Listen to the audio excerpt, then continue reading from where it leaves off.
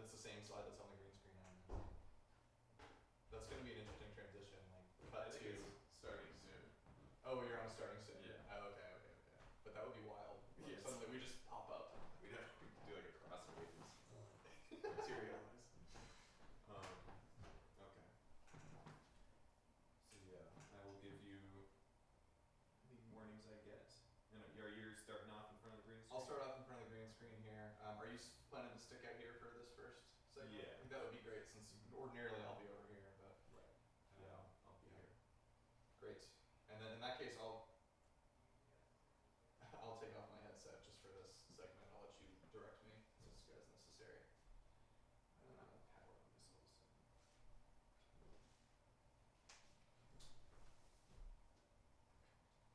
There you go. Oh boy. Nothing from the life. So y'all gotta get ready to filibuster. Yeah. Well, at least we have some pre-recorded segments. We always have Ken K bungee jumping we can Oh yeah, too. just put that on loop for a while. Yeah. It's like an excellent screen in that video. Hi, Seth. You made it. Made it. How are you doing? Good. Good. How are you feeling? Pretty good. A little nervous. Hey, George. Hi. I would have knocked, except I saw the on-air sign. It's inaccurate. It's inaccurate. We're not on air yet, but in 5 minutes we will be. Yeah, I wanted to make sure that I had myself established. Yes, you're here. No, I acknowledge you. um, Or what do you need? I need to get 3 pages printed out, Okay. so that Nancy will have them for a show. Sure. If she doesn't have them, that's probably okay. Do you want my part in this show submitted the way a regular show is? No, I think we can probably take care of that. We're gonna take all these segments and sort of upload them ourselves. So, I see. yeah, we can take care of that. Okay, very good. So the printing thing here, Very you good. need one of us to help you out with that? The print downstairs? Well, the door downstairs isn't open, and unlike Right. this door, I don't have any way to open it. There's definitely a time before 5 o'clock where I can print that out for you. Okay, This first little bit is gonna be, I'm gonna be up here, but I think potentially even after the intro I might be able to do that, and if I don't have to okay. finish anything on Should my I email computer it here. to you? You can email it to me. Okay, I'll just do that here if that's okay. Yeah, that sounds good. Okay. We also have a bit of a green room set up in 305. Yeah, I saw that. You're welcome to hang It out was in too there. warm. Are there and empty. snacks? Are there snacks I got in there? bottles of water in there. Yeah. I could put snacks in there, but you can only do so many things at one time. All right, here's a joke for you. Why did everyone send diapers to King Solomon? Why? Because they heard he was halfing a baby. What? King Solomon from the Bible? Cut the baby in half? My Bible lore, I'm sorry. It's right over my head. I didn't go to got Sunday it, school. I didn't laugh. What do you call it when the global financial system crashes due to people trying and then realizing they hate frozen waffles? The Trump economy. No. I guess you could call that an ego nom.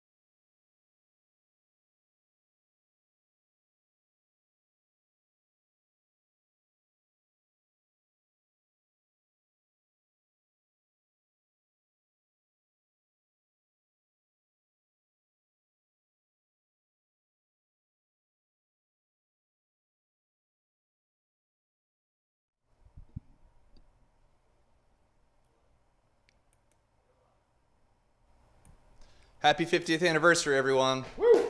BCTV 50. My name is Johnny Gifford, and you're tuned into our 50th anniversary telethon and all-day broadcast. I'll be one of your hosts today. Again, my name is Johnny Gifford. I'm the executive director here at Brattleboro Community Television. We're just really excited to bring you a variety of shows today that have been created by the BCTV community, by our vast range of producers, and curated by our staff. We got a nice, exciting lineup of programming coming up today. I'm joined here with a couple of our board members. We have our board president, Garrett Harkowick, and we have our newest board member, Seth Thomas. It's interesting. We got kind of like the old guard and the new guard standing to my left and right, respectively. But we've had a lot of great energy on the BCTV board lately, and the staff have really been killing it. Our producers and our volunteers have really been pulling through and just delivering and creating some amazing art, I would say. And today our goal is to really celebrate that. So before we get too into it, Garrett, sort of how are you feeling about this big broadcast today? What's your role going to be in all of this hubbub? Well, I guess I'm going to be just watching from the sidelines. Well, you brought a pretty impressive rig too. Yeah, I brought a camera. Anytime I go somewhere, I like to bring a camera and just be as annoying as possible, filming people at all times. So that's what I'll be doing, just from the sidelines. And then I'm excited for the party tonight with food and fun and awards being given out. So that should be great. Yeah, and that's at the Stone Church this evening at 6 o'clock.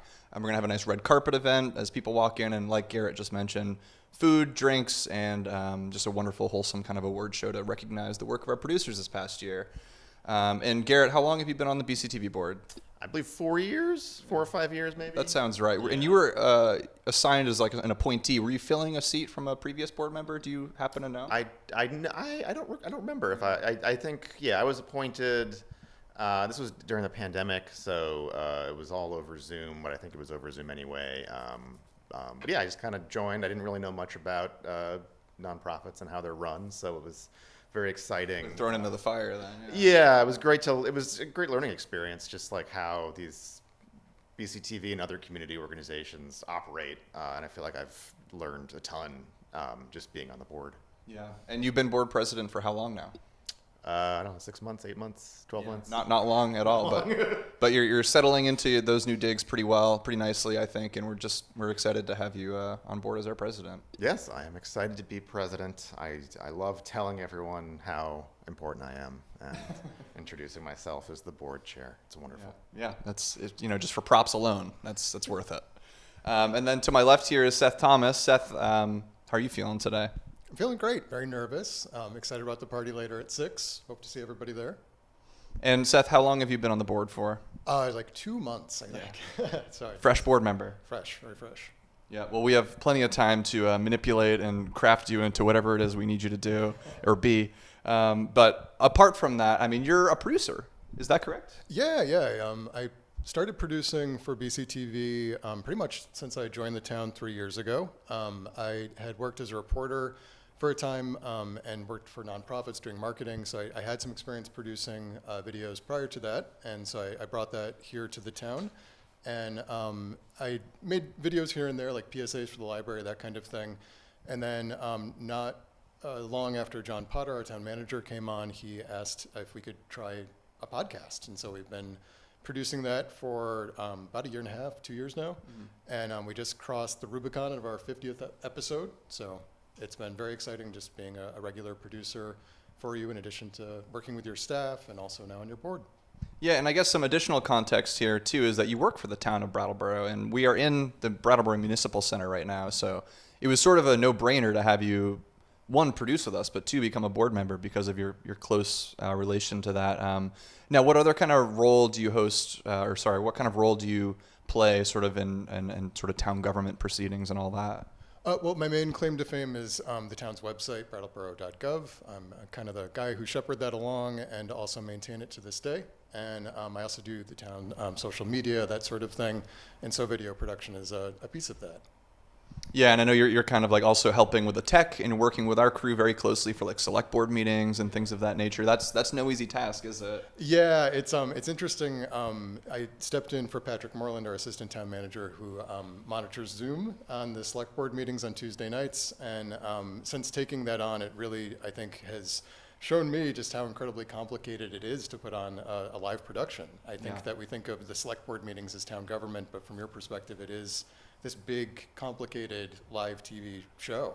And to just be a piece of that has really kind of enlightened me to what it is that you do. And it's very, very interesting and very complicated. It is, and I mean, it's only gotten more complicated over time, but I think for all the right reasons, really. I mean, we want to make it the best production we can, not only from a quality standpoint, but also from an accessibility standpoint, too. And so, like, you know, coming out of COVID, everything changed, and now you have to have someone from the town on the Zoom call, as people are both in person and on Zoom, and there's a lot of, like, communication back and forth that needs to happen there. And I'm sure, you know, people who are joining the Zoom call that are not necessarily there to talk about town politics as well, that do unsavory things sometimes, and it's you know, it requires a lot of like staying on the ball, of really knowing what you're doing, to sort of make those things go smoothly. So you're a very intrinsic part of our team in that way. So I want to thank you for everything you've done with BCTV through that. Oh, and I'm very grateful to be working alongside of you. I mean, so much of what I do involves a lot of troubleshooting and freaking out when things go bad. As they often do. As they often do, but not today. Everything's going to be fine. Fingers crossed. So I'm just so grateful to work alongside your staff when, you know, the podcast equipment isn't working for whatever reason, or I'm stuck on an audio issue in Adobe Premiere. So like some of the behind the scenes work of making content, your staff has been so incredibly helpful in that process for me. So just very grateful. Yeah, and I want to also acknowledge that Seth is an award winner with us here, not only from the BCTV Awards perspective, of which we'll be giving some out later, but on the regional and the national level as well, where BCTV are members of this organization called the Alliance for Community Media. And they are a national organization sort of comprised of various community media centers. And we do sort of annual conferences, both on the Northeast regional level and on the national level. We travel to places like San Jose and Chicago and Boston and otherwise. I think we're going to Wisconsin next year. And we, you know, it's not only a time to catch up with colleagues, and it's not only a time to sort of learn from each other and attend workshops, but it's also a time to recognize some of the amazing things that our community media centers across the nation have done. And Seth over here has submitted quite a few programs that have won national awards, and I think that's no big deal, or sorry, no small deal. It is a big deal. We're live. But I just want to acknowledge that because the work you do really is quite exceptional, and I'm grateful to have both of you on our board here. So I do want to remind folks that we are live, and we have some sponsors for the broadcast today, and I want to acknowledge and thank them. Without them, this whole 8-hour broadcast deal would hardly be possible without their monetary donation of space, donation of time, donation of talent, that sort of a thing. So I want to give a huge thank you to our sponsors, the Landmark Trust USA, of which we'll be heading there shortly, the Latches Theater, the Boys and Girls Club of Brattleboro, Brattleboro Savings and Loan, the Brattleboro Food Co-op, and Front Porch Forum. I want to thank each of them for the support. Again, yeah, it takes a community, really, to make all of these things happen. And sort of in addition to that, I want to also mention the fact that, you know, this is a telethon, and like usually telethons are made to fundraise, I think, traditionally. That's not really the purpose of why we're here. We're here more so just to celebrate and to showcase all the amazing work of our local producers. But I do want to also acknowledge the fact that donations really do help BCTV carry out its mission, to help us improve our services, to always keep growing and getting better and serving our community in the best possible way we can. To make a one-time donation or to become a monthly sustainer, you can scan the QR code on the graphic whenever that comes up. I have no visual of that, so if it's up, it's up. We're live. Or you can visit brattleboro.tv.org/donate. Again, the link there is brattleboro.tv.org/donates. Your assistance to make programs like this possible is much, much appreciated. It's taken a lot of staff time, a lot of volunteer time, and a lot of energy and excitement in reminding ourselves that we're doing this for a purpose larger than ourselves to make this happen. So thank you, everyone, for that. You know, what is BCTV? Who is BCTV? We were formed in the 1970s with a simple goal. 1975 to be exact. 1975, although the jury's still out on that. I think technically, like, all right, never mind. I'm not going to get into it. But the goal was simple, to get everyone's voice on television, and specifically to get the select board meetings on television as well. And that was back in the 70s. Today, we're a blooming community media center. We serve 8 different towns, and quite frankly more than that, but you can get local cable from BCTV to 8 different towns in Windham County. We serve 2 supervisory unions, we serve 4 school boards, and a handful of other local boards and commissions, both in Brattleboro and beyond. BCTV also offers memberships to individuals and organizations at pretty nominal rates, I would say. We're always willing to work with folks to get them, equipment in their hands, to get them trained, to get their event covered, no matter what their sort of ability physically or monetarily might be. So we want to give you the opportunity to create media to share your voice. Again, more information is found on our website, which is brattleboro.tv or brattleboro.tv.org. We got both domains, which is pretty cool. Yeah, right? That's great. That's pretty cool. Why stop there? What's the next one we could do? TV.brattleboro?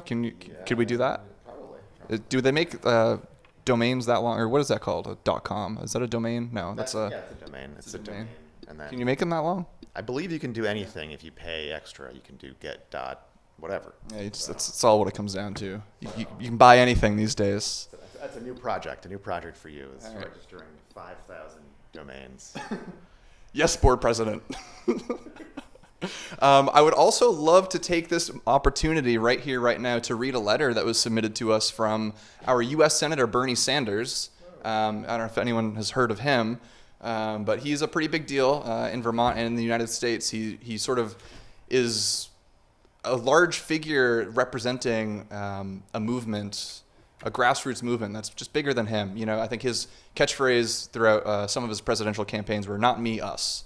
And that sort of resonates a lot with us here at BCTV. And he submitted this letter to us last night, congratulating us on 50 years, and I want to read it. Should I do it in his voice? Please do. Please do. I don't know if I should. Dear Brattleboro Community Television. All right, I'm gonna do the rest of it normal, but I wanted to at least give it a shot. Dear Brattleboro Community Television, I am pleased to extend my congratulations to Brattleboro Community Television on your 50th anniversary. For half a century, BCTV has served as an essential platform for public dialogue, local storytelling, and civic engagement in southeastern Vermont. At a time when so much of our media is dominated by large corporate interests, community media outlets like BCTV play an absolutely vital role in ensuring that Vermont voices are heard. Whether covering local government meetings, highlighting the arts, or providing training and access to media tools for residents, BCTV embodies the Vermont tradition of participation, transparency, and grassroots engagement. Please accept my heartfelt thanks and congratulations to everyone who has contributed to BCTV's mission over the years. I wish you continued success for many years to come. Sincerely, Bernard Sanders, United States Senator. You know it's serious when he signs Bernard. Look at that letterhead. Yeah, this is the real deal, folks. Came right from his office last night. So that's pretty cool. Again, we're live here at BCTV, and we got some exciting segments coming up for you. I know for a fact that we're going to have some interviews with some former executive directors. I got the opportunity to interview, I believe, 4 past executive directors, and we're going to sort of feature those interviews throughout the course of the day here, and you'll get a nice taste of what was BCTV like in the 90s and the 2000s. I didn't necessarily get anyone earlier than that. However, I did get the opportunity to interview one of BCTV's founders, David Chase, last year, and we're not featuring that interview today on this show. But if you head over to brattleboro.tv, you can find that show if you just sort of use the search bar and look up interview with David Chase. He has some really interesting things to say. How many videos are available on the website? Thousands. I had to guess. Give me a number. I want to say it's between 10 and 12,000 videos. 12,000 videos. I'm almost certain. We updated our website last year, and we were working with some independent website developers. They're sort of like a small company, great to work with. They're called Compete Now. And when they saw the scale of videos we had to import to our new website, they were like, this is going to take a little while. This is going to be no easy feat. But we were staunch in our belief that they all needed to be on the website, and they all needed to port over from where they previously lived onto our brand new website. And our website's pretty Nice. it looks pretty nice now, I gotta say. I mean, I came into this job almost 2 years ago, and it was sort of right when that transition was taking hold. I mean, Seth, you use the website on a normal basis, is that right? It's true, I do. Yeah, and how do you interact with the website? I use the producer portal to upload content from YouTube. So the town has its own YouTube channel, and I just feed BCTV content, and you We eat it up. eat it up. You push it out to air, and I really appreciate that. Yeah, so that was sort of a goal with our new website, is we really wanted to make it accessible to our producers to, have this sort of direct line of communication and way to upload content, and we can get all the details that we need, so that we can, deliver a high volume and high quality video to all the residents of Windham County who enjoy us. I think pretty soon we're going to be kicking it over to some pre-recorded segments. And so I just once again want to thank everyone who's tuning in today. I want to thank our board chair, Garrett Harkowick. I want to thank our newest board member, Seth Thomas. Again, my name is Johnny Gifford. I'm the executive director here at BCTV, and we hope that you can join us today for just this wonderful array of programming that is sort of this mixture of live and pre-recorded segments submitted by our community and by our producers, who we love so dearly. So can I get an okay from the floor here that we can kick it over to our next segment? We'll see you soon. Brattleboro. Are in a situation. Holding down.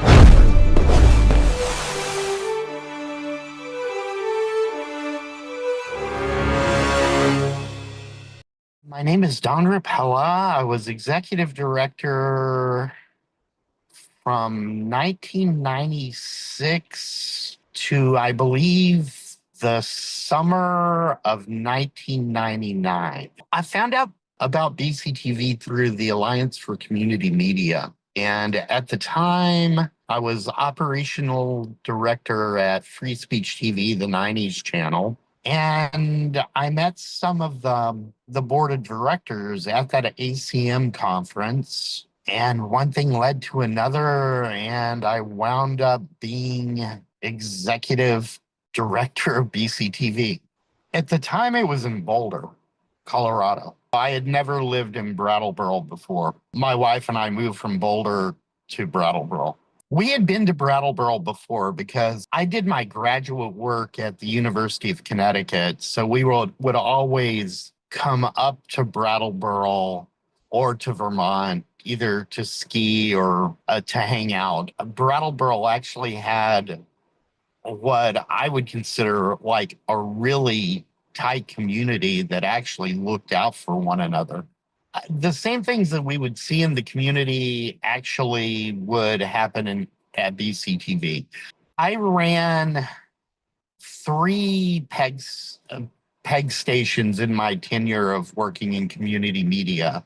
And by far, Brattleboro or BCTV had the most active community producers and involvement from the community of any community that I worked in. The other communities I worked in were Pittsburgh, Pennsylvania, and Pasadena, California. When I came in and I knew what I was stepping into, there had been a revolt of the community producers that believed that they were being mistreated or not being given what they thought they needed in order to produce whatever it is they wanted to produce.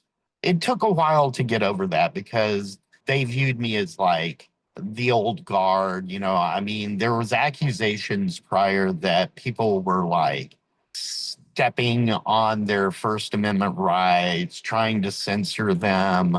They thought that the requirements to gain access to equipment were too stringent.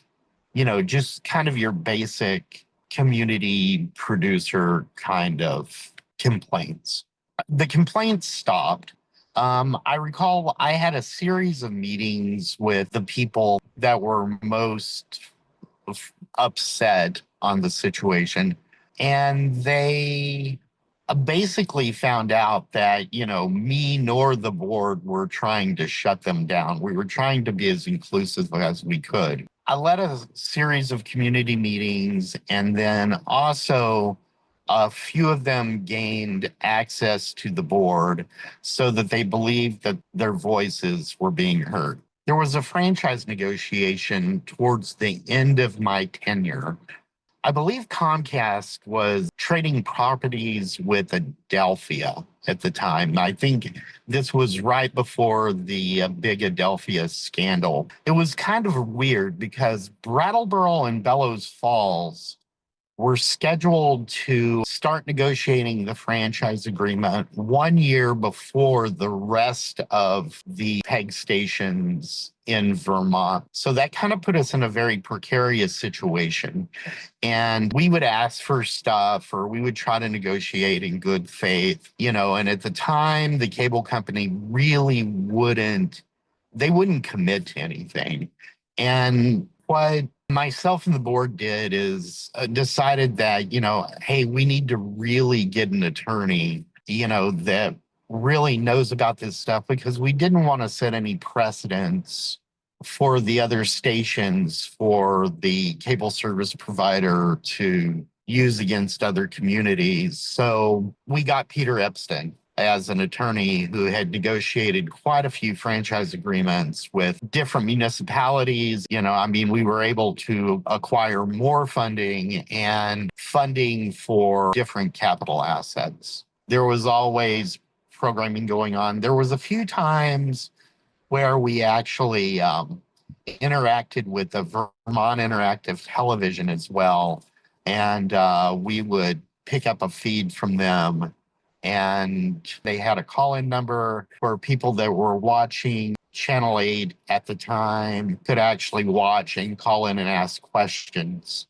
It was an interactive kind of proto-streaming way for the community to access political information. It was kind of amazing that it was able to be pulled off. Well, there was a show that was called Brattleboro Live, and that was probably, for lack of a better term, I'm going to call it the most popular program that was there. And it was a live show that took place on Saturday nights. It was call in. It was kind of a variety show. And they would invite people from the community just to drop into the studio up on the third floor and say whatever they wanted to say. So sometimes there were bands there. People from the community actually would come in and say their piece. There were comedians there. There were dancers there. One of my pushes when I was there was to get more local nonprofit within the community. So there were the Mental Health Alliance had a program that was going there. And I don't know if this organization is still there or not, but it was called Brattleboro Free Radio. They came in and there were youth programs that we had collaborated with those guys. And at the time, I think there were about 15 to 20 high school kids that would come in and utilize the station, and they generated quite a bit of programming. But Brattleboro's programming was extremely eclectic. It ran the gamut from select board meetings to crazy experimental stuff that's actually art, not crazy art. At the time, I was really too young in my career to really appreciate the diversity that was actually in Brattleboro. I've grown over time to really appreciate it. I shouldn't say this, but I'm going to say it. The rules were there to be the rules and protect the station from some kind of harm that might come its way. My philosophy was, hey, if you want to make it, I'm going to help you make it. I'm going to help you find your voice. And I'm not going to put any kind of obstacles in your way. Well, when I came in, it was me and Gloria Aversano, who I think we called her the station manager at the time. It was all volunteer, and Gloria and I were the only two paid positions. Then there was, towards the end of my time, we were actually able to hire a community coordinator, and her name was Christina Peck, or Christine Peck. There were two of us to start, and then there were three of us when I left. at the time, there was another volunteer. However, she wasn't like a production volunteer. Her name was Harriet Gelfin. She is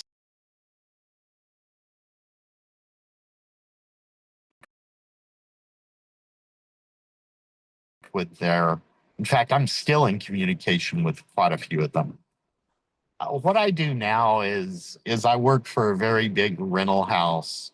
I work with producers and DPs, and quite honestly, it's not much different. It's the same personalities, only, with community access, there's not a lot of money, and with what I'm doing now, there's a lot of money.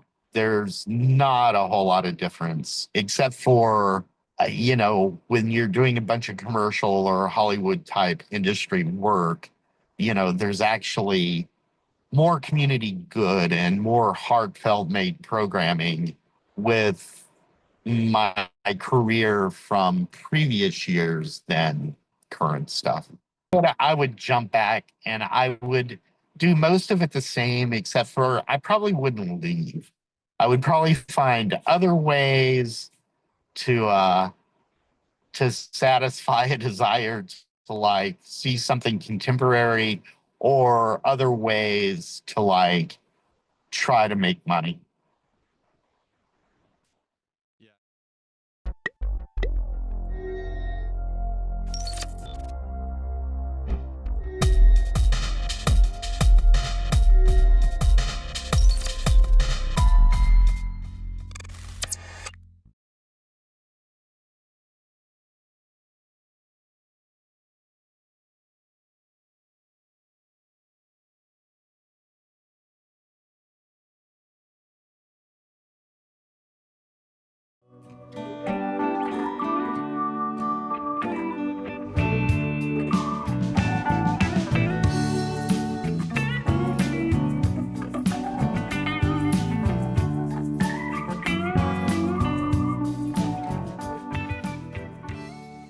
Hi everyone, welcome to Here We Are, Brattleboro's community talk show. And this is a special episode of Here We Are because in celebration of BCTV's 50th anniversary, we are doing a few special things for our viewers at home for the live stream and for people who are coming to the party, which is our annual producers party, which is Friday, November 14th.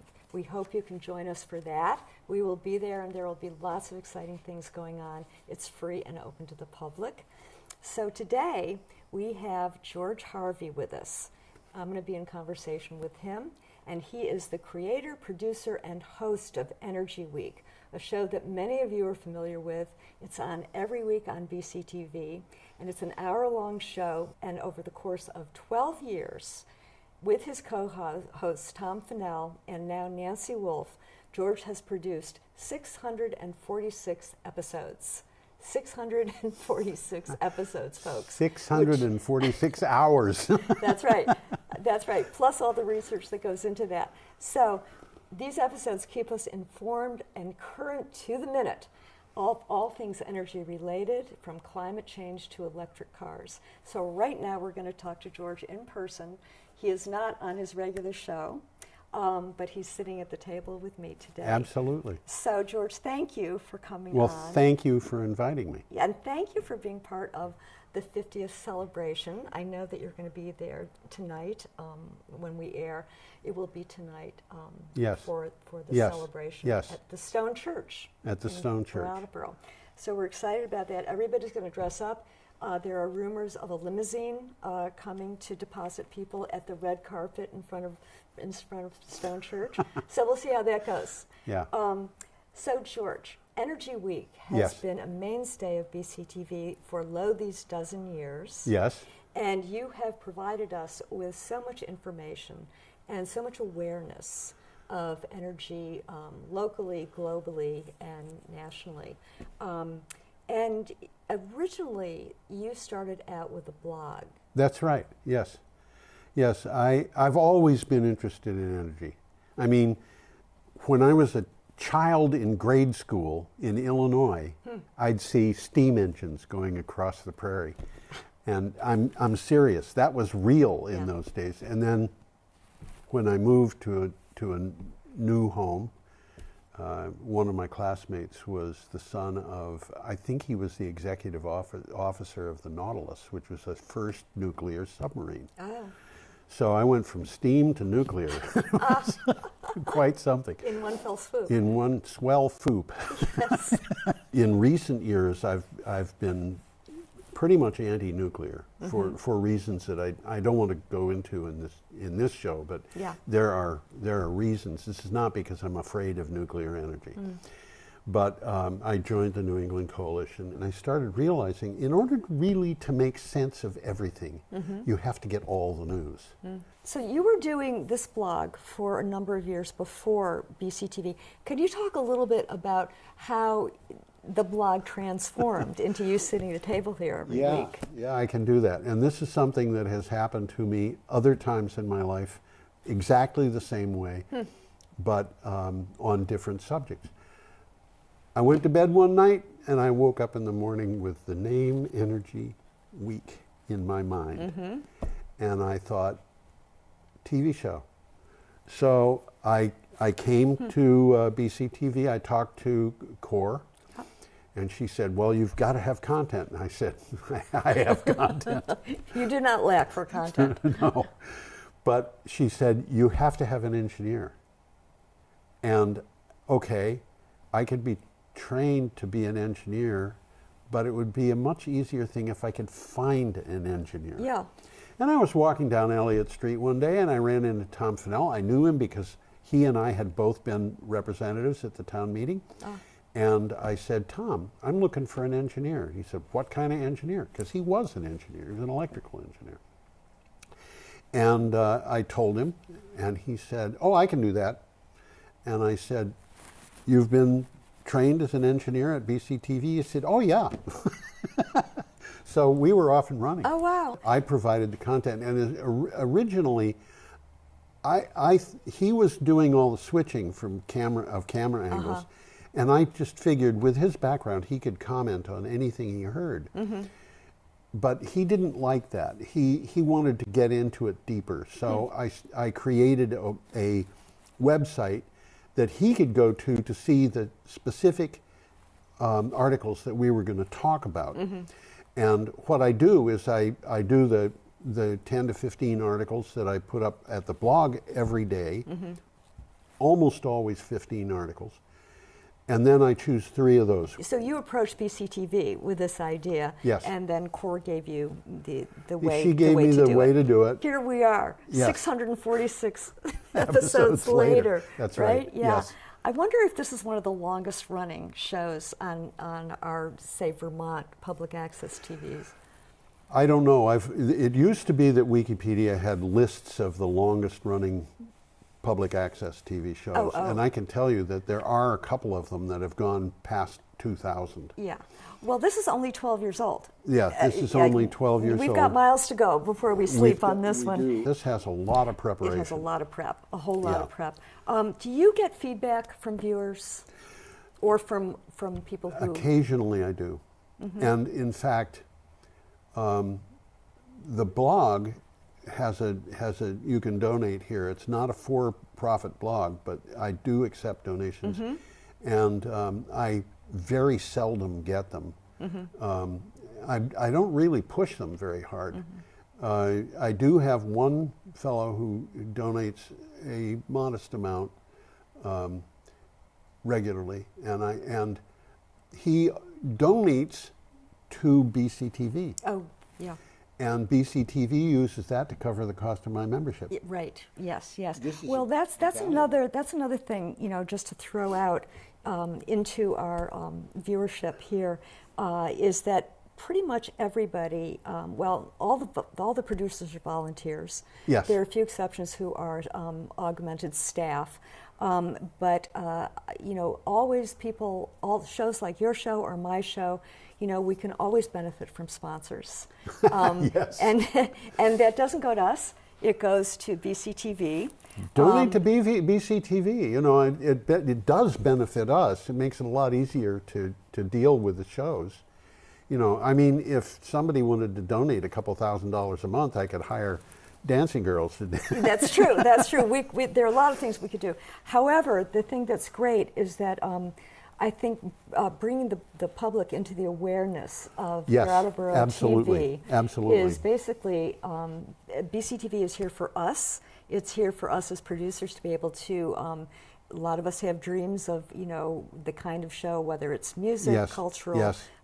There's so many different shows on BCTV, and that's what community TV is all about. And my show is like a lot of shows. I know that BCTV has had shows that outdid mine in this regard, but other stations pick up these shows Right. and rebroadcast them. And for example, I don't know when somebody in Oradell, New Jersey, decided to put it on the Oradell Right. show, but it has been up. Yes, and I found the same thing, that once in a while I'll check in with one of the content managers and find that somebody picked up one of my shows in Colorado or Utah, and I'm thinking, how come? And I think a lot of it is tagging. And this Yeah. is like social Yeah. media. And so if I have someone on, the subject was, I used to play organ for Procol Harum, Okay. or I was the butler to Bill Cosby, things like that, get picked up. And so I think, again, that's another one of the things that's great about Yeah. community television, Yes. because we are exemplary in terms of freedom of speech. Absolutely. And in terms of being able Absolutely. to talk about transparency in towns, which I know other people are going to be talking about for this 50th anniversary. Yes. The select board meetings are gavel to gavel, so there's complete transparency in that. Absolutely. We have a different form of democracy. Yeah. And the reason is because of BCTV and lots of other stations like it. Yeah, I'd like to hear what you say about this, George. What I'm finding is that the climate of our country over Yes. the last year especially, I think we're realizing more and more that the power we have is in our communities, locally. The power we have in this country is the power that we have as voters, and that is profoundly important. And the power that our communities have is profoundly important. I was a town meeting rep, and what's the Brattleboro representative town meeting? It's probably the lowest level of legislative body, if you want to accept it's being called that, in the United States.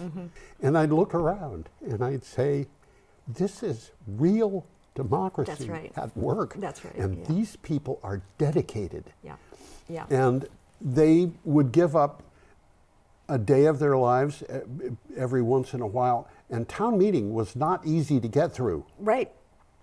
You had to be a knitter, right, to get through town meeting. Yes. But here we have it, a room full of people who care about things in their community that are absolutely personal Yes. and absolutely for the community And itself. people understand when they're talking about, the stone wall on Church Street. Right. It's Right, exactly. We have a personal investment. Just to continue a little bit with local television. Yes. Is not only the breadth and the variety of Right. the programs. Right. Anybody who has an idea, like you and I each had an idea. Right. We walked in, we floated it to Core, and Yes. she said, well, give it a try. Yes. And that was. It took me a while to understand the community aspect of BCTV, that anybody can come on and do a show. If I you've have got an encouraged idea. people to do that. I have too, yeah. Yeah. And not only a show like this, but we've had wonderful music. We've had Absolutely. the late Derek Jordan Yes. had a fabulous music show Yes. with people from all around the world that he was contacting through Zoom, but also in the studio. So it's culture, it's the culture. It's about education. We have all kinds of nonprofits coming on We and have talking about children coming on. and kids coming on, yes. Yeah. And I try my best to try to get kids and especially teens to come on and talk about what Yeah. their concerns are. And Yes. again, this is educating the community Right. about It what's is. going on. It is. There are people in Brattleboro who have got the imagination. There are a lot of people in There Brattleboro. are a lot of, I know. I think we are extremely lucky. And I think that we are also lucky today to be celebrating the 50th anniversary of BCTV, Yes. coming back around. Yes. To where we are and what we're doing. We are here in the studio, that used to be the old high school, and all the Brattleboro high school kids would be in this one place. And so here we are now, some 50, maybe even 60 years later, doing a show with cameras and lights and action and all of that. Yes. So again, for the audience, I invite everybody to the show Stone up. Church. Show up at the Stone Church. It's Friday the 14th. If you're watching this now on TV, it's tonight. So go to your closet and find something sparkly to wear, because there will be a red carpet. We don't know how this is all going to play out, but it's going to be exciting. It's going to be fun, and we get to celebrate not only BCTV, but all the producers and all of the volunteers and all of the energy Yes. that it takes Yes. to make a show and to make BCTV happen and have it be part of our community. So, George, thank you so much. Well, thank you for having me. Yes, it was really fun to talk with you. This was a great fun thing to do. Yeah, and thanks to all of you for joining us today, and we hope that you show up for the party. If by any chance you can't make it, be sure to tune in. George's show is Energy Week. It's on every week, and my show is Here We Are. We have new shows all the time and talk to people from the community. So we welcome you, we thank you, and we hope to see you again soon.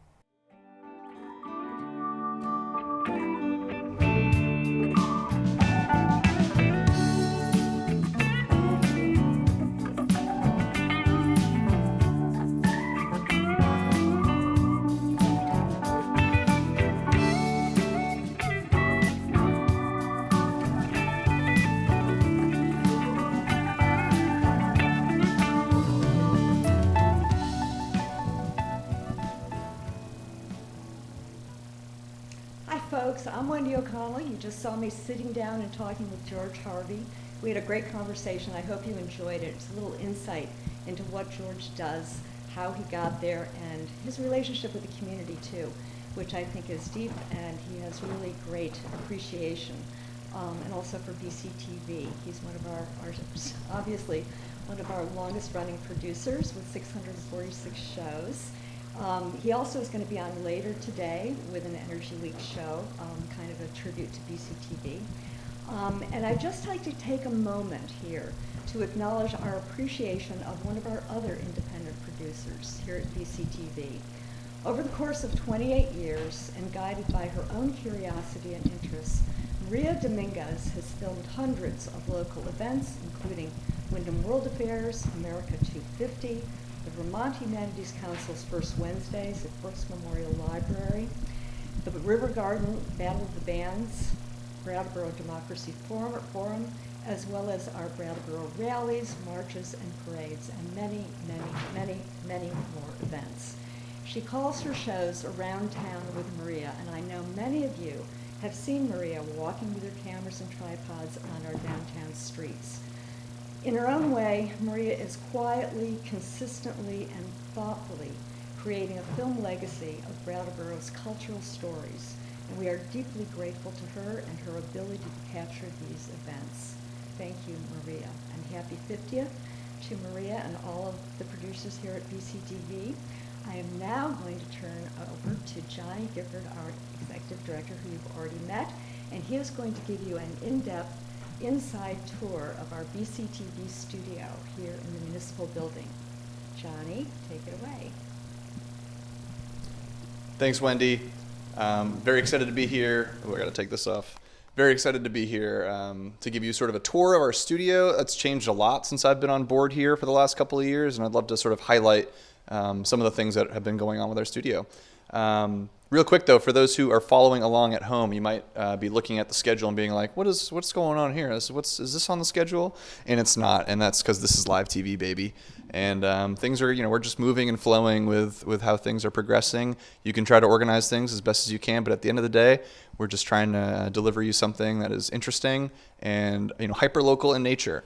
And what is more hyper-local than the BCTV studio, a place where you, if you are a member of BCTV, can come and create a variety of different kinds of programming with us. You can create a TV show, you can create a podcast, You could do a live event here. We had someone do like live streaming video games in here once. That was pretty cool. We've done that a couple times as a staff as well. There's a whole lot of different kinds of things that you can do here. This whole set is modular. What that means is basically every single piece is not necessarily set in its place.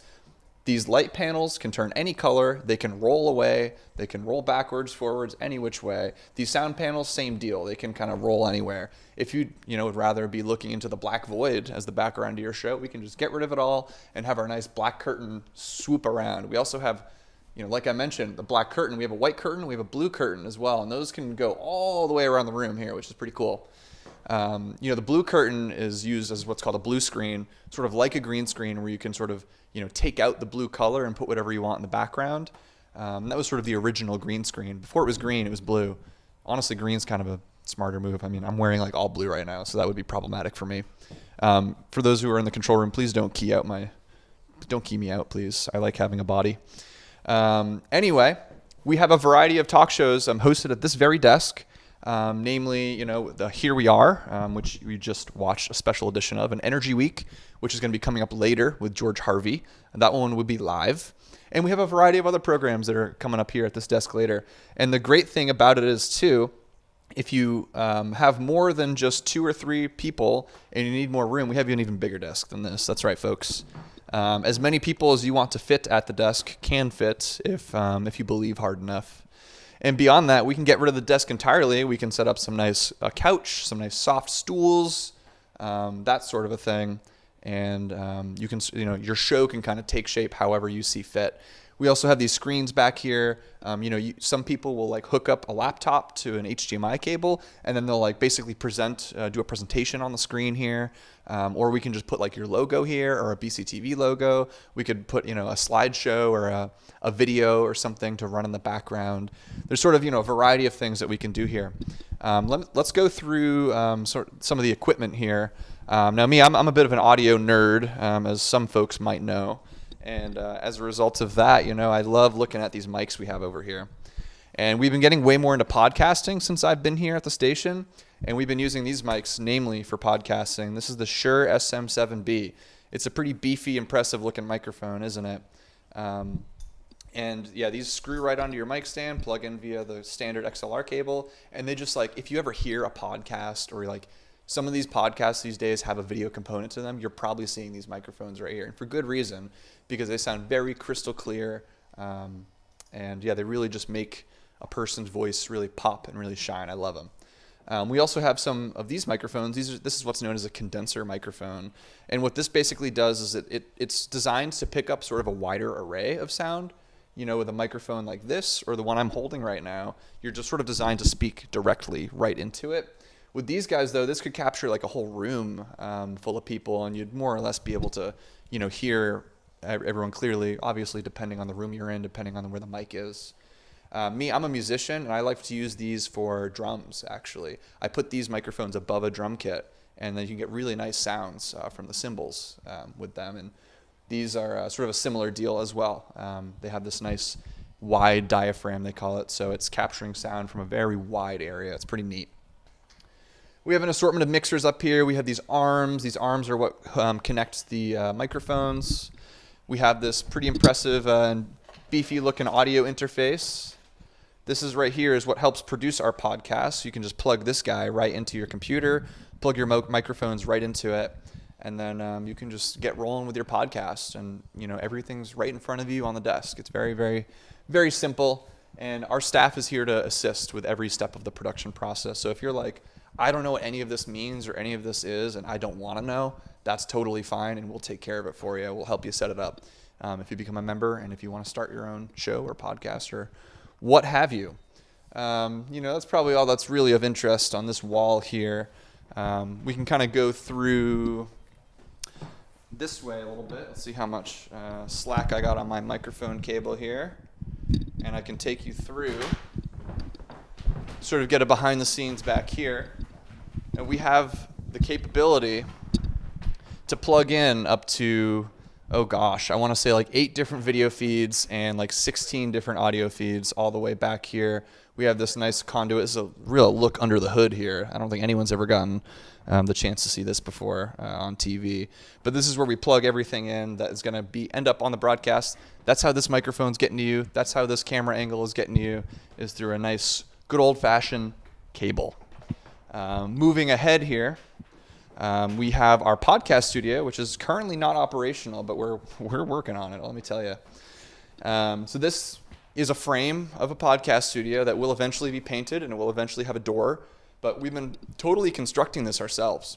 So currently when someone wants to make a podcast with BCTV, we have them on the desk over here, which we were just looking at, and then we just set up the microphones right there and let them run and roll with it. In a perfect world, and ideally in our near future, we're going to have a whole studio set up in here, a mini studio of sorts, where the microphones are permanently set up, where we have like sort of a visual screen where you can put your branding or your logo on it or whatever, whatever you want to show for your recording, if you record a video portion to your podcast. And on that note, we're going to mount some cameras in the room as well. We're going to mount some really pretty lights in here too. It's going to be a nice sort of vibey space for you to record audio-based programming in. I'm hoping also, maybe local musicians will want to come in and record vocals in this really nice sort of quiet space. Or people just want to record narration for their films. Oftentimes documentary films or even narrative fiction films will have this component to them where there's, a narrator speaking. And this is hopefully going to be a really good place where someone can just quietly think, focus, and record audio. And so we're really excited to have this coming down the pipeline for BCTV, hopefully to launch next year. We've been making good progress with it. I want to give a huge shout out to our production manager, Nolan Edgar, as he's really sort of taken the lead here with constructing this. I think he had some time being a carpenter down in Georgia, and that taught him all he needed to know to build this. And so I really commend him for taking the time, energy, and effort to start working on this here.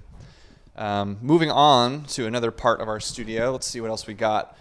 These are our cameras that are relatively new. These are what we call PTZ cameras, meaning they can pan, tilt, and zoom cameras without someone even touching them. So our staff in the control room has the ability to completely control these cameras from the touch of a few buttons. And, some people have a misconception these are AI cameras or they're like robot cameras. And I guess in a way they are robotic, but they don't have a brain of their own. I want to make that very clear that these cameras are not they don't have intelligence. They don't have, sentience at all, at least not yet. And until Canon introduces the sentience firmware update. But in any event, they are not controlled on their own. If you see these guys moving around, whether it's at a select board meeting or in the BCTV studio, they are being controlled by a human being. I can promise you that. And that's what we're all about here at BCTV, is things being controlled by human beings. Ooh, what a concept. So let's keep going through here to more parts of our studio. Let's see, what do we got? Of course, we have this wonderful coat rack, which honestly has probably been here as long as the station has been here, quite frankly. We also have this nice sort of array recently set up of it's a power strip where one button will turn all the lights on or off in the room, which is very, very convenient. I'm no electrician, so is this safe? Probably. I'm not 100% sure, but it's working for us, and that's the important part. And if it was a really, a actual hazard, I think, we would know. We would not put ourselves in danger to that extent, but it is what it is. Anyway, I'm no electrician. Going to keep going here. And you can see, you might have seen this sort of set earlier, just a moment ago. And what we have going on here is that this is our green wall. So it's like a green screen. We were just talking earlier. You can put any image you want behind here and record in front of it. One of my favorite things we've done is working with the students at Academy School, a local middle school, elementary school. And what they will do is they'll come in here to do their Nebula News segment, and they'll always put something interesting behind them. I think their mascot is like the stars, I think, and they have a whole galaxy nebula kind of theme to their programming and to their school. And so they'll put kind of cool stars in the background, and they'll have the kids will give their news segment here and everything. It's very wholesome, and we'll even have the kids teaching them how to put images behind the green screen and to have them switch between the camera angles and record the audio and everything. It's very, very wholesome, and we love working with youth here and people who are just interested in learning more about video and audio production. That's sort of why we're here, is to teach folks how to do it, what to do and why you want to do it. So I'm gonna take us through here a little more. We got a control room which I would love to show you, and I'm just going to momentarily grab some extra cable here. Oh, there we go. It's all come loose. I want to thank Austin Rice, who's on our camera right now. Doing a great job and stifling his laughter when I say crazy things. Austin, you mind just stepping over my cable there? There you go. And then I will just grab a little more cable for Austin, so that we can move and show you the excitement of the BCTV control room. Look at this. This is what's called an SDI cable. This is what is bringing us everything to life today. Without SDI, I don't know where we would be. That's caught a little bit, but we probably have enough cable here. I'll grab you a little more, Austin. There it is. We're loose. All right, let's take another peek under the hood here and go to the BCTV control room where they are currently making this exact broadcast possible. And they're very busy in there right now, and I want to note that. And they're currently trying to troubleshoot various things, which is par for the course here at BCTV. What I'm going to do here is I'm just going to open up the door, and we're just going to get a look under the hood, so to speak. So this is our control room. We have Van Weil, we have Jan Van Oon, and we have Wendy O'Connell here sitting in. And they are currently the brains of our operation and making all of this happen. It's quite remarkable to see the work that they're doing. You can see on the left here, we're running our live stream. To the right of that is sort of where all the cameras come in and where we switch between different camera angles. To the right of that little screen over there is sort of where the cameras are controlled from. So again, those human-controlled, not AI cameras. I can guarantee you they're not AI cameras. They are controlled by a human being from that little screen right there where they can move them up, down, left, right, zoom in, zoom out. And then that sort of big console that's right beneath that small screen is our audio mixer. So that's how my voice is getting to you right now. We have a cable plugged in, again, to that back wall conduit like I just showed you. And then that conduit is sort of running up through the ceiling and then drops right down into this room and lands right in that mixer there. It's really quite something. I love using that mixer. It was donated to us by a local resident who has a passion for bringing stories to life in media. I want to shout him out. His name is Adam Drescher. He was a board member for a hot minute and really a really valued member. He himself and our production manager Nolan and I actually went through and we totally tore out years of ancient gear in this room. Like there were racks that were taller than me, full of gear and wires that were not being used in who knows how many years. And it was honestly phenomenal to have all of that space be reclaimed in this room. Obviously, it's still chaotic and there's still plenty of wires in this room, but it is, let me tell you, it's a lot neater and cleaner than it was before when I first got here, which I'm very grateful for. So we're going to leave these guys alone because they're doing a lot. They're I don't want to, but do you have anything to say for yourself? Yes, I just want to thank all the... Okay, thanks for that. No, I'll let you finish. Thank you, Johnny. Johnny's the best boss ever, by the way. Thank you to everyone for watching the stream. Thank you for everything that you give to us for BCTV and helping us celebrate the 50th anniversary. This is a huge milestone, and I'm just so happy to be a part of it because I only started a few years ago, so there were so many people to thank before me. So I just want to say thank you all for being on this journey with us. Jan, do you have any words you'd like to share? Help, I don't actually work here. He's got me held hostage. No, I'm just kidding. I wanted to give a shout out to my mother who's listening this evening this morning, all the way from sunny Winter Springs, Florida. So, hello. Thanks for watching. Hello to Jan's mom. Hi, Jan's mom. And we're going to leave these guys to it now. I'm going to wrap up our tour here so we can go on to another exciting program. I believe we got something pre-recorded queued up for you to see. And then we're on to another program after that. There's plenty of them to come here. And I want to remind you that we're culminating this evening with our producers party at 6 p.m. At the Stone Church. Again, I want to thank our sponsors, the Landmark Trust USA. I want to thank the Boys and Girls Club of Brattleboro. I want to thank the Latches Theater, all amazing institutions in this community. I want to also thank Brattleboro Savings and Loan, the Brattleboro Food Co-op, and Front Porch Forum, as they are sort of yearly underwriters for us, and they've also helped make this broadcast possible. So we're going to kick it over to something else now. Again, my name is Johnny Gifford. I'm the executive director, and this has been a little look under the hood of what the BCTV studio is like. So thank you for sticking with us through this insane day of live broadcasting, and we'll see you real soon. Brattleboro. Are in a situation holding down.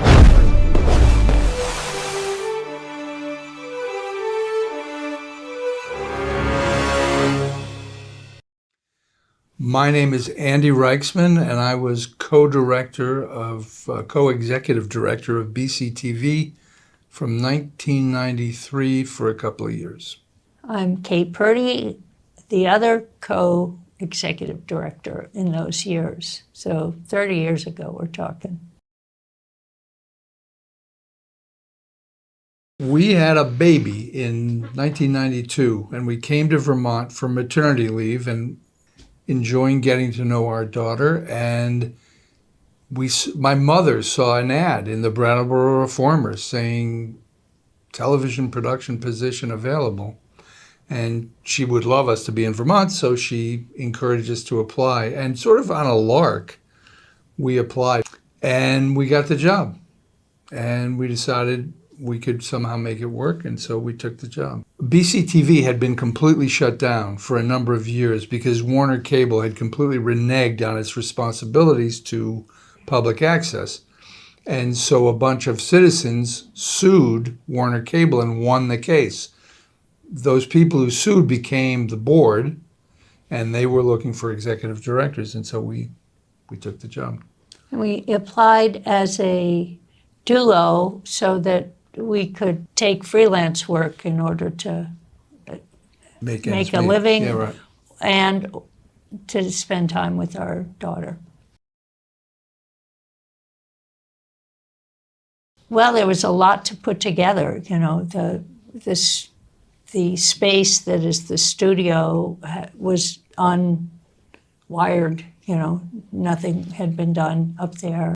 So it was all getting in new equipment and opening it out to new producers. The one frustration about taking the job was we were hired at a point where there had already been a lot of decisions made about what equipment to buy. And I think we might have made some slightly different choices if we'd had the opportunity. But we lived with, we had SVHS. And I forget why they had to run conduits up to the studio from down here, and I'm not sure why that was. Well, part of it I think was for the select board meeting, which was one of our main. That's true. Yep. That was one of our main, things that we did. Often, the camera people were people who'd just recently been trained, so there was, learning about shooting and then going out and shooting in the field, but also running the switcher and that sort of thing to have a live feed. We had a number of volunteers who started coming and, took classes in filmmaking and then started working on all of these events. I sort of feel like BCTV now is what I wish it had been for us. That it seems like your producers, your client base are, interesting, solid citizens. And when we were here, I felt like a lot of times we were like a social service agency who was trying to help people deal with their issues in the world. And Mike Cosmet, who was great. He was well connected with the homeless community and he made a great film about homelessness in Brattleboro that won an award at. And we had some young people who were interested. Marlborough College still existed, and so there would be students from there. We had a situation where up near the studio was a programmable system that would run shows. So you could tell it at 10 o'clock, turn on this SVHS deck, and an hour later move to another deck, and an hour later move to another deck. But if there was any kind of electrical problem or any kind of issue, it went on the fritz, and suddenly there was nothing on BCTV. We only had one channel at that time, by the way. So we would try to find a volunteer who lived in Brattleboro. We lived in Marlboro, so it was quite a trip to come in. There were some ridiculous things based on the technology that was not as sophisticated as what you have today that really made for some challenges. Someone did church services and. What was that show they had late at night where they had a contest? They would the cans. The cans. They would go to. There was a place, I forget where it was, but it was. It was on Flat Street. I think it was. It was giving out free food, to. Or very cheap food. It was like a broken box store, Yeah, right, exactly. And they had. So they had dented cans and all kinds of things. So they would have a can, and then people would call in to guess what was in the can. And I think Mike Cosmet had become so proficient at reading the code on the can that he could know what was in the can. So he would be able to say, yes, you've got it, you've won. So we had a telethon for 2 or 3 or 4 years. And it was in the studio, and we had guests, and we had musical performers, and people would call in and donate. And we raised some money that way. Oh, there was also a TV show called Brattleboro Tonight. And the guy who was the host was a hysterically funny guy who did all kinds of shenanigans. He explained that there was a wax museum in the municipal building, and they had all the members of the select board who were standing absolutely still, and these were the wax statues of the select board. I remember I was doing filming for Circus Smirkus one time, very early in our stay here, and they had some Russian instructors at the circus. And I started explaining to them about public access, that this was equipment and facilities that were available to anybody in the community, and they could basically do anything they wanted other than obscenity or such like. And these Russian guys, they were just absolutely flabbergasted at the concept of public access. They just, such a thing could not possibly exist in Russia. So it was an interesting window into remembering how valuable public access is. We didn't have any paid staff. Really? Oh, well. Because we Well, Gloria was paid. I know, other than Gloria. Other than Gloria, yeah. No, no one else was paid. And that was the situation. Yeah. Right. I think it was a year and a half or 2 years, something like that.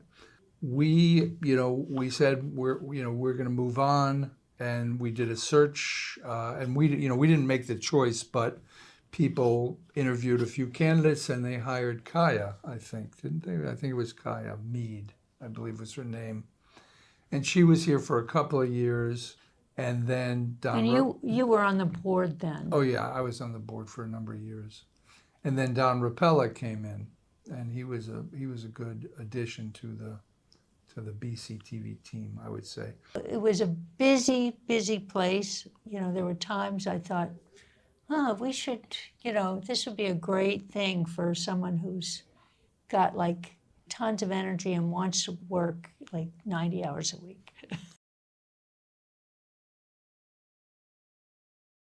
Well, my brother was on the select board for a couple of years, so I would occasionally tune in to watch him and the board dealing with various issues in Brattleboro.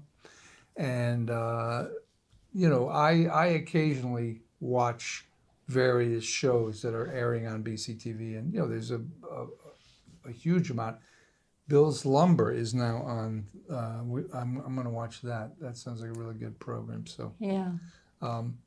After Irene, BCTV did an amazing job of filming here in Brattleboro and the farmers market. I was editing together all the different YouTube videos from all over the state about the Irene disaster of flooding.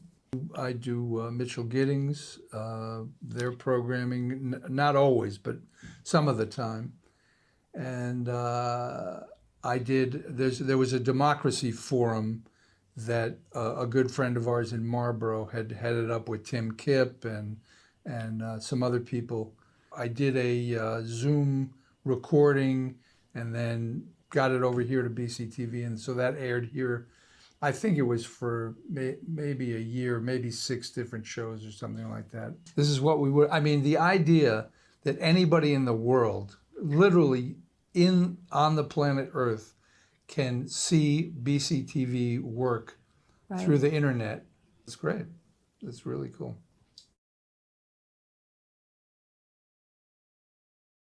Also, for us, it was a way to get to know Brattleboro because we had just moved here, even though his family had been here for a while, but we really didn't know the community, and it was lovely to have that way of meeting people of all kinds, from all walks of life in this town.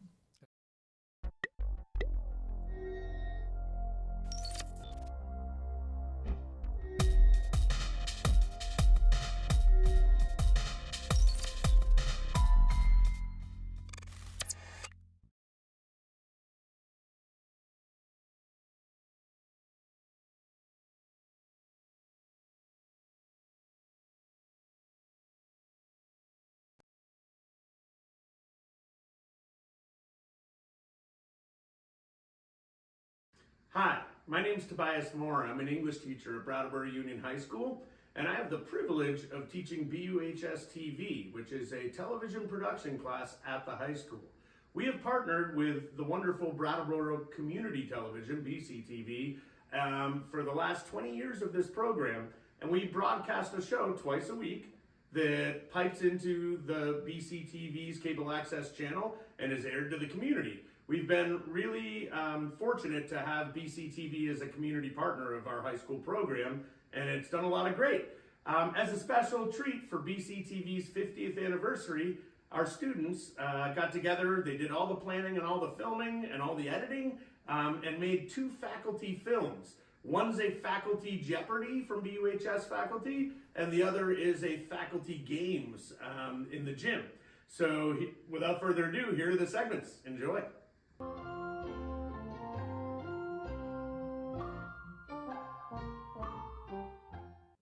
Hello, I am Alex Gothier, and this is BUHS Faculty Jeopardy. Who we have here in front of me is Mr. Mazer, Mr. Canonzaro, Mr. Webb, Miss Levesque, and a substitute, basically, Jason. So we have questions oriented towards staff, BUHS staff, and we have a BUHS history column, BUHS staff trivia. So this is about faculty members that just a little bit of their life that you might not know or you may do. Academic facts, we try to do one per wing of the school. We have a music, which is general music, not just BUHS music, and miscellaneous, which is random questions. So, yeah, who would, Jason, why don't you start? Can I take miscellaneous for 300? What is the BUHS's motto?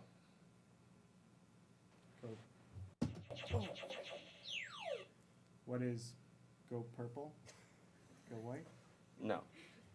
It is, what is BUHS on top? So, since Mr. Mazer, you stole that, what would you like? Can I have miscellaneous music for 300? Yes. This is currently the most streamed song on Spotify.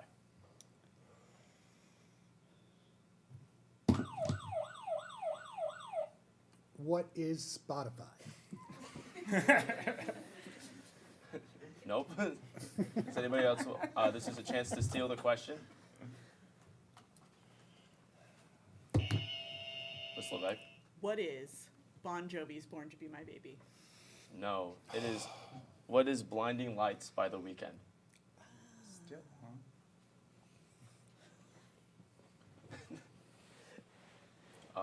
Miss Levesque, what would you like? May I have BUHS academics? Was that a category? Oh, thank you. Academic facts for 200, please. All right. The terms that make up the math acronym PEMDAS.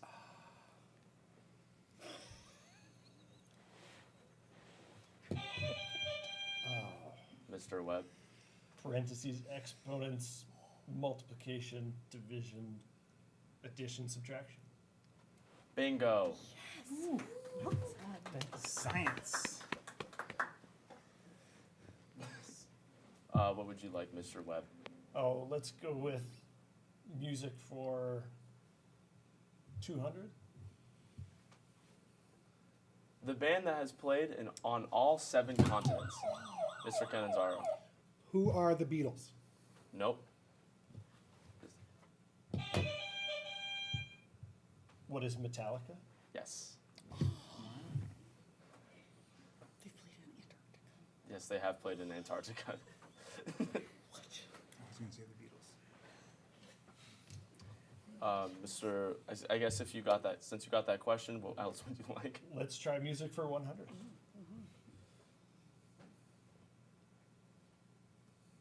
Well, this is the most popular band of all time. What is the Beatles? Who are the Beatles? That is correct. All right, I'm gonna go with music for 400. All right. This is the highest grossing album of all time. Mr. Mazer. What is the White Album? Nope. Yes, Ms. Levesque. What is Thriller? Bingo. Yeah!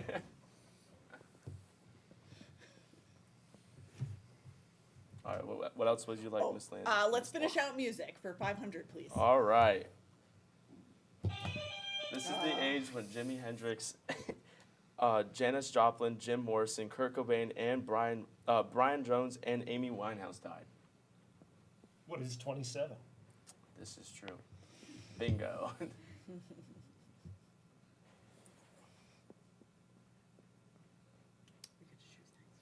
Oh, I get to choose Yes, next. yes. Academics for 100. Okay. The chemical symbol of nitrogen.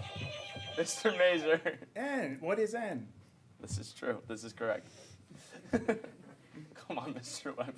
A little slow. What would you like, Mr. Mazer? Yeah. Let's go academics for 500. Okay. The church that displays one of Michelangelo's most famous works on the ceiling. What is the Sistine Chapel? That is correct. Mr. Mazer. No, Mr. Webb, I'm sorry. Academics for 400. Words that make up the English term fanboys.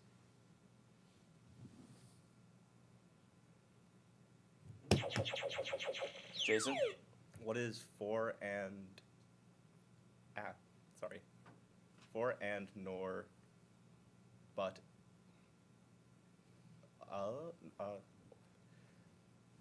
sorry, I cannot remember. You're almost there. For and nor but or so? Not quite. There's a lie in there. This is a chance fanboys is an for someone acronym? to take it out. This is a chance for someone to steal this point. What is for or not, but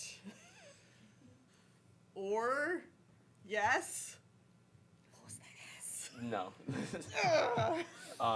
I'll give you guys one more chance, and then I'll give out the answer. We don't know. All right. It is, what are for and nor, but, or, yet, so? It's an acronym. All right. Jason. Jason, what would you like? I will take miscellaneous 100. All right. This person is Vermont State Governor. Mr. Canizaro. Who is Phil Scott? This is, yes, correct. What would you like, Mr. I'll Canizaro? take BUHS trivia Ooh. for 100, please. All right. Staff trivia for 100. Staff trivia? The faculty member who sat with Adam Sandler in class, Mr. Mazer. You got it. Oh no, I jumped the gun. Who's Mr. Canizaro? Oh, Jason. Who is Ricky Davidson? Bingo. Oh my gosh. Yeah, Ricky's got a lot of tales of celebrities. What would you like, Jason? I'll take BUHS staff 200. 200.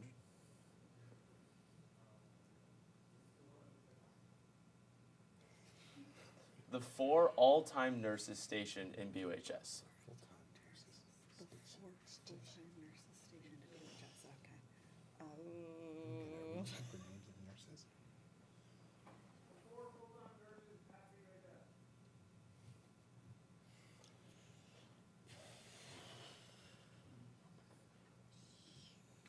Give you guys 10 more seconds.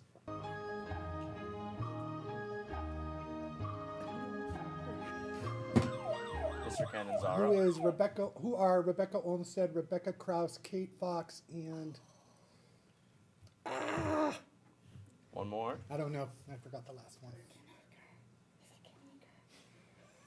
Well, since you didn't get the last one, you did not get the answer correct.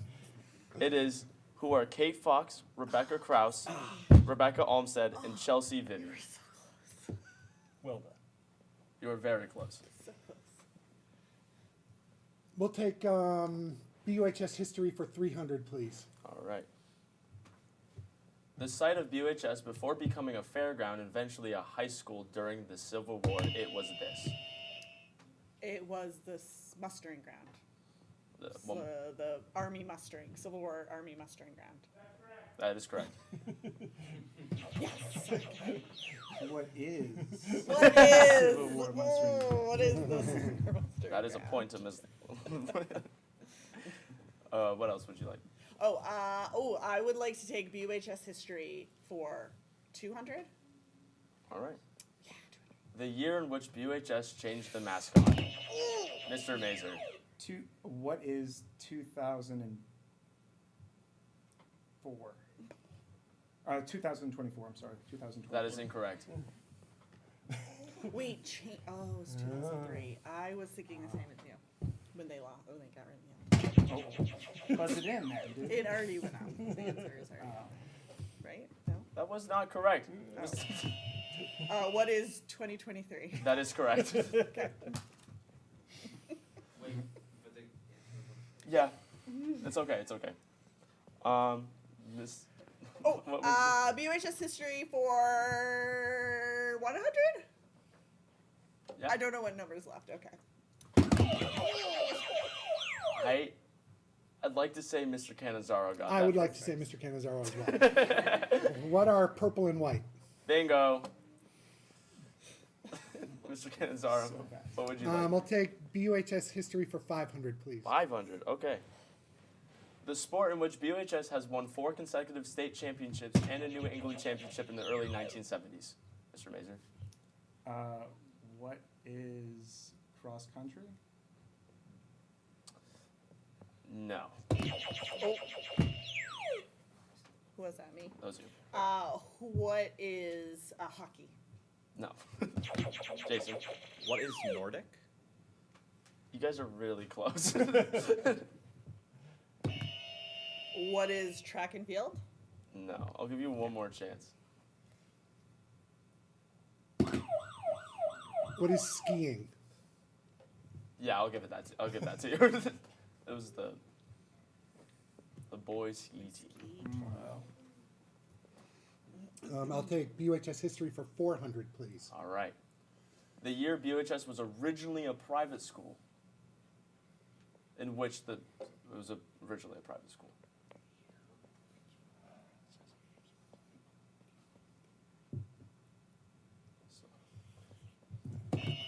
Yes. What is When is 1912?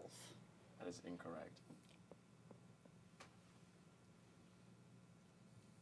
I'll give you guys 10 more seconds. When is 1915? That's incorrect. 5,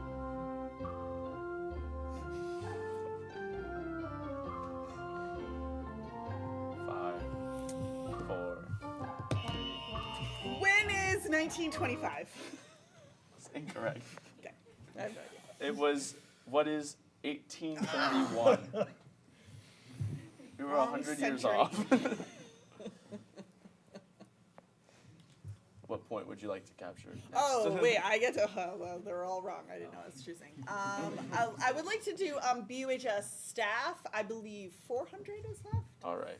Yeah, 400, or whatever the next amount is there.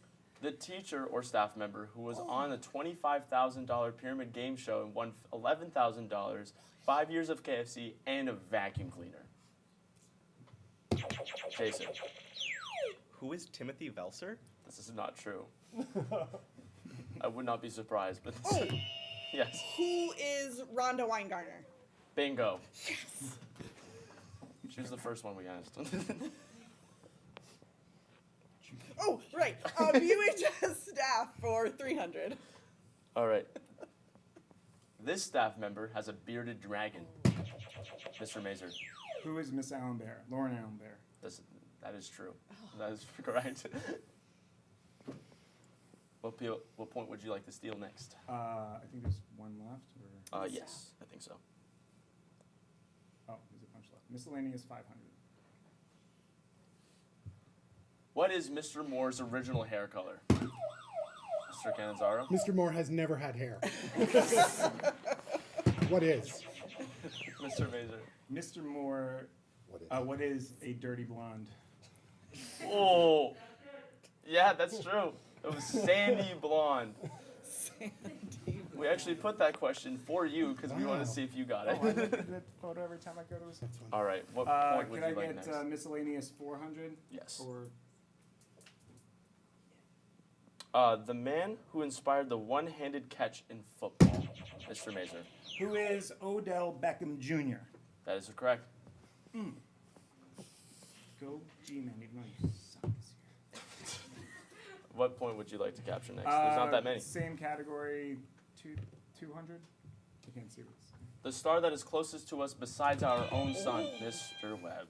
Proxima Centauri. This is correct. What point would you like, Mr.? Whatever's next for 400? 300. Whatever's next for 300. Academic facts. The correct time spanning during the correct times what? The correct time span during which the 100-year occurred. Mr. Cannizzaro. What is 1066 to 1165? I have no idea. And I should. Yeah, how many years? That's what we wrote down.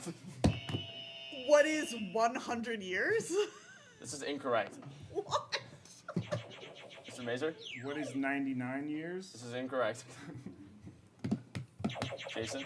What is 98 years? This is incorrect. All right. It was, what is 116 years? I'll take whatever's left for 500. This faculty member helped Ozzy Osbourne with a light at his concert. Who is Timothy Velser? Incorrect. Mr. Webb. Coach Kroger? Or Chris Kroger, yes. That is correct. Impressive. Now, we are on to Final Jeopardy. We need things to write with. They need pencils, guys. On a piece of paper, privately write down the amount you would like to bet.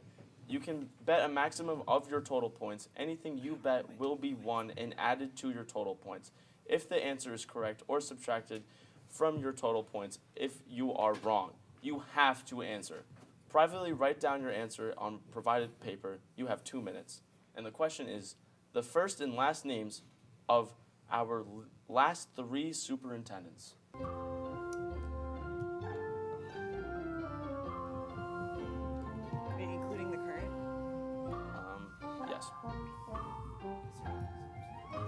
I can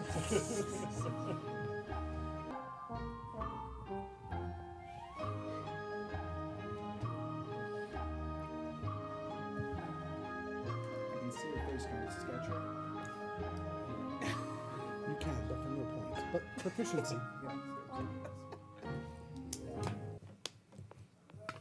Time is up. Before I would like to give out the answer, I would like to just talk with you guys for a bit, like good old-fashioned Jeopardy.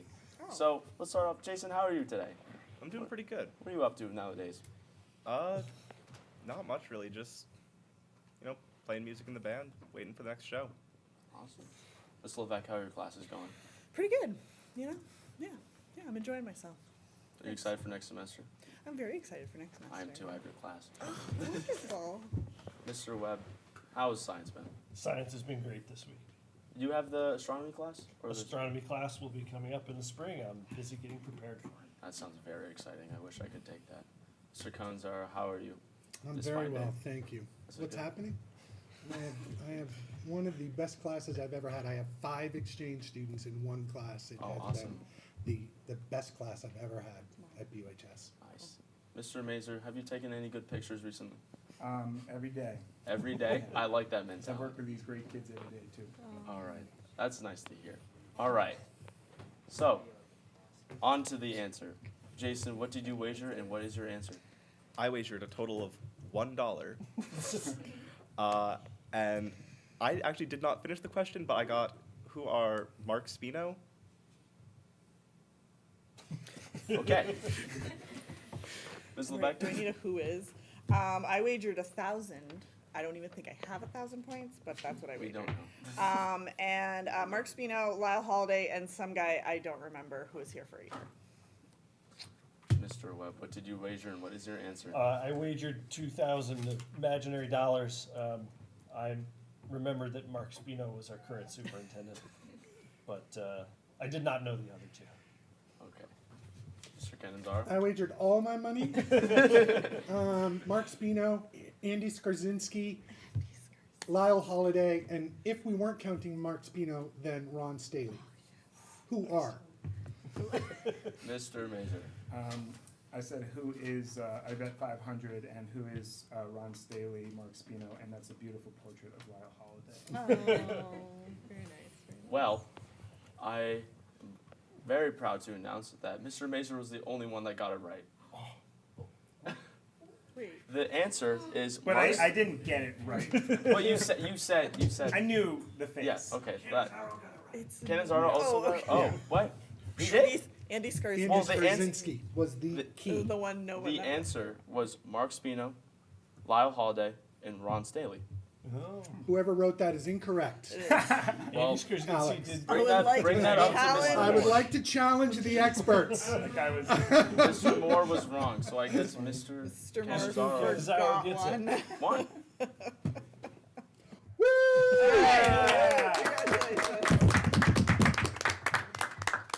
Well, thank you guys so much for taking time out of your busy, busy day to come play some Jeopardy with us. It means a lot. Thank you, Alex. Thank You're welcome. Production class.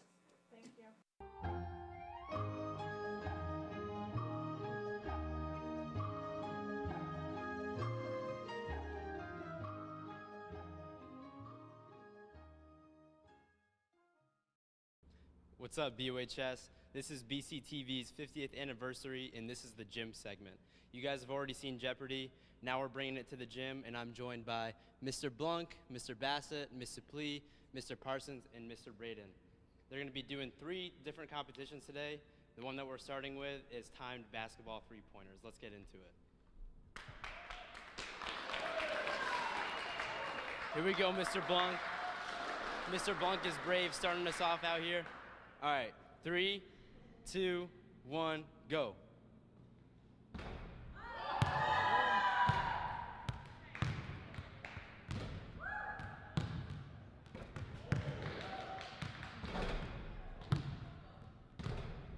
Luke, you gotta let us know how much time it is.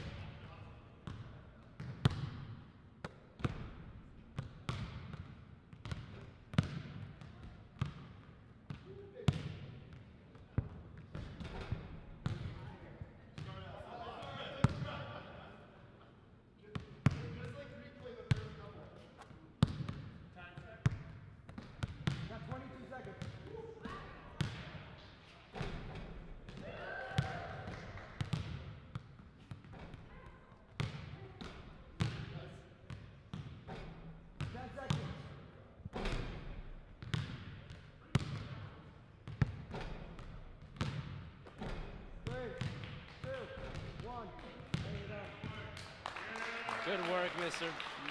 Blum. Yeah. What a great performance from Mr. Blunk right there. Stepping up next, we've got Miss Suplee. All right, 3, 2, 1, go.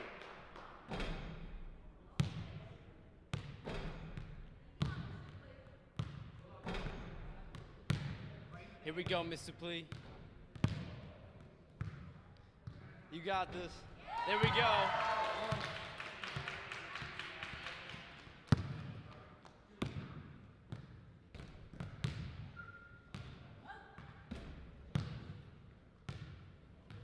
How much do we have on the clock? You got 30 seconds. 30 seconds on the clock.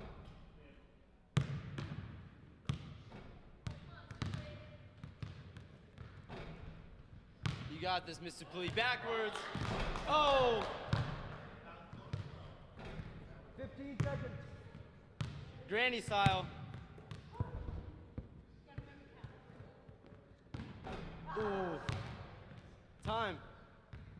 4, 3, 2, 1. And that's time. Good job, Mr. Suplee.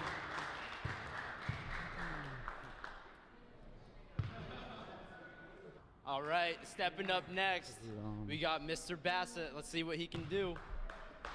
3, 2, 1, go.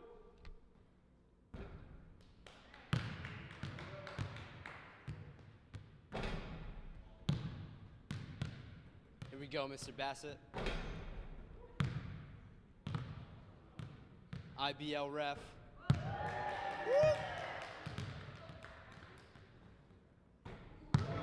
Oh.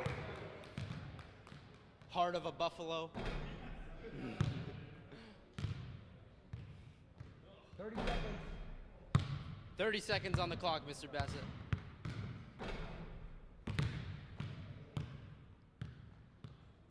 Boom. Boom. 15. Boom.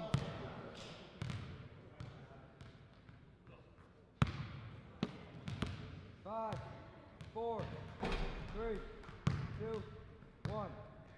Wow. What a great performance from Mr. Bassett. Mr. Braden coming up next. Here we go.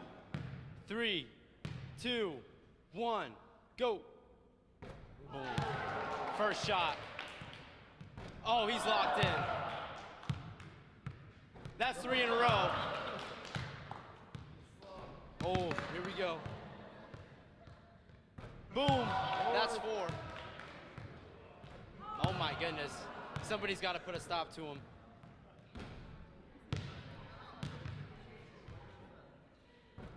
Oh my gosh. Mr. Braden showing us what's up.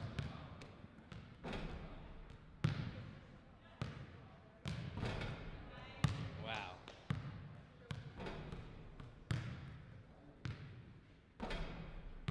15 seconds. I'm back. Oh.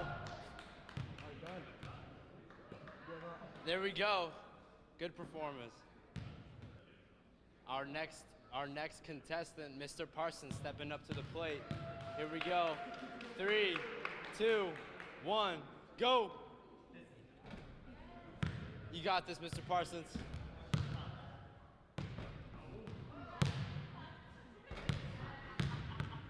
Here we go, Mr. Parsons.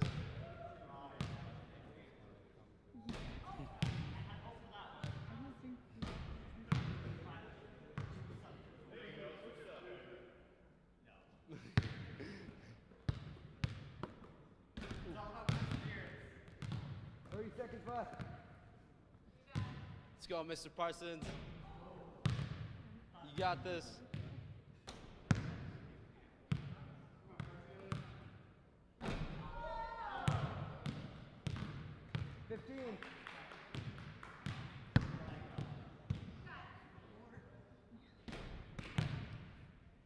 How much we got for time? 5 seconds. 5 seconds. 3, 2, 1. There we go. Let's give it up for all our teachers. I believe in first place we got Mr. Braden. In second place we've got Mr. Bassett. In third place, Mr. Blanc. Fourth, Mr. Plee. And then Mr. Parsons in fifth. Thank you guys. All right. And now we'll set up for our next activity. For our next activity, we're gonna be doing bowling from half court. They are each lined up in front of one bowling pin, and they must knock it down as quick as possible. If they miss their bowling pin, they have to run, pick it up, go back to their spot, and retry again. Without further ado, let's get into it. All right, 3, 2, 1, go!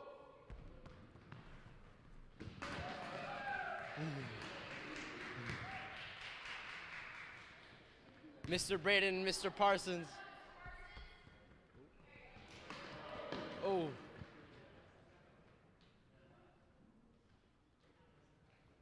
Here we go, Mr. Parsons. Yes. 3 rounds.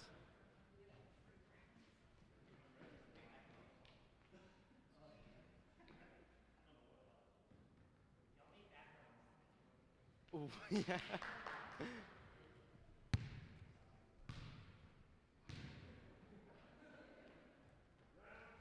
Round 2. And go. Boom. Mr. Parsons and Mr. Braden got it. Same with Mr. Plee. Boom. Mr. Blanc. You got this, Mr. Bassett. Mr. Bassett with 2 balls now.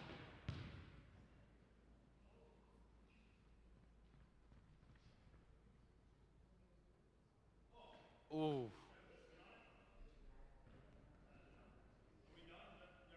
Yeah, we can go to round 3. All right. We're going to move on to round 3. All right. 3, 2, 1, go.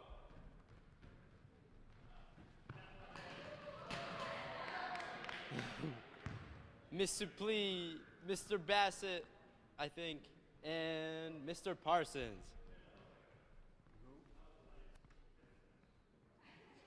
Here we go, Mr. Blanc. Here we go, Mr. Braden.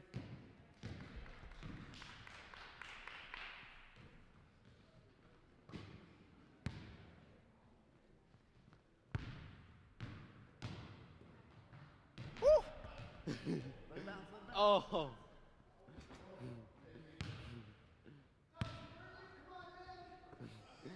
We got 2 left.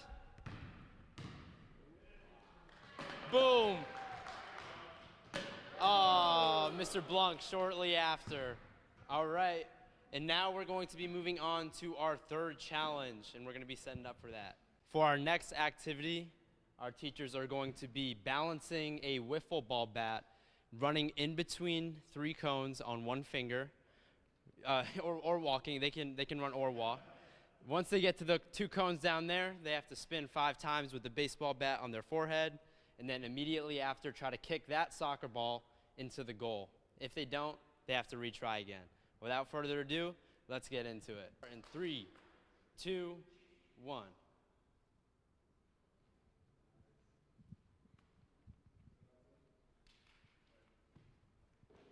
One, 2, 3, 4, 5. You got this. Hey, there we go. Setting the bar high. We've got, how much was that? 19.4 seconds on that one. We got Mr. Plee up next. Mr. Plee, you can start in 3, 2, 1, go. Woo! 1, 2, 3, 4, 5. Hey!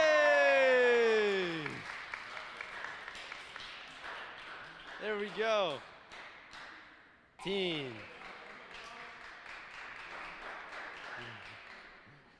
Mr. Blanc, you can start in 3, 2, 1, go.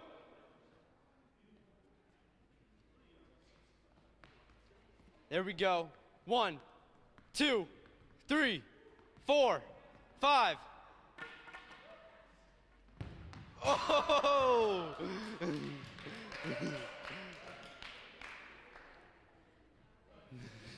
Mr. Blanc, second attempt.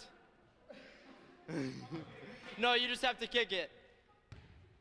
Hey!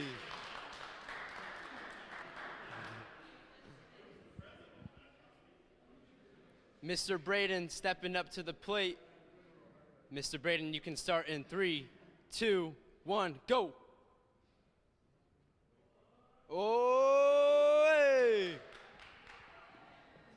1, 2, 3, 4, 5. Oh! Next attempt.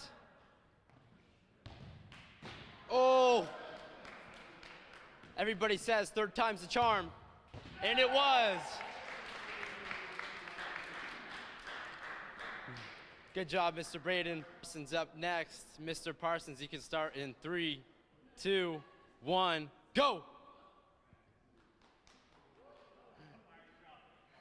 You got this, Mr. Parsons.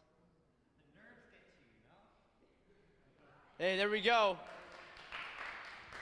1, 2, 3, 4, 5.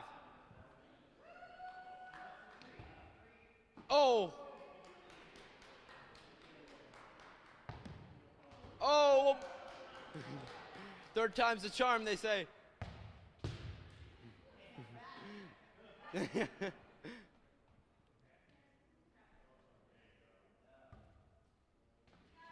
Oh, crossbar.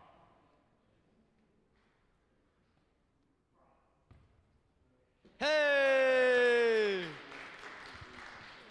Yeah. All right. Thank you, everybody, for watching this amazing video. And please, if you see our teachers in the hallway, make sure you let them know that you saw this video and thank them for participating. All right. Thank you, guys. I think you're the winner, Rachel. Thank you. Well done, guys. That was fun. Yeah.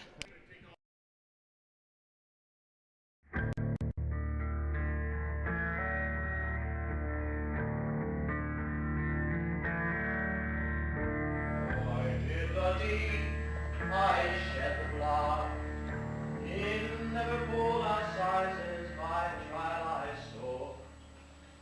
And the judge he said, "No cavalry, prepare yourself for the gallows tree.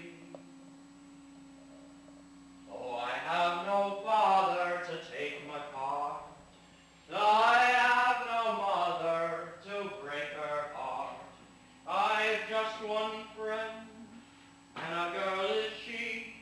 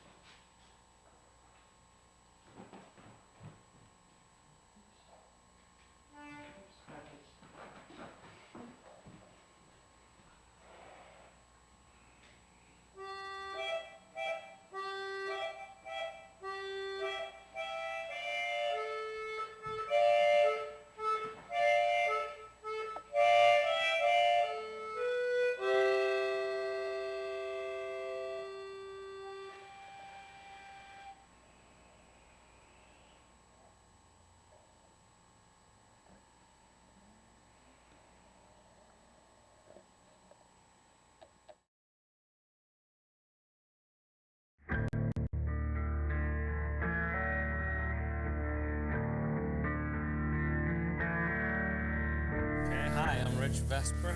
Hi, I'm Butch Gagney. Hi, my name is Ashley Loomis. My name is Mary Lou Buchanan. My name is Luis Lazo Tijerina. I'm Wayne Carhart. My name is Mary Ostendorf. My name is Mike Cosmet. I, first person, Terry Carter. Hello, I'm Harold Verdeen. I work for Snow River Wood Products. Machine operator. Mostly I make wooden bowls. Our hard time, of course, we both work for Highway, would be trying to call us out during a storm or bad weather. We can't come and help out. But other than that, we try to make room in our schedule for BCTV. I've lived in Brattleboro for about 6 years. I've had various occupations. One is being a soccer coach, which I enjoy very much, and it's my passion. If I could do that for a living, I would. I have done some interviewing where I've been paid for it, as well as doing community interviewing for BCTV. Currently, I'm in graduate school at Norwich University, where I'm majoring in military history. And I've only lived in Brattleboro about a year and a half, having recently retired and moved to the area, and met Mary Lou at the Brattleboro Historical Society, where we both continue to volunteer our time. I've worked for social services as a visitation supervisor at times and also a youth aide. I've also worked as a substitute teacher in the local school system, and I am also a painter. I work at home. I try to freelance. I'm at a point in my life where I can probably spend more time doing that, which is what I really love to do. But I also love producing TV programs and being a part of BCTV. I'm a student up at the School for International Training. I'm actually in my second year, and I'm interning this year on campus in the Professional Development Resource Center with a focus on training. In addition to that, I'm also working on my graduate thesis, which is taking quite a bit of time. And then on the side, what I do for fun is volunteer with BCTV. I have lived in Brattleboro about 35 years, and I don't have a job as such, but we have several apartments, and my husband has a painting business, and I take care of all the paperwork that goes with these various and sundry things that he does. I bred Bengal cats, and that was a lot of work, and I still did my shows. And I'm an aging hippie with a video camera. I originally got involved with BCTV just before the CNS issue, which has been, I think, 5 or 6 years now, something like that. And I found it was just invaluable to have this type of skill, because I felt it gave a voice to local issues that otherwise probably wouldn't have gotten a lot of voice. And we were also able to document the hearings. So a lot of, people who chose to watch them but could not be there during the day could watch it at times more convenient, because we aired it all at different times. He could run the cameras and the mechanical end of it, and I could do these little shows on gardening. And so we've done, I'm not sure how many episodes, 10 or 12 episodes, and they've been received quite well. People, I think, have enjoyed them. Not that we've had to get another mailbox to handle the fan mail, but We basically do camera work. We do the selectmen meeting, 4th of July parade, town meeting. Rich has done graduation. Yeah. We did about 25 Brattleboro Lives, and then we resurrected it a year later under a different name called Is Anybody Out There? But it was basically the same show, same people even. What was the show? Oh, people, anybody that we could get to come on television, basically. We just set up everything in this here studio, and we'd we'd try to get people to perform or give them an opportunity to perform. And we never said, there was never anybody we said couldn't. And so we got a lot of interesting people because we never turned anybody away. We wanted to sometimes. The rise and fall of an American commune. That was my most, with James Beagle, by the way, that was one of my most industrious, most compelling works that I did. And I went back into history. And of course, being a history major, that was really beneficial for me. I think that I explored the roots around Brattleboro, if not Brattleboro itself, and try to put a face on Brattleboro that usually most of us don't want to see around here. Music videos. I enjoy doing those. It's an opportunity for me to be a little bit more creative because I can bring my camera, on the wheels and move around. And when I'm editing, I get to put a lot of the special effects in. And if an alien spaceship landed in Brattleboro and I was the one that got to greet them, the first thing I would say to them is can I drive? And that's how BCTV is. It's here's this wonderful, technology, and let's take it out for a spin and see what it can do. And you can do that here. Of course, people might complain about my driving, but hey, that's what it's like for me, really. I also produced a show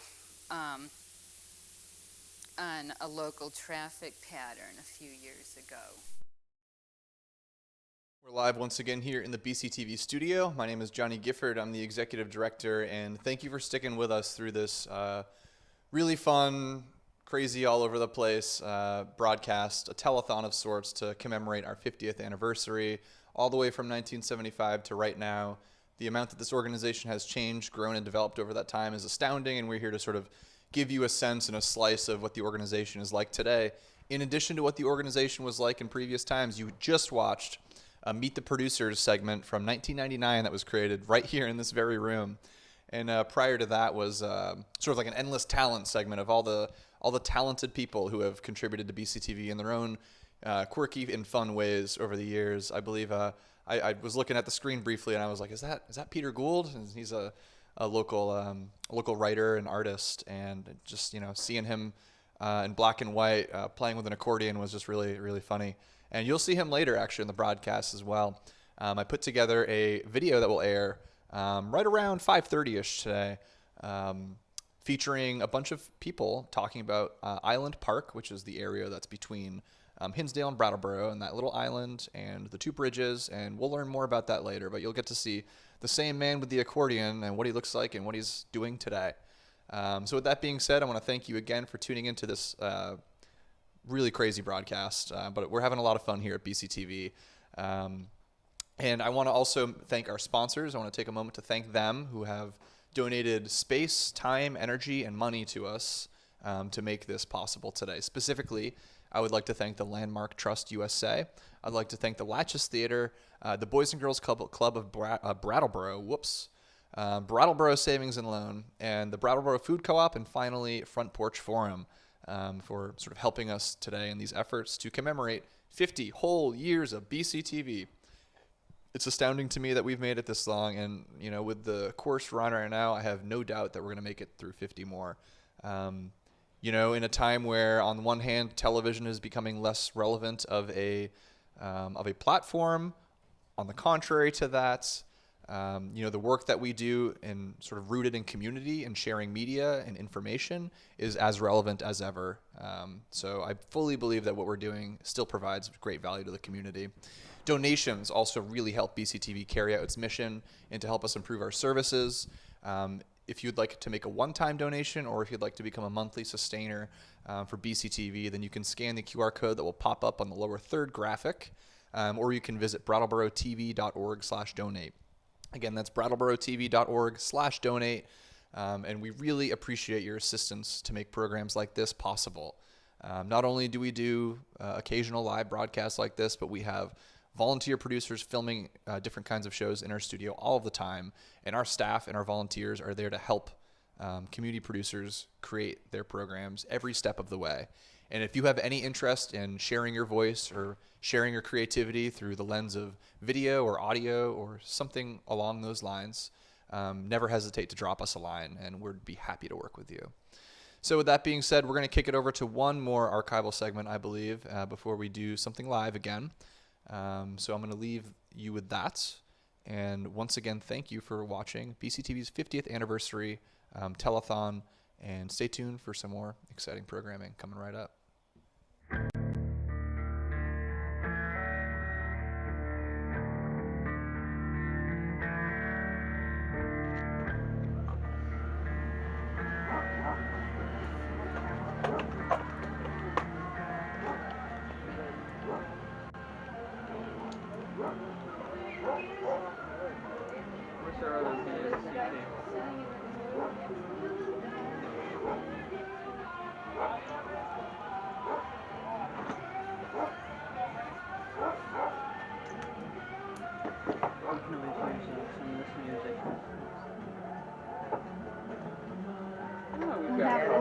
I know, you can't be.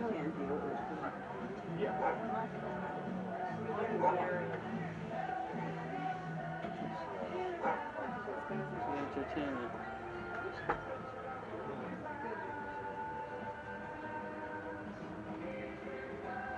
I can't see it.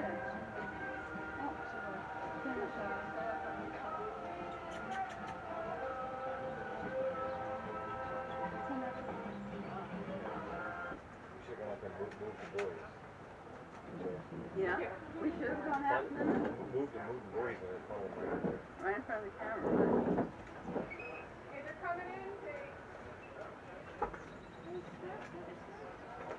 They may have shortened it because I know the lady who was taking the registration wanted them to cut it down. She didn't want them to go as far. She went out on somebody's vote, so maybe she'd catch up with them.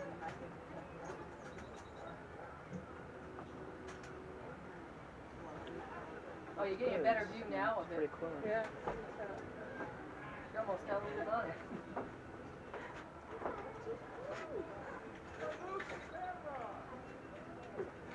It's a little camera.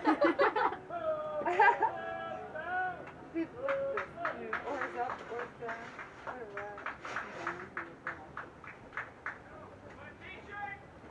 Oh, gee, I gotta go buy a couple t-shirts. I forgot about that. I told them to hold them for me. And give that a Who are you buying for? Libby. I'm buying one for me and one for Libby. I think she wants to be in the race. Oh, she does?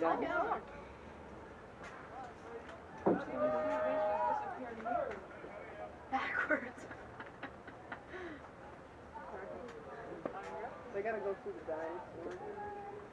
Is it raining? That's it!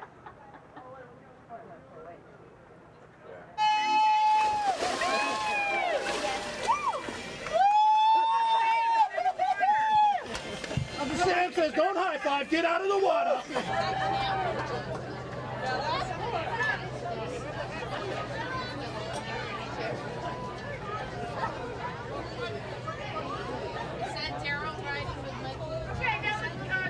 Pride of Buffalo, New York, Johnny Resnick and the Goo Goo Dolls with Super Tramps Give a Little Bit here at TSA FM. It's Tim Johnson as we enjoy a hot, sticky Sunday afternoon. Probably the way any Sunday afternoon ought to be, hanging out with good friends, people who make fun of you, and, you know, just really having a grand time all the way around. We're going to talk with Ian Kelly and wrap up our Marina Plunge for Charity in just a little bit. I want to tell you that our staff meteorologist, Tony Vazano, is on vacation. In his stead is the world-famous Al Caprillion. That's right, Al Caprillion. And he says a chance of showers and thunderstorms later this afternoon. High near 83 tonight.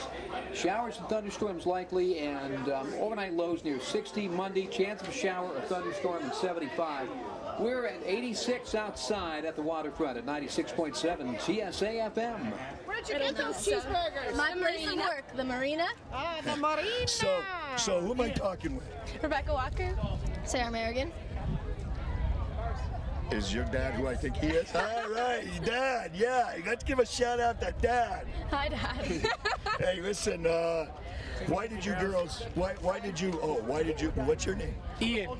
Ian, and why did you decide to do this jump? I thought it'd be a good thing to do, you know? Well, it is a good thing to do, and you raised some money for a good cause, man, and I really appreciate it. Now, why did you do it? I work here. Did they make you? Well, the guys did. Oh, the guys did? Well, you did good. And you? I was made to. By the guys. By the guys as well, yes. Yeah, boy, they're kind of mean. You got. I got to tell you, girls, and you're going to learn this as well. You probably already know it, but really, you really have the upper hand on the guys. I don't know if the guys really made you do it, or if you just kind of like, you know. Don't tell them, man. Yeah, okay, man. Hey, thanks for doing the plunge. Gotta explode. Appreciate it. Yeah. Appreciate it.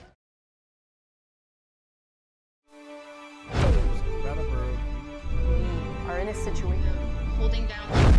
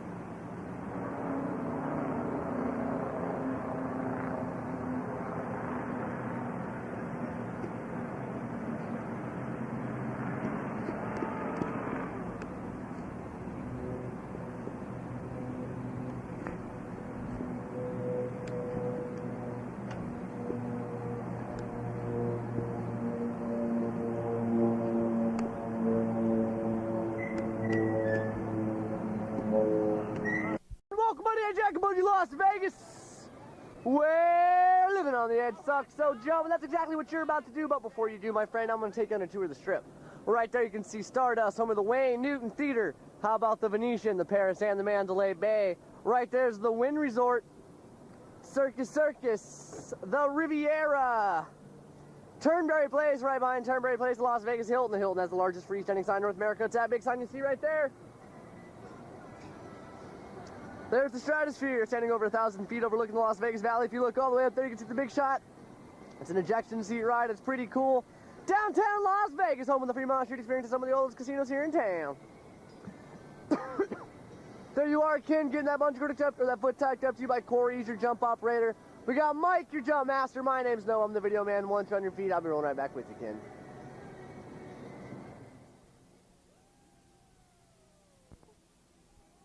All right, Ken, what up, buddy? You're back. You're on your feet. Get ready to make your way out towards the edge. We got Corey checking the connections on the court.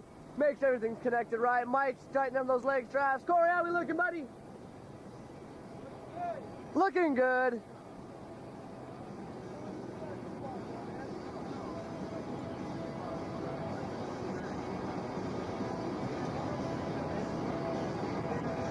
Here we go, man. You're all ready to go. Get ready to make your way out towards that edge.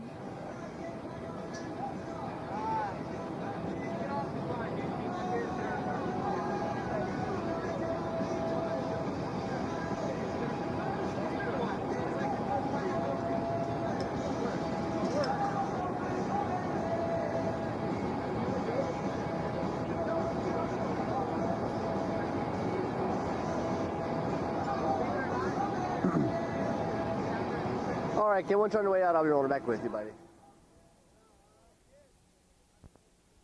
All right, Ken, here we go. Hey, what's up, buddy?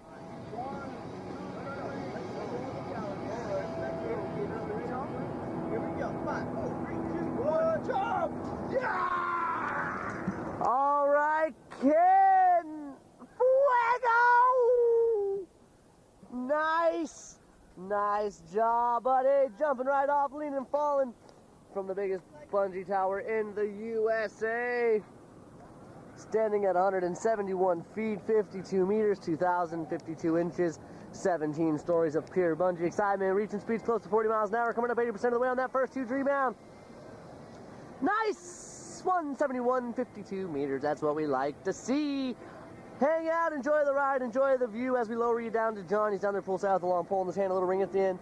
Once you're close enough to him, he's going to hold it out. You're going to grab onto that ring. You're not going to let it go.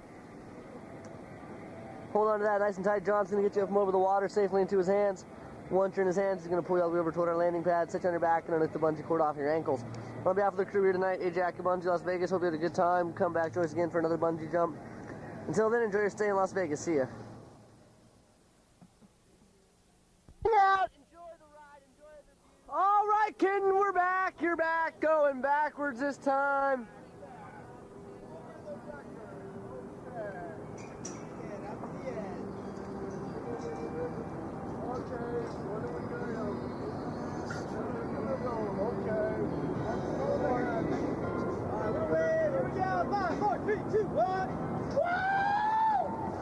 Yeah, Ken, nice job, partner. Little hand touch down there for the second time. Nice job, my friend. Leaning and falling, pointing at me, getting good pictures, touching the water. What more could you ask for? I don't know.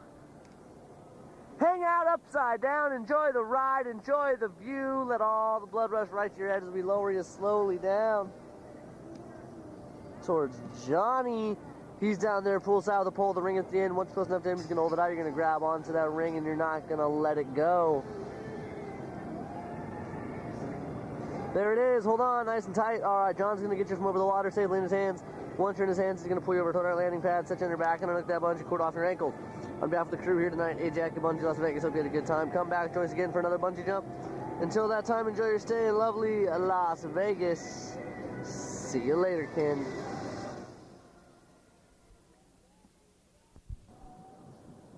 All right, Ken, what's up, buddy? You're back here. Hey, Jack Bungee Las Vegas, jumping with us the third time. Gonna give you a little look at our city from a day's time point of view. All the casinos are still the same, the Venetian, Mandalay Bay, and the Paris in between them. The Wynn Resort, Circus is still here, the Riviera, Turnberry Place, the Hilton, the Stratosphere, downtown is back there. And there you are, Ken, going for the third time. Possibly going backwards this time. We got Mike up there, the jump master still. We got Johnny, he's your jump operator. My name is Noah. I'm down here filming you today once again. Once on your feet, I'll be rolling back with you.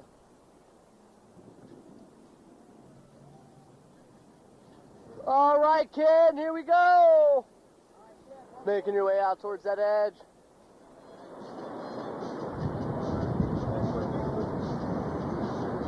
Turning right around, gonna be going backwards. You're gonna look over here at me, big wave. You're gonna cross your arms, cross your chest, 5, 4, 3, 2, 1. You're gonna sit down like you're sitting into your favorite chair.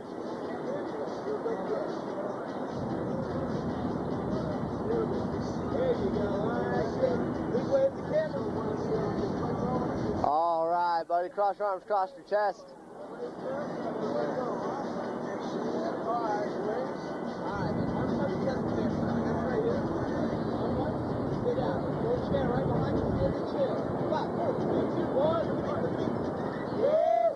All right, kid, hands up. Oh! Coming close, getting close to that water. Spinning around, getting nice and dizzy. Way to go, buddy. Hang out, enjoy the view, enjoy the ride. Take a look at our city from a day point of view, from an upside down perspective, as we lower you down there to Corey. He's down there poolside with a pole with a ring at the end. Once close enough to him, he's going to hold it out. You're going to grab onto that ring, and you're not going to let it go. There it is. Nice. Hold on to that. Oh, you missed it. You'll get it right here, Ken. A nice grab. Hold on to that ring nice and tight. Corey's going to pull you in hand over hand. Get you from over the water safely into his hands. One turn his hand, he's going to pull you over toward our landing pad, set you on your back, and lick the bungee cord off your ankles. On behalf of the crew here today at Ajax and Bungee Las Vegas, hope you had a really good time. Come back, try it again. You can try the psycho elevator backwards, feet first. That one will wake you up in the morning. Until then, Ken, enjoy your stay here in Las Vegas. See you later, partner.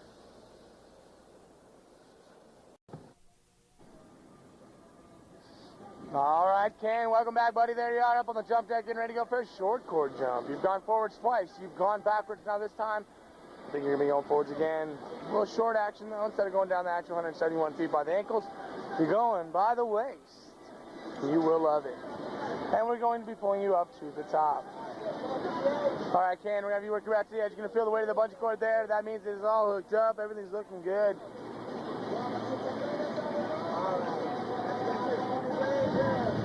What up, Ken?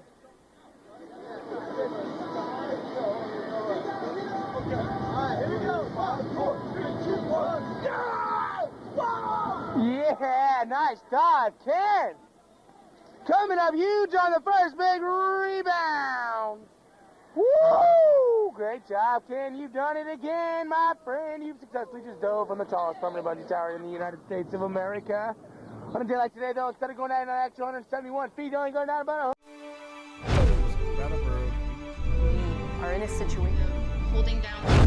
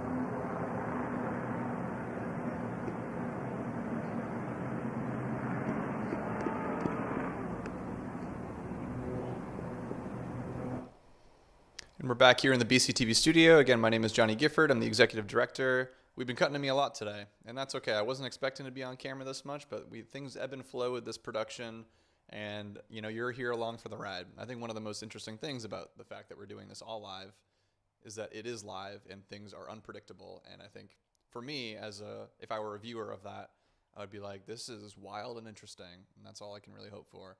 We're hoping to go live from the Wonky Press soon. That's over at 229 Main Street in Brattleboro, where we're going to learn all about their screen printing operation over there. I think we're nearly there on being able to connect that to our live broadcast here. But before we get into that, or before we go into something completely different, I do want to share this this instrument that I recently acquired. I want to shout out our BCTV's production manager, Nolan Edgar, for finding this jaw harp on a shelf somewhere, and for thinking of me when he sees a weird instrument, he thinks of me, and he gave it to me as a belated birthday gift, or maybe just a regular birthday gift. I don't remember this year. So I've only been playing this for a few weeks now, about a month now or so. And at first, I did not know absolutely what I was doing at all. I could not get a sound out of it, and I've been getting sounds out of it now, and it's been fun and interesting to play with. So I wanted to show you guys this jaw harp here. It's solid metal. It's easy to learn, so they say. It's for people 8 years of age and plus, and it gives you kind of an old-time twang kind of a thing. Here's what it sounds like.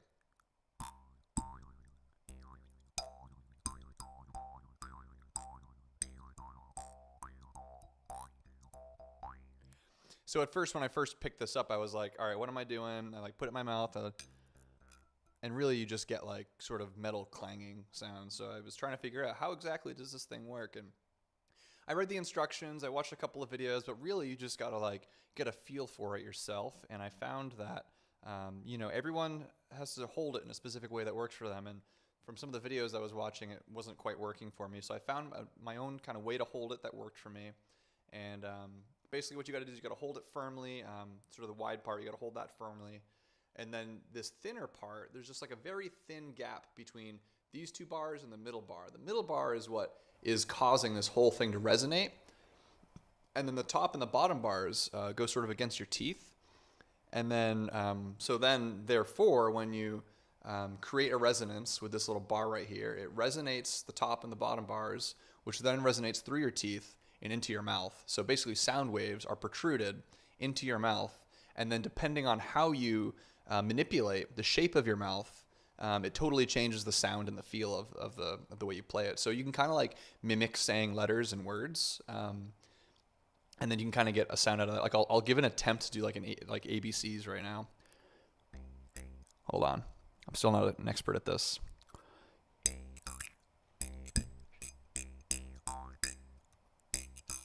I'm not doing a good job right now. I'm not getting used to this still.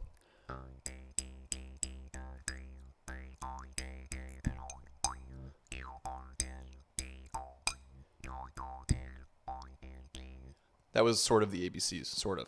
One other thing that I've found about this interesting instrument is that if you manipulate your breath when you play it, you can get a completely different sound. So I was just kind of not breathing in or out of my mouth just then. But if you breathe out or breathe in solely using your mouth, you can get very, very different sounds, which to me has been the most exciting thing. So if normally it sounds like, then if I start breathing out, it's kind of more of a powerful sound. And if I breathe in, again, comparable, sort of a more powerful sound. So then if I try to do the ABCs while like also breathing out,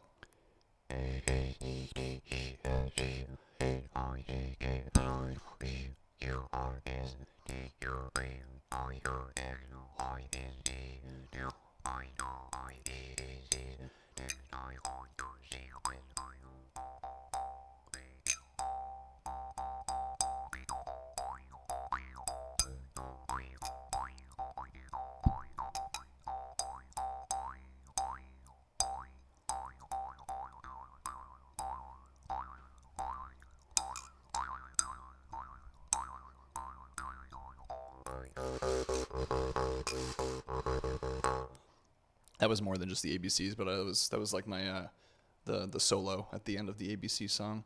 So it's a very interesting instrument, And I'll tell you what, I've been bothering everyone around me as I've been playing this in random places, because it's also like fits right in your pocket, you know. What context will I use this musically in? I don't know, but I would love to somehow, well, I know how I would do it. I'd love to, you know, put it up to a mic and get it going through some effects. I think that'd be really interesting. I thought about putting a contact mic on it, which will then go through some effects, but the fact that I'm putting this in my mouth worries me that I would electrocute myself if something short-circuited, so I'm not going to do that. But I do want to mic this up and put it through some effects and see how that works out. So that's sort of a little bit about the jaw harp. You know, there are a few of them out there. I've heard from people everywhere. There's like a Snoopy brand of it, which might seem appealing off the bat, but apparently the Snoopy brand doesn't really work. So just keep that in mind if you're interested in learning the instrument. And this is sort of a very baseline one. There are ones that are like way bigger than this too, and you can get some wild sounds out of those things. So this is just very basic. This is made by Schilling, the jaw harp, and yeah, right over from North Andover, Massachusetts, kind of a local thing. So that's the jaw harp. My name is Johnny Gifford, and you're watching this very eclectic 50th anniversary telethon broadcast here on BCTV. I'd like to thank our sponsors for letting us do this, all these crazy shenanigans, namely to the Latches Theater, to the Boys and Girls Club of Brattleboro. I want to thank the Brattleboro Food Co-op, Brattleboro Savings and Loan, Front Porch Forum, oh gosh, and I'm missing one, aren't I? Landmark Trust USA. I don't think I said them. So thank you to our sponsors. And again, if you're able to make a donation to help keep our programming alive and thriving here for more programs than just, you know, me playing the jaw harp, you can go over to brattleboro.tv.org/donate, or potentially scan the QR code on your screen whenever that ends up popping up on the screen. So again, thank you. We're going to cut to something different now. Hopefully something live, and if not something live next, there'll be something live to come. We have a very exciting show that'll be coming up here in our studio in just a few. So stay tuned until then, and thanks for sticking with us.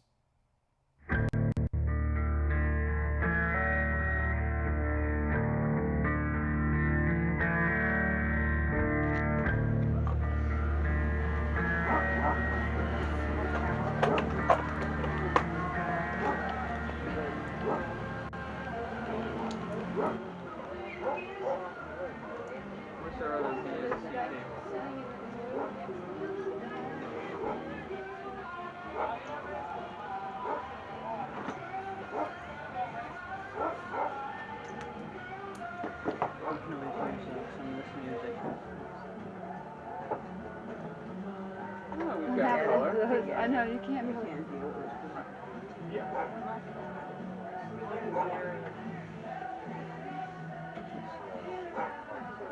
Entertainment.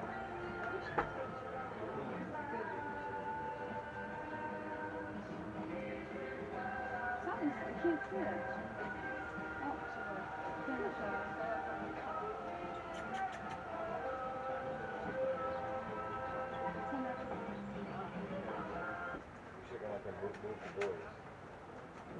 Yeah, we should have gone out and Move the boys in their phone right in front of the camera.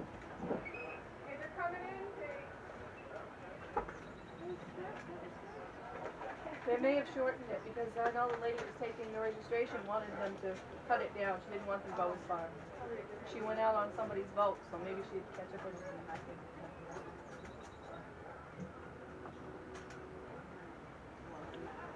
Oh, you're getting a better view now of it. Pretty close. Yeah. You almost got a little on it.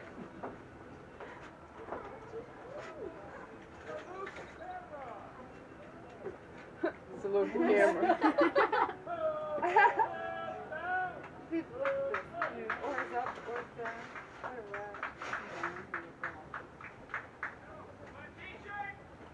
Oh, gee, I gotta go buy a couple t-shirts. I forgot about that. I told them to hold them for me and get back. What are you buying for? I'm buying one for me and one for Libby. I think she wants to be in the race. Oh, she does?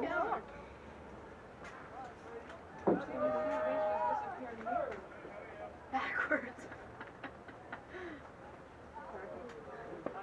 They gotta go through the dinosaurs.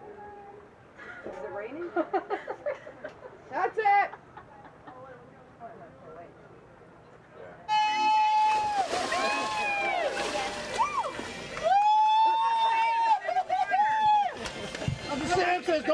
5, get out of the water.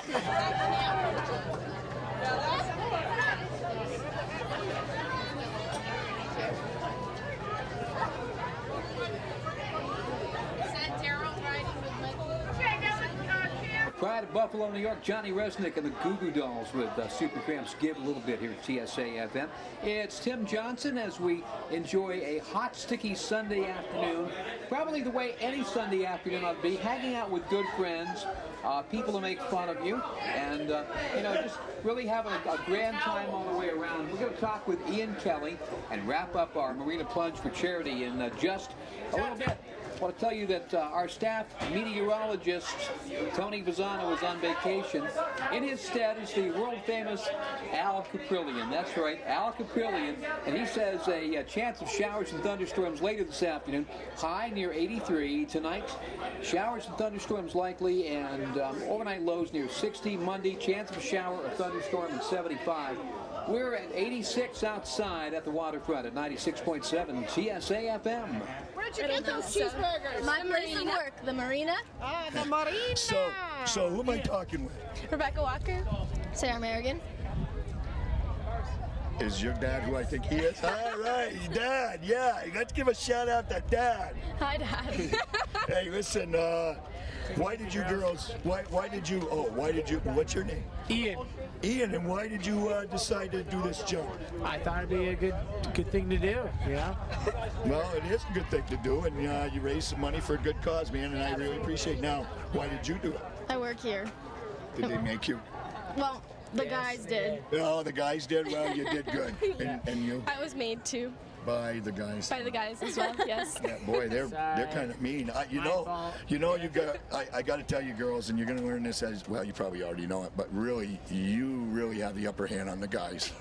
I don't know if the guys really made you do it, or if you just kind of like, you know. Don't tell them, man. Yeah, okay, man. Hey, thanks for doing the plunge. Gotta explode. Appreciate it. Yeah. Appreciate it.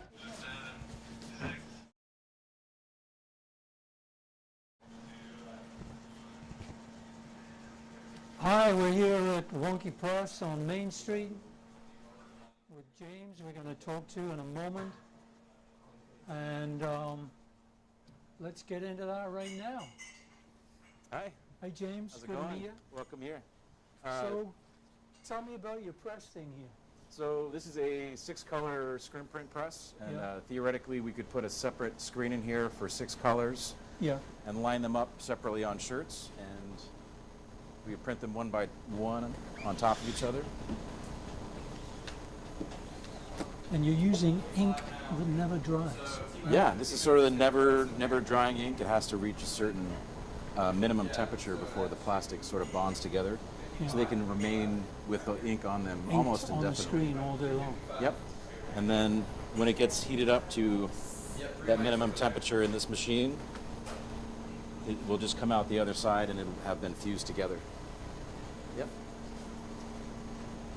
And the stencils are made with like a photo emulsion, which is, if anybody's familiar with like craft or like nail glues that are like UV reactive, it's sort of a very viscous sort of version of that we coat on the screen, and then with a photo process similar to photography, we shoot the stencil with a film and light, and the result is that everywhere there's empty mesh, the ink can be passed through.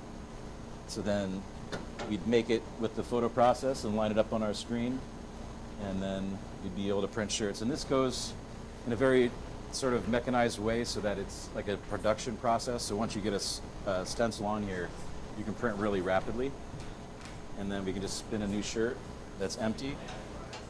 And theoretically, we could have somebody like loading shirts, and I could be printing. It becomes a really fast process. Somebody could load and unload.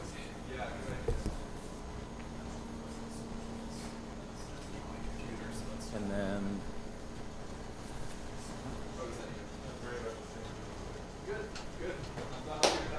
and the shop is set up so that we do wholesale, but we also offer different ways of making your own merchandise. That's sort of where we'd like to just entirely head in the future. You got a membership thing, So we right? do membership-based structure.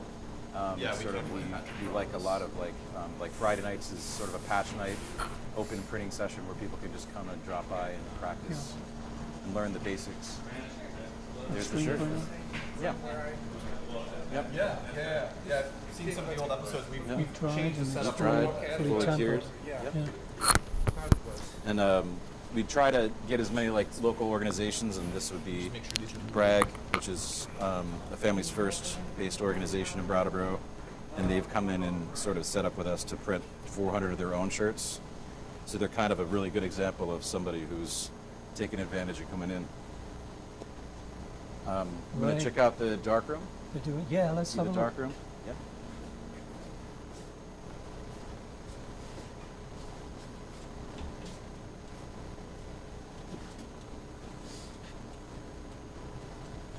So this is where the image gets put on the Exposed. screen. Yep. So I was saying it's sort of a UV reactive glue that we're using out there, and we would have coated it on the screen. And this is an example of a film that somebody wanted this image of a fish. They've created a film that's sort of transparent and allows the light to pass through some parts, but the black stops the light from hitting that emulsion on the screens. So anywhere blocked out with the black can eventually just be rinsed out, and that becomes that empty stencil area where you can push the ink through. Most of the time people do kind of like one color stuff, but you could do an infinite number of color prints on top of each other too.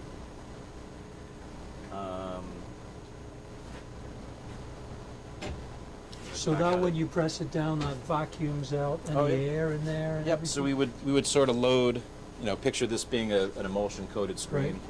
This would get set in here. You would have that sheet of emulsion, that material we're talking that gets hardened.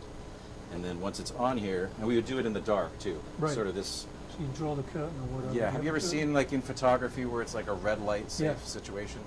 In this process, yellow is the color that doesn't affect our materials. Okay. So if we were actually shooting something, I would shut that light off, and I would shut all the doors, kind of keep it a dark situation.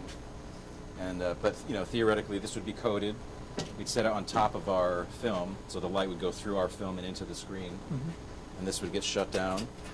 And that vacuums this out. And then, I don't know if you can see it on camera, but there's sort of a neoprene. Sucks it in. Yeah. There's sort of a neoprene mat that gets the air sucked out of it, so all of our materials are sort of sandwiched together, and that allows for the exposure to happen.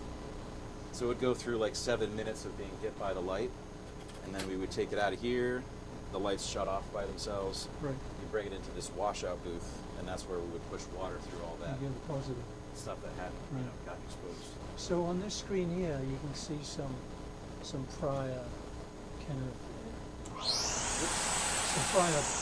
prior screens. Does that matter? Do you need to clean them off altogether? Or Well, does it matter? this is here for an example. We wouldn't use one that's blocked up by stuff, but sometimes, remember how the plastisol ink never dries? Yeah. Water-based ink is used for some applications, but the threat of water-based stuff is that it does dry the screen sometimes. So we would sort of mark out areas that had been ruined like that. Somebody didn't let something wash out entirely, and certain parts of the screen would still be usable and have the images shot on them. So with stuff like this, you just got to wash that out of the screen? Yep, and that's what the power washer behind you for. It's noisy like every other power washer. I would try that out for you. But yeah, so then the stencils are reclaimable too. So this emulsion that we would have put on there could be reclaimed. So once we've used the stencil, we've made our 200 shirts with it. We can reclaim it and just use these stencils over and over and over, which is why you see something burned in there. Yeah. Someone's really gotten their use out of the screen over time. Great, I love it. I could see the attraction in when I come back. Yeah. You got a dark room, you got a print setup and everything. Yeah. It's And really then cool. in the basement, which is sort of the same floor footprint as up here, we have like a storage, of course, but also like a bunch of bands rent down there too. So we're Bands rent? Yep. It's just like subletted to a bunch of musicians. Oh, you that mean for practice. rehearsal stuff? Yep. Practice space? Really? Great, well that's pretty convenient right on Main Street. Yeah.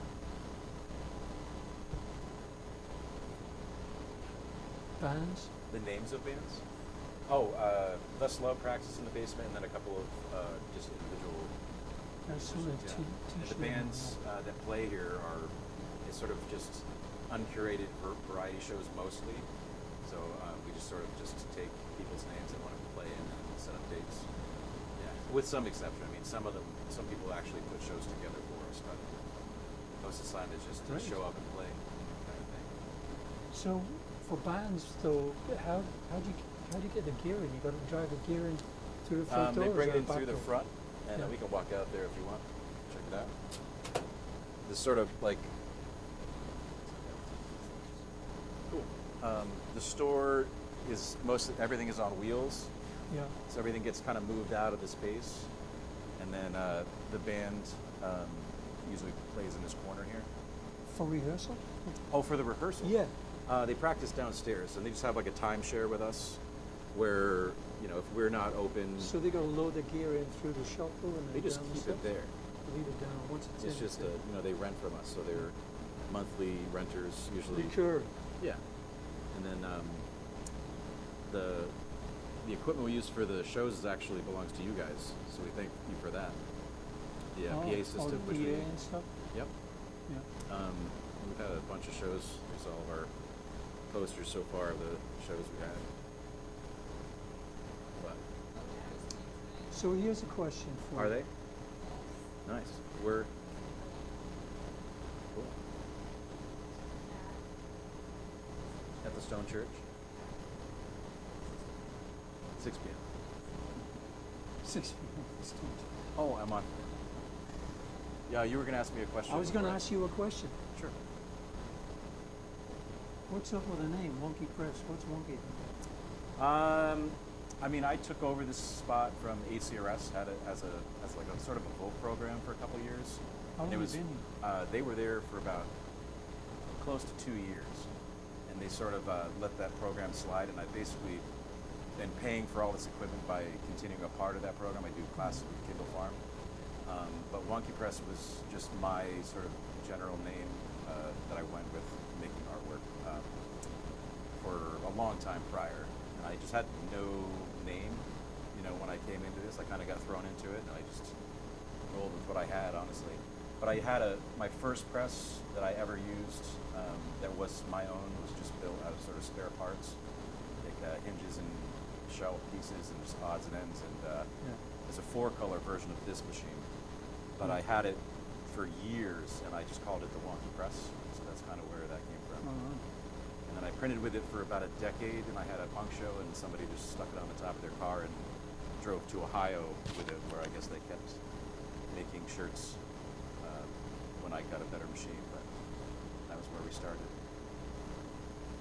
Yeah. Did you get a clown in the middle, Elaine?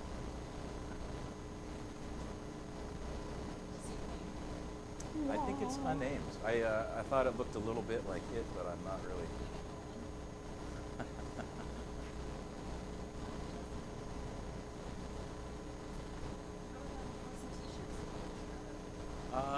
Honestly, I mean, it's hard to. I don't have a lot of my own material here. It's sort of a bunch of random members and individuals, students. Yeah. That one doesn't come burnt. That was just left there for an example. Special burnt t-shirt. I think I spend most of my time designing shirts with other people. This is a really sick shirt. I've seen Robert, I've seen Mr. Earl. I'll show you the only shirt that I've produced this past year.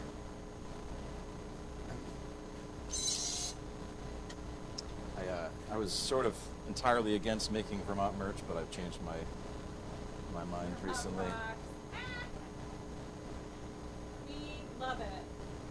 We love it. Although you should kick those things down. Yeah, I made the shirt, and then I realized that I could easily be canceled. I don't think they've misdirected anybody. They were designed for t-shirt purposes only. What else do you want us to know about? Yeah, membership is sort of, it starts at $75 a month. And you get storage space. You can either get like discounted materials through us, or bring your own, so we don't like have to charge you for like ink and stuff like that if you come with your own. And you sort of have my sort of feedback for as long as it takes you to get used to it, and then eventually you can get just a key membership. You can come in off hours, so you have like stores to the side of us, and then our store, like as long as it's around the printing projects that already are in the shop, you can just come in whenever you like.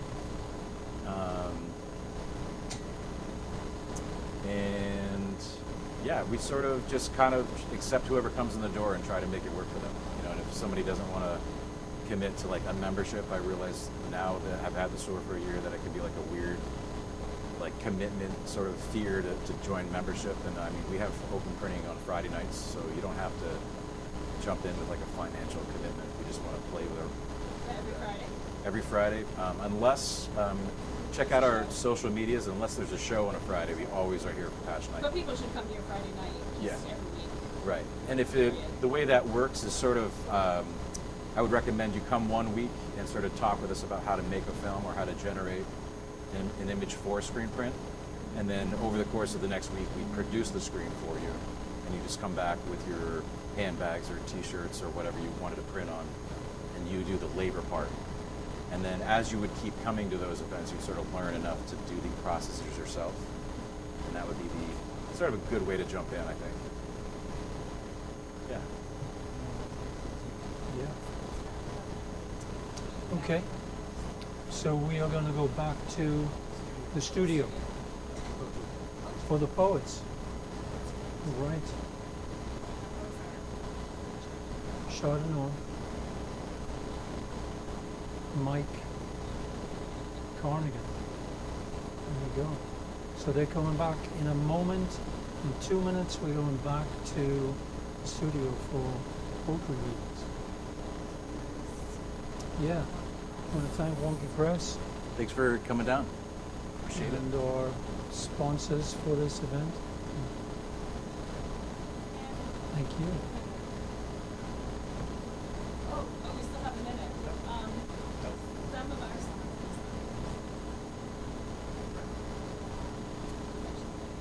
Brattleboro Food Co.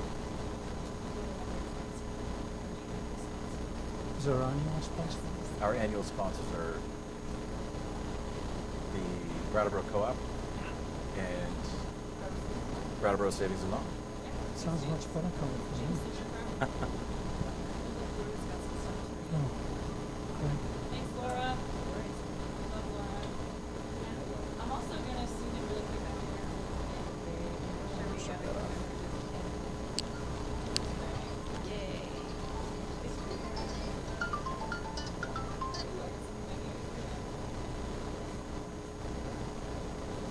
So, okay, so it's back to the studio for poetry, and we're going to go off down the street to Latches, where we will stream live again soon.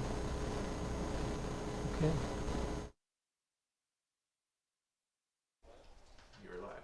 We just watched a tour over at the Wonky Press. That's at 229 Main Street in Brattleboro. I'd like to thank James Primrose, the proprietor over there, for taking our crew through their space and sort of showing us what they're all about, and also showing us how to screen print and what all that means. It's pretty cool over there.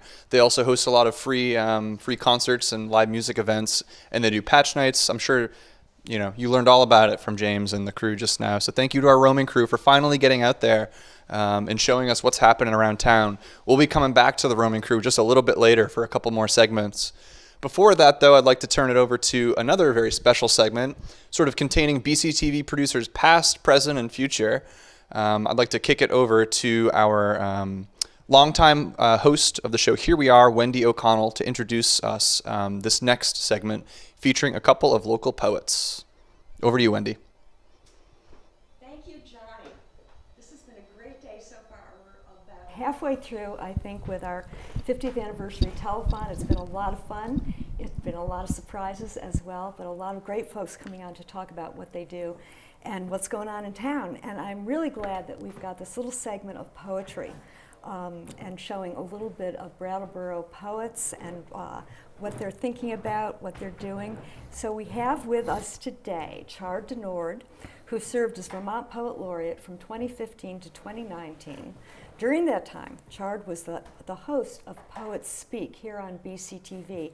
It was a fabulous show. He got poets from all over the state, a couple dozen at least, and as many shows. And they would come on and he would talk to them about poetry, and it was a fabulous, fabulous series.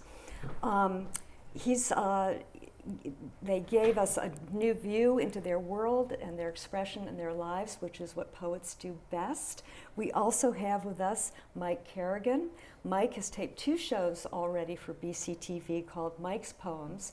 He's interviewed the owner of Byway Books, which is one of our new bookstores in town. By the way, we're up again to 5 bookstores in town, which is healthy and wonderful. So I'm going to turn it over to these 2 folks, Mike and Chard, and we'll talk a little bit about poetry in general and also your own poetry, and maybe hear a poem or 2 as well. Okay.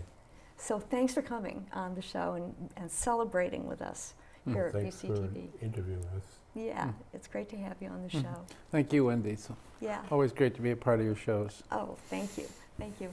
So, Mike, you've been here in Brattleboro for about 8 years.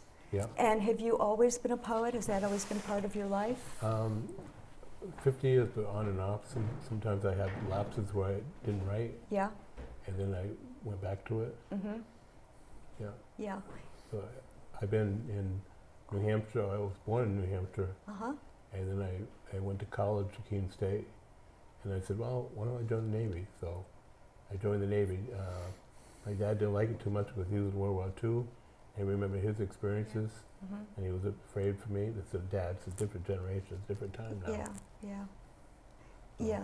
And how did poetry fit into your life over these years? It's a great catharsis. It's a great release. You know, I feel the craziness of the day, and it's like, I got to write something.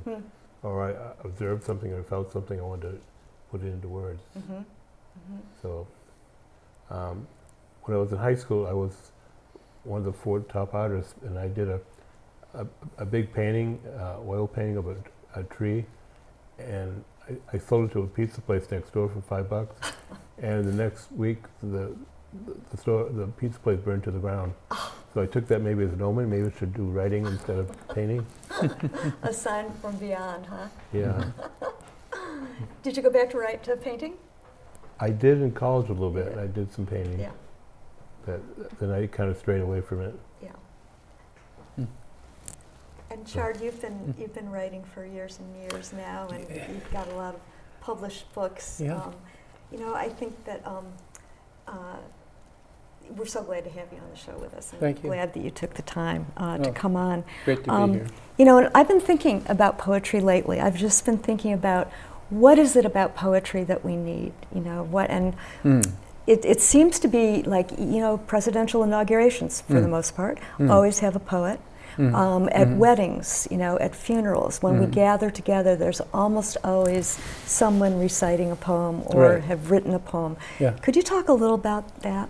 Yeah, I think it's always a great question, and every new age has a new need for it, because someone once defined it as the news that stays news. And whether it's, you know, 1,000 years old or contemporary.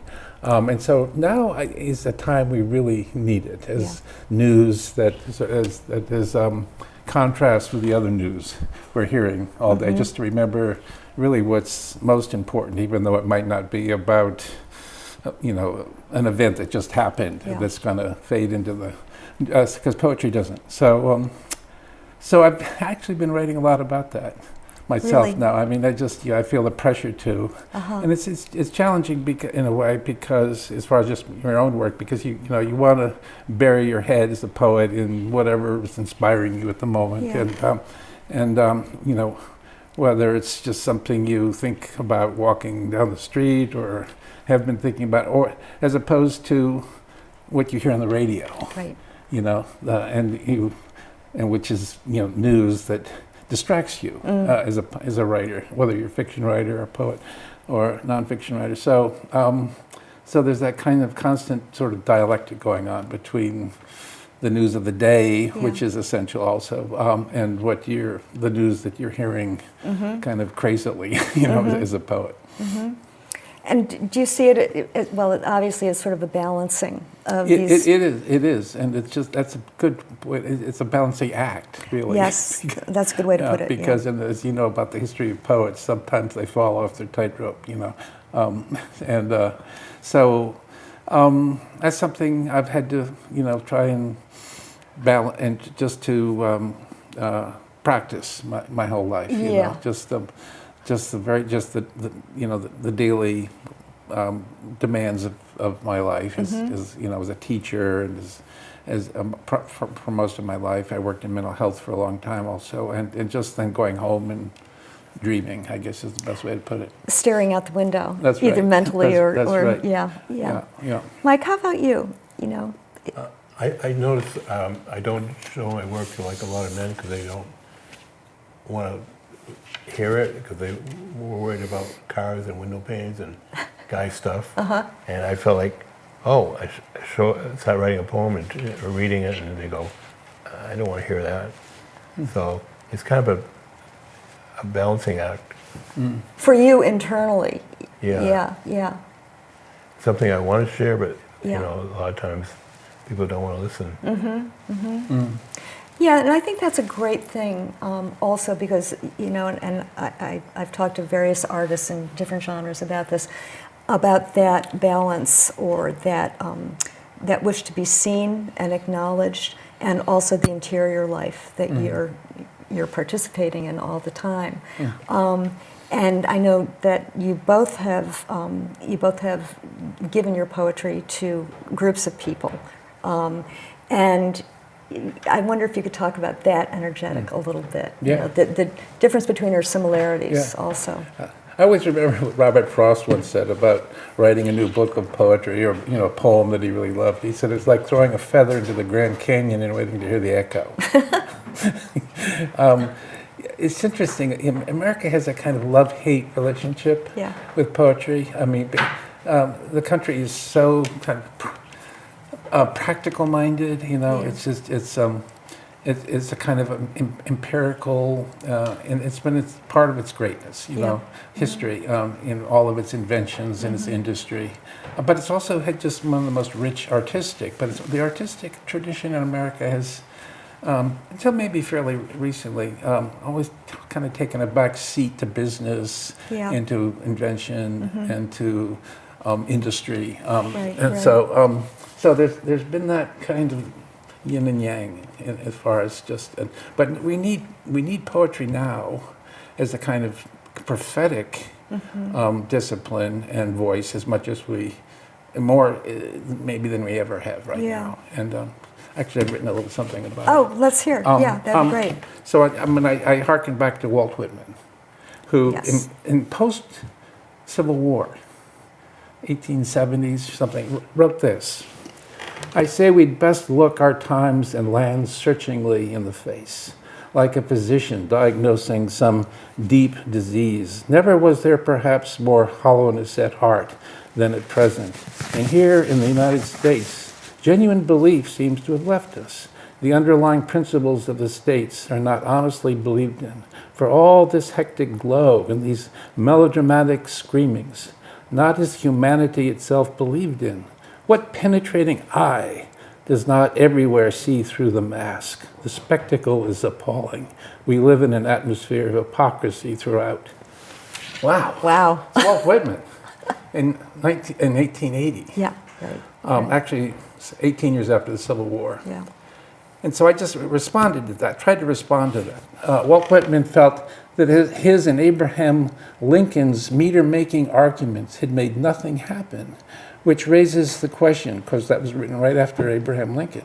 If poets are in the act, or in fact the unacknowledged legislators of the world, as Percy Shelley claimed, then just how is a country or a people to go about enacting its poets' laws in order to safeguard against the very kind of hypocrisy that Walt Whitman laments in his diatribe above?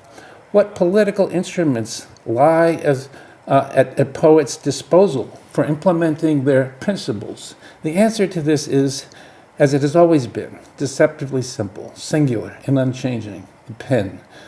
the typewriter, the computer, by simply continuing to write and thereby witnessing to the reality of the age in a language that sounds better and means more. The fact that only 6% of Americans read poetry, maybe it's up a little bit from that right now, and literary fiction is discouraging, yet. But if poets and prophets allowed numbers to discourage them, they'd never get anything written. William Carlos Williams' caveat, it's difficult to get the news from poems, yet men die miserably every day for lack of what is found there. Continues to resound as strongly as it did when it was first published in 1955. And I just thought of a very short poem by the great poet, Zbigniew Herbert, the Polish poet, who wrote a poem called The Envoy of Mr. Cogito. And he says, as a kind of, caveat to all of that, go where those others went, to the dark boundary. For the golden fleece of nothingness, your last praise. Go upright among those who are on their knees, among those with their backs turned and those toppled in the dust. You were saved not in order to live. You have little time. You must give testimony. Be courageous. When the mind deceives you, be courageous in the final account. Only that is important. Be faithful. Go. I liked Walt Whitman because he had Leaves of Grass. It was like 21 pages long, one poem. Yeah. But it was pretty deep. Oh, yeah. Yeah. Did Just you read read some of that it. a long time ago, Mike? Or? Yeah, probably. Yeah. But it stuck with you. Yeah.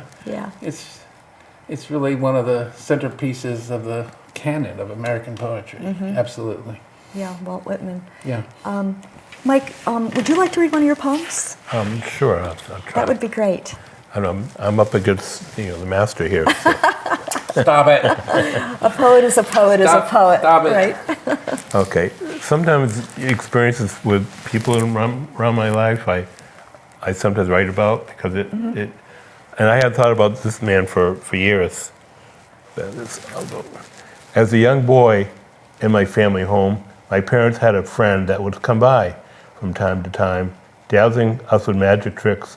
After months he had lapsed by, he failed to show his face.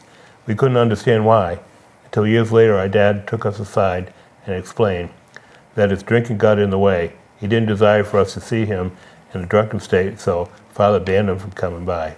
We missed his merriment of his sleight of hand, where we were left guessing what appeared to be magic, with little children with starstruck eyes, dedicated to Ralph. Dedicated to Ralph. Yeah. Thank you. Yeah, thank you. Thank you. Thank you. Yep.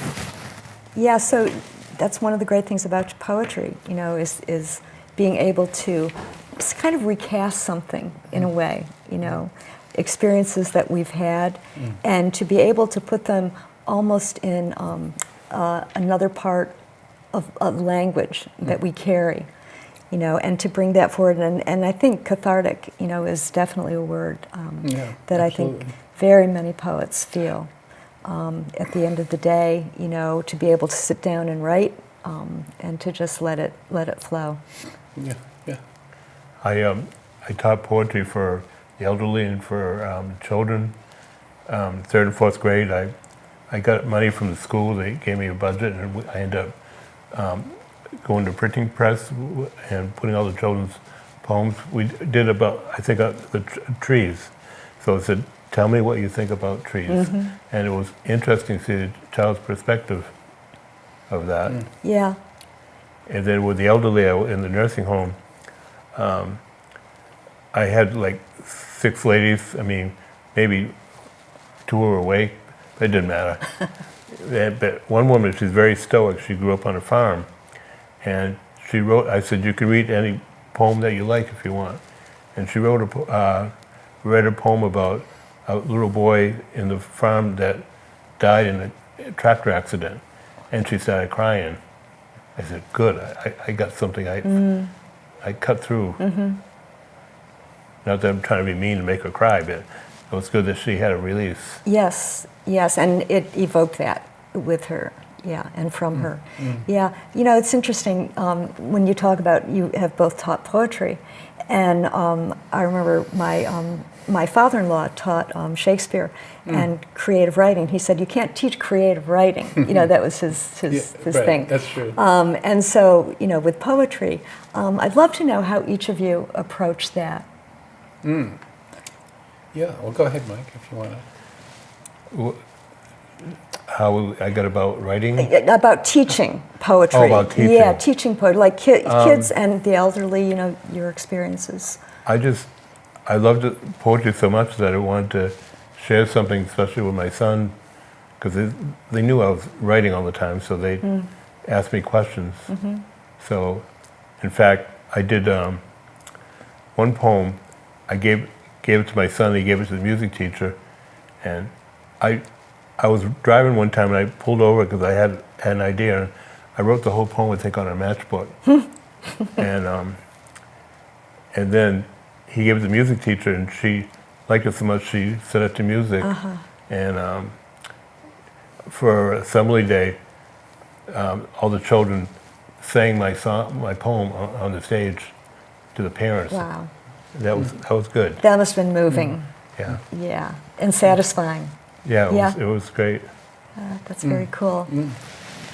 Shari? Gosh, I've taught it for over 30 years. Yeah, so, yeah. You know, I struggled all the time to try and figure out, you know, the best way to inspire or excite my students about poetry, and I just I always tried to get them to discover things they didn't know they knew, you know, in poems, and one of the great sort of tricks in doing that was to try and figure out how to inspire them to make escapes into another. And so I often ask them to write a lot of persona poems.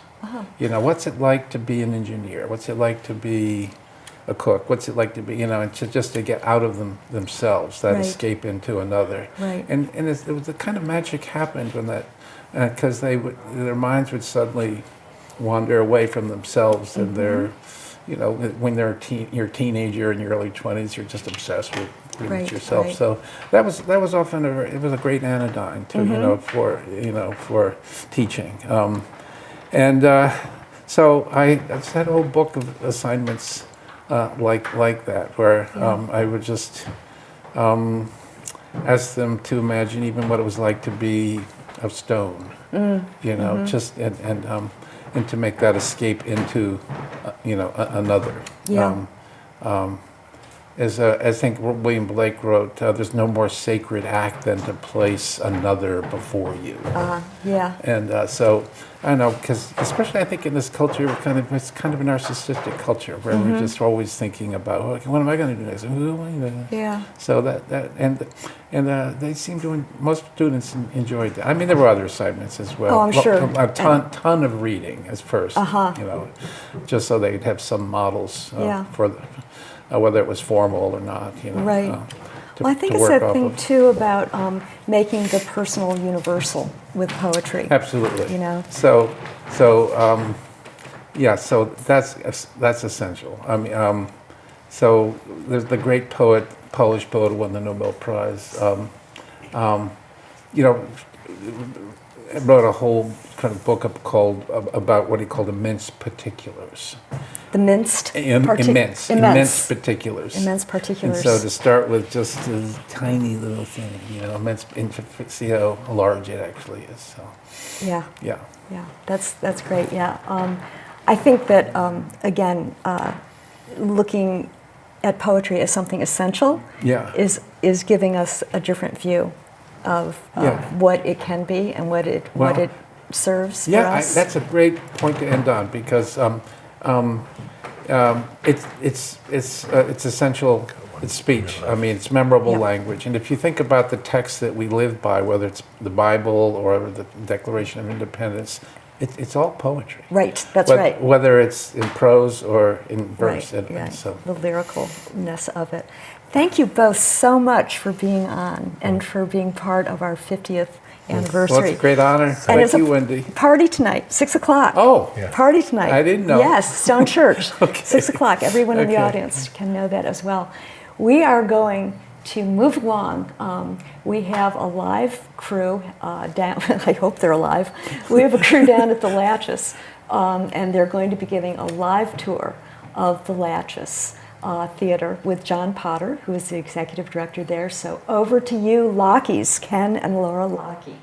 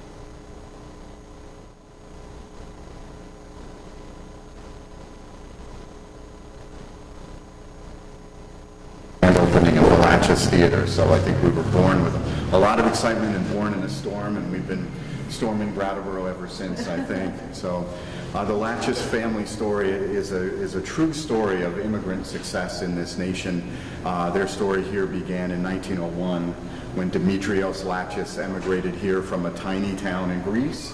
And the decor and all the design of the theater, which we'll see and which you're familiar with, honors the family's Greek heritage. But Dimitrios started here in 1901. He pushed a fruit cart through all the streets and roads of town. He would meet the train from Boston right over there where the museum is now every morning, fill his cart with fruit, and then go and peddle it around the village. And from that, the family business grew from a fruit cart to a fruit stand, and then a grocery and confection store, which was located about where the co-op is now.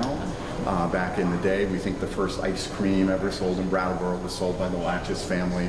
And then the family story goes that in 1919, one of Dimitrios' sons said, "Dad, you got to get in the movie business. It's where it's at." And the old man said, "No, we're not doing it. We're not doing it." So the son, the story goes, took the family money without permission and went and got signed the contracts and got the equipment and got the family into the movie business with the words, "Pop, just you wait. You'll see that I was right." And it turned out he was right. So the family started in the movie business in 1920. The first Latches Theater was on this location. It wasn't this magnificent building, but it was right on this site, which means we've been showing films as the Latches Theater on this location from the silent film era all the way till today, which is something we're quite proud of.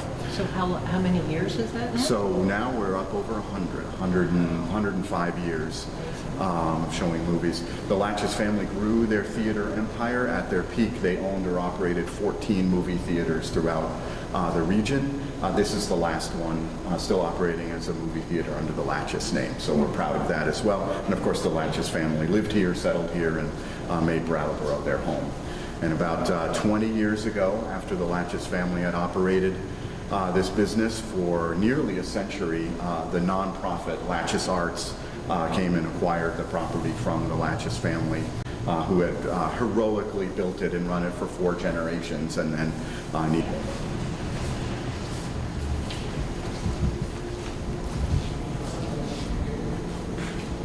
So it's never dull around here, and we're gearing up for this weekend's Indivisible Brattleboro Democracy event, and this is one of the artwork, one of the pieces of artwork that we brought in for that. So it's quite a striking piece. Urge you guys all to come to the Latches this Sunday at 4 o'clock to enjoy that event. And of course, we're gearing up for the launch of Wicked next weekend. There's always something happening here. 2 green ladies. Two green ladies, that's right. Each able to cast their spell in their own way.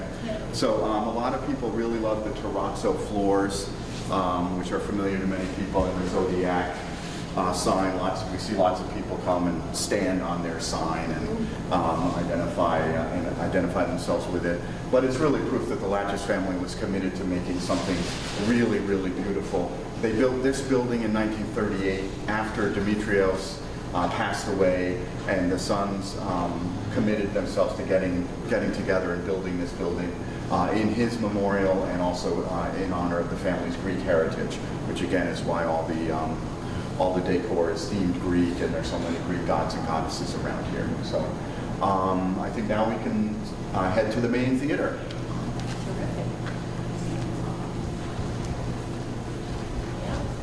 Distinctive Greek statuary. That's right. That's Hebe, the goddess of youth.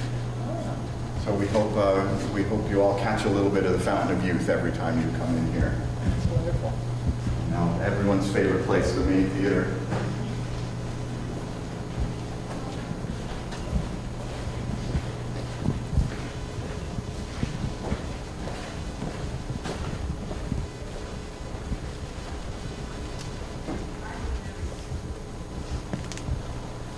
So welcome back to the main theater. I love seeing people's reactions the first time they set foot in this room here. Their eyes light up like they've entered a cathedral, and it's really it's something that I enjoy. So right from the get-go, when this building opened in 1938, we have been a venue both for live events and special events, as well as for movies. We were one of the very first places that the Von Trapp family performed after they left Austria. Within the first couple of years after that, they were here performing live on the Latches stage, and we've had a number of really amazing performers.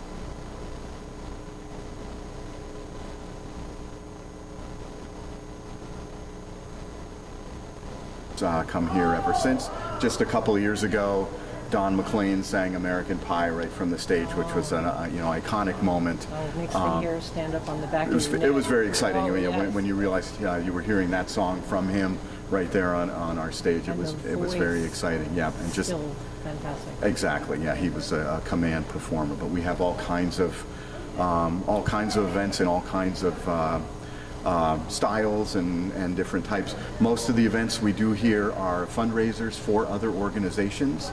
So in the last decade or so, we've raised over $1 million for other organizations in our community and around the world with events here. We're quite proud of that. If we want to take a look at the artwork on the walls here, those were painted right up on the walls by an artist named Louis Jambor, who was also an immigrant to this country, moved here after World War I. And we believe he painted the cells of early Disney animated films when they were all hand painted, and that's how he sort of got connected to the theater world and ultimately to the Latches family, who hired him to paint these murals, which again obviously all draw from Greek mythology and are really striking part of the main theater. And we have continued rolling right up until this very day. Not without its challenges. Tropical Storm Irene put 6 feet of water in our basement and knocked us out for about 6 weeks, and did quite a bit of damage. And then, of course, we were closed during COVID, and but happy to have reopened as quickly as we could. One of my favorite memories is when the popcorn machine turned back on after it had been off during COVID, and then that smell filled the building again. That made me feel like, yes, we are back. There's nothing so powerful as that. So, yeah, this is the Latches story. The Latches family is still connected to the place. Ann Latches is here and works for me a couple of days a week, so we still have that connection all the way back to the founder and all the way back to Demetrios Latches, who started this and got this amazing building going. Do you have any questions for me? Do you have more screens here? We certainly do. I'd be more than happy to show other places. Yeah, come with me. I'm coming. Here we go. Yeah, there is nothing like that popcorn smell. Yeah. Okay, great.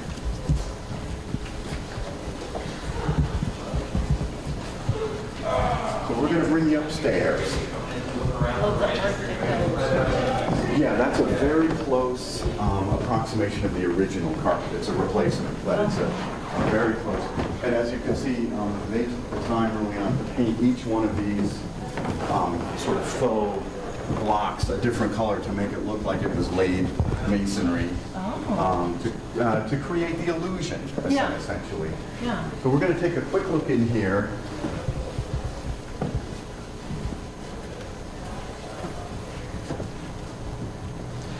And it's dark because we're getting ready for a movie. This is what we call the ballroom theater, and it used to be a ballroom. That's how it was built when the building opened. And we have wonderful old pictures of like soldiers dancing with their sweethearts during the war with a string band up on the stage there. And we like to imagine that the ghosts of the ballroom are still active. And I don't know if you want to walk right across here and get some shots in the balcony. Yeah. It's really spectacular.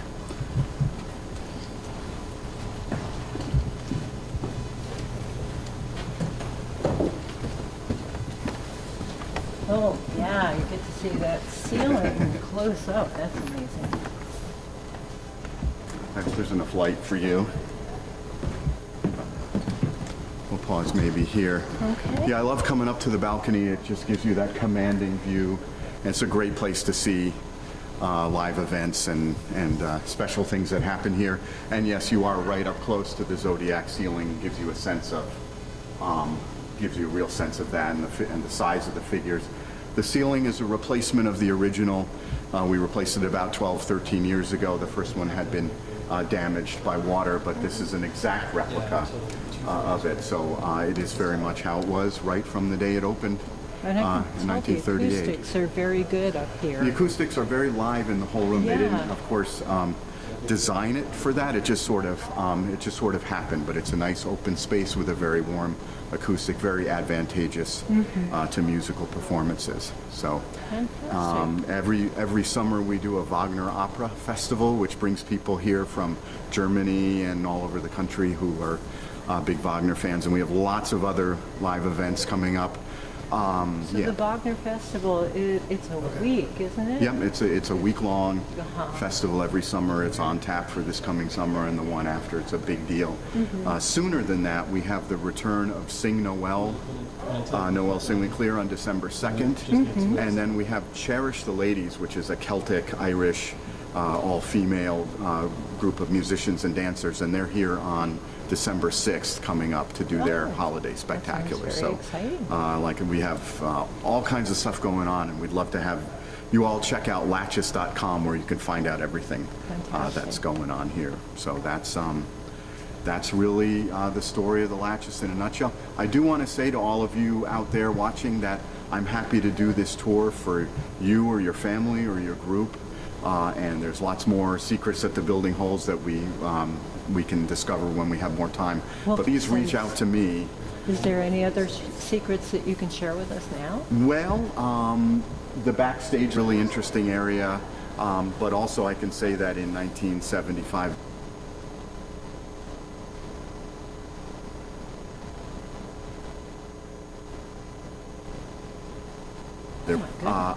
I can't officially say whether there are any ghosts or any hauntings in this building, but a lot of the people who work here believe that that's the case. But in any case, the Latches has had a long, colorful, storied, wonderful history, and we continue to.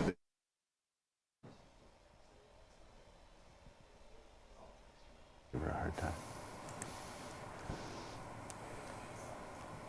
Hi everyone, I'm Wendy O'Connell back again.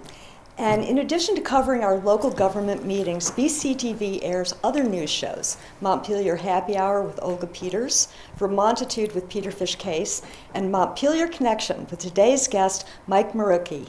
Mike is a member of the Vermont House of Representatives representing Windham Ford District. His BCTV show happening in this his BCTV show, Montpelier Connection, keeps us up to date with what's happening in the State House, and he introduces us to other state reps, the movers and shakers in Vermont government. Mike's here in the studio now, and joining him is Lachlan Francis, a candidate for position of chair for the Vermont Democratic Party. Over to you, Mike. Well, thank you, Wendy. And I guess we could call it Putney Connection today because of your connection and Lachlan's connection to Putney, but we will stick with Montpelier Connection. And I want to thank BCTV, first of all, before we get going here. This is their day. This is celebrating 50 years, and it's an amazing contribution they've been making to the area, with so many connections to the community. So I want to thank them and thank them for their ongoing support. And I want to thank my guest here, Lachlan Francis. Yeah, thanks for having me. Thanks also to BCTV. It's a pleasure to be here. My first time on the show, so thanks, Mike. Excellent. And yeah, looking forward to discussing all things Vermont politics. We are almost a month away from the start of our January to May 5-month session, and things are really gearing up. And we can share a little bit about that. One of the things that's also in the works is we have 2 main political parties in Vermont, and we also have a progressive party that I think they had 3 members in the House this year.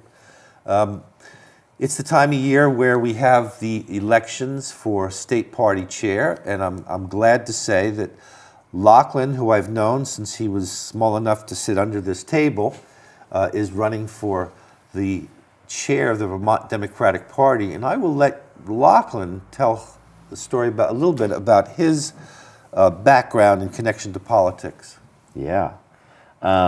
Thank you, Mike. So I grew up in Putney, like Mike alluded to, and had parents who politics was certainly a subject of discussion, but was not, weren't real party people. We were renters and moved around a lot, and then sort of by like good fortune and sort of dumb luck as much as anything else, when I was 14 or 13, I guess technically, we moved into a house where Pete Shumlin was right down the road, and I had known Pete and Mike from coming into school and having us up in Montpelier as legislators, and so all of a sudden I started to follow it a little bit more and did a little bit of volunteering on his first campaign for governor in 2010, and then from there really sort of got the bug. And so when I was 15, I was appointed to the State Board of Education and started working on campaigns pretty much from there.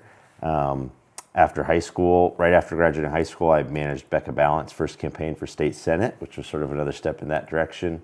Went up to UVM, been working on campaigns all across the state. And then I, at some point too, also left Vermont and went first to Texas, and now I've either worked on or consulted on campaigns in 30 different states around the country. So I spent 5 years as a researcher and at a polling firm based in New York City, but I was luckily living in Westminster for most of that time, working remotely. But yeah, it's been a great opportunity, really, all because in Vermont, politics is so accessible, and knowing folks like Mike and Pete since I was a kid opened doors to me that just wouldn't have been possible in other states. So that's something I'm very aware of and appreciative of, and I look forward to finding a way to pay it forward like folks paid to me. Well, we certainly appreciate that. And we are very mindful of the way that we need to continue to build our bench, to bring in new team members. And we are glad to see you take that step forward. We have May Hanlon, who's working with the Vermont Democratic Party too, another Vermonter who, born here, raised here, moved away and has come back, and she's working with the State Democratic Party now. So we appreciate that young blood and taking part in that transition as we start to continue to work that process and have a strong Democratic Party. We had some elections recently, and I think we saw right across the country, there's at least 3 issues that were winning issues: affordability, public safety, healthcare, housing. These are things that I think we want to make sure that we focus on as we move forward, and remember that we have to work the politics as much as policy. And it's one of the things Democrats are often accused of, is getting lost in the weeds of details, trying to make good policy and forgetting that we have to get elected first. So that balance is sometimes hard to get. And what are your thoughts on those issues? Yeah. And I mean, you've framed it in a little different way, talking about the people you knew in Putney, grew up with, the idea of affordability for the next generation too. Yeah. Yeah, absolutely. I mean, I think as we're seeing in Vermont right now, you know, the price of housing is increasing faster in Vermont than any other state. And for a lot of folks who, you know, whether they were the first generation to grow up here, or maybe they're the fifth or sixth generation to grow up here, you know, this is a special place to live. There's no two ways about it, but there's a feeling, you know, when you're just, if you're looking at Zillow or just watching even just what is happening on your road, houses are going up for sale and the prices are higher than folks can imagine. They're certainly so much higher than the incomes around here usually can support. And then, you know, there's folks who are selling houses in other parts of the country with much bigger markets and can come in with cash and buy those out. And so it feels like Vermont's really for sale to the highest bidder, and too often that bidder, you know, isn't already part of our community, and that's not always bad. You know, we need, of course, like my parents moved here, you know, we need fresh blood, but it feels harder and harder to put down roots and stay for the next generation, and that's something that's really important. And I think especially, you know, with regards to this governor, he talks that we have currently, Phil Scott, talks a lot about affordability, which I appreciate. It's, you know, the most important issue for sure, but, you know, you look at his 10 years as governor and the price of health care, depends obviously on your exact, you know, premium and everything, but it could have easily tripled in the last 10 years. It's certainly at least doubled. And similarly, you know, prices of housing has more than doubled. Rents are way up. Property taxes. So we've got a lot of work to do on affordability, and it hasn't been getting done necessarily. Yeah. Well, in this area, we especially have a concern with healthcare and how healthcare and health insurance are affecting our local hospital. And it's not just Brattleboro. We have 14 hospitals in Vermont. 9 of them have been losing money, and we're trying to get a handle on what's happening in Brattleboro, and I think they are. There's some really good, hardworking, caring, smart people who have stepped in to help right the ship from what's happening there, but there's work to do. And how do you see the landscape with healthcare as we move forward? Yeah, I think it's a big concern because, you know, you just look at our sort of risk pool, if you will, our population being as elderly as it is, they're expensive to take care of, and there's less and less incomes being earned every day to support, you know, that work through premiums, through taxes, etc. And as I understand it, you know, my wife's a physical therapist, got a lot of friends who are nurses. You know, so much of the problem is because we have such a housing shortage, it's almost impossible for these hospitals to meet their employment needs locally. That's also related to our demographic challenge and the fact that we are more elderly. And so then they've got to bring in, you know, travel nurses and travel doctors, who are people we need to provide fundamental care. But because of the employment status, are charging, you know, on an hourly basis twice as much as what traditional labor would cost in those positions. So a lot of these issues are interconnected, but we're absolutely at a tipping point on healthcare, where, and that's even before you get to all the changes at the federal level, where these cuts to Medicaid that the Republicans in Congress have pushed through are going to devastate rural hospitals and rural communities, especially our nursing homes are vulnerable. The National Nursing Home Association has estimated that as many as 1 in 4 nursing homes across the country could close. And in Vermont, there's just nowhere for those people to go. No, we don't have that many to start with. But it's interesting you point out housing is connected to this, and there's so many places where the intersectionality of housing to the success or not of areas, we keep hearing again and again that it's hard to hire people because they can't find housing here. So we're working on that. I think we've done a lot to lighten the regulatory load, but we need more funding, and I'm not sure how that's going to work, given that Washington is not a willing partner right now, and we used to get a lot more, and it's one of those challenges. You get what you vote for, and I'm not sure if people knew what they were getting.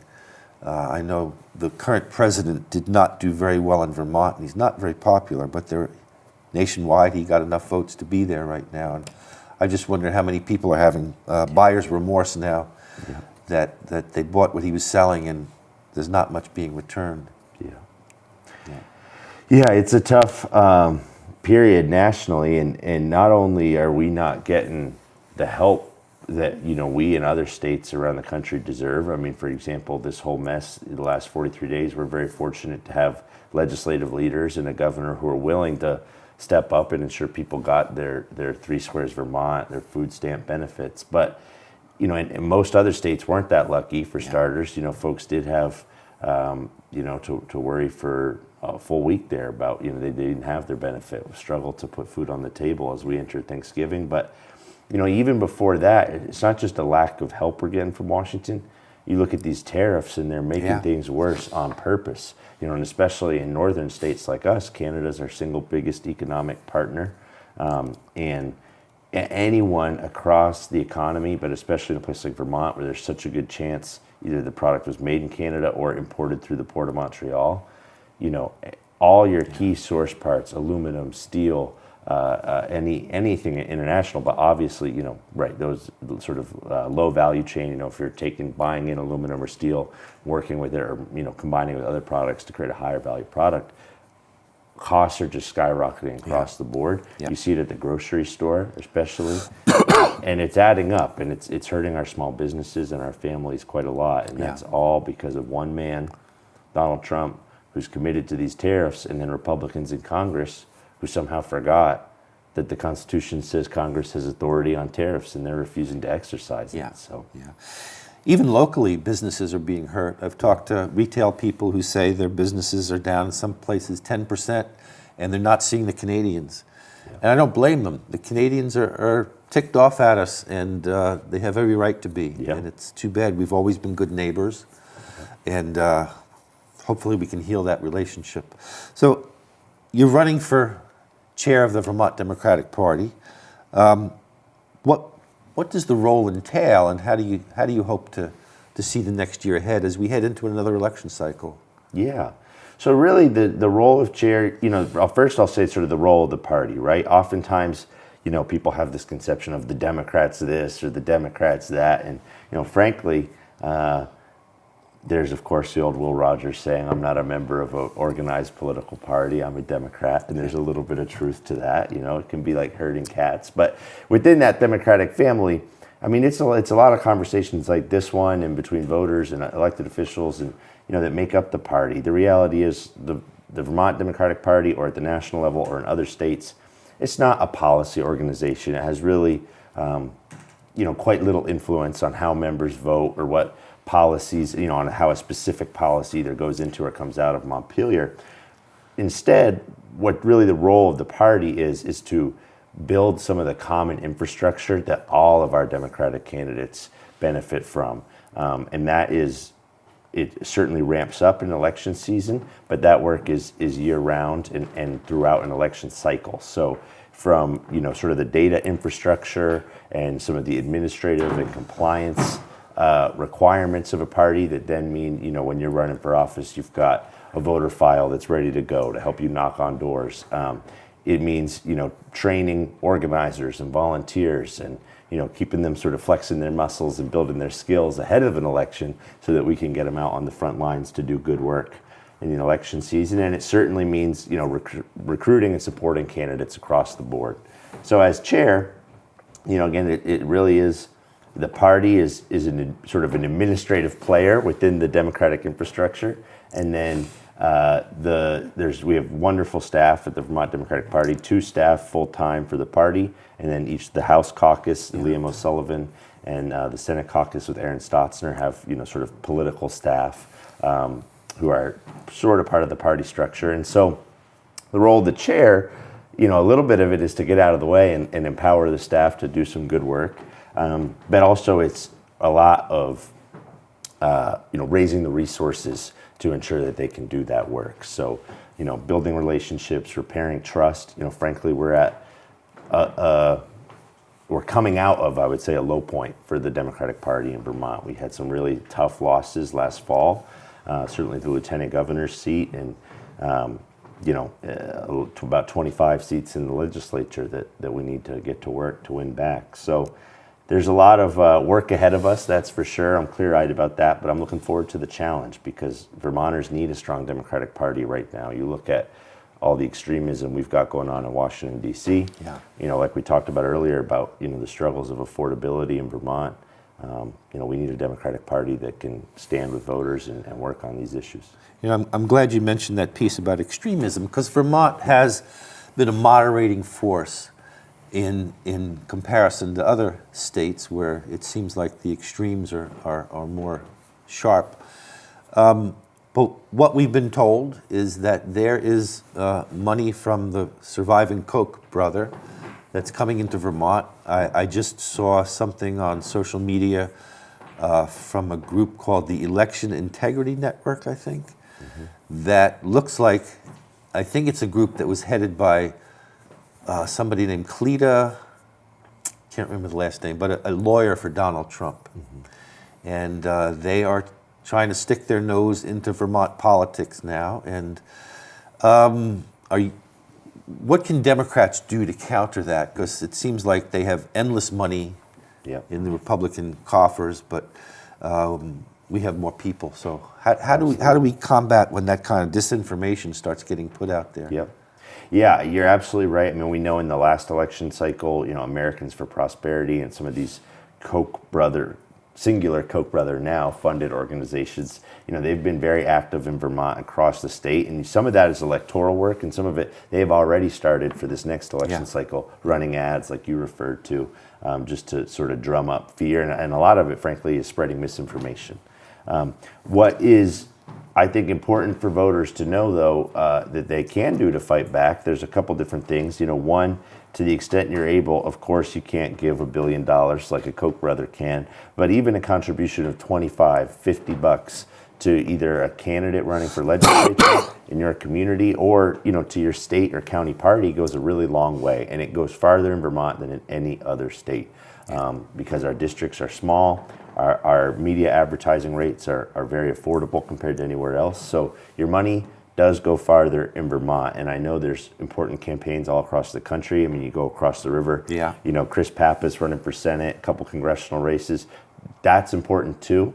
But the fact is, if you're going to give $25 or $50, it's going to go so much farther in Vermont than it is out of state. So if you can, please do consider stepping up to support some local or state Democrats. And then as we get especially closer to Election Day, there'll be lots of opportunities to knock doors, make calls, and get out the vote.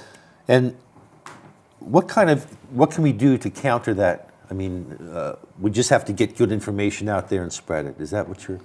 Yeah, I think that's a big part. A big part of it is, whether it's writing on Front Porch Forum, calling a neighbor, just having these conversations about the issues that you see as important and highlighting good work when you see it. Whether it's, like some people I understand think public safety might be a tough issue, but look at some of our frontline Democrats who are doing great work. Mark Anderson here in Windham County, our sheriff. So share good news when you have it. Good. And we will. I'm looking forward to working together. And likewise. It's an important election coming up. And I'm looking forward to continuing to work with BCTV, too. That's right. We're very grateful for all that they've done over the years and continue to do to bring our work home to the community. So thank you to Johnny and everybody there. Thank you, Mike and Lachlan. We are glad to have you. It's great to hear all of these updates and to hear both of your voices and the things that you're doing. So thanks for all of your service. Thanks for being with us today.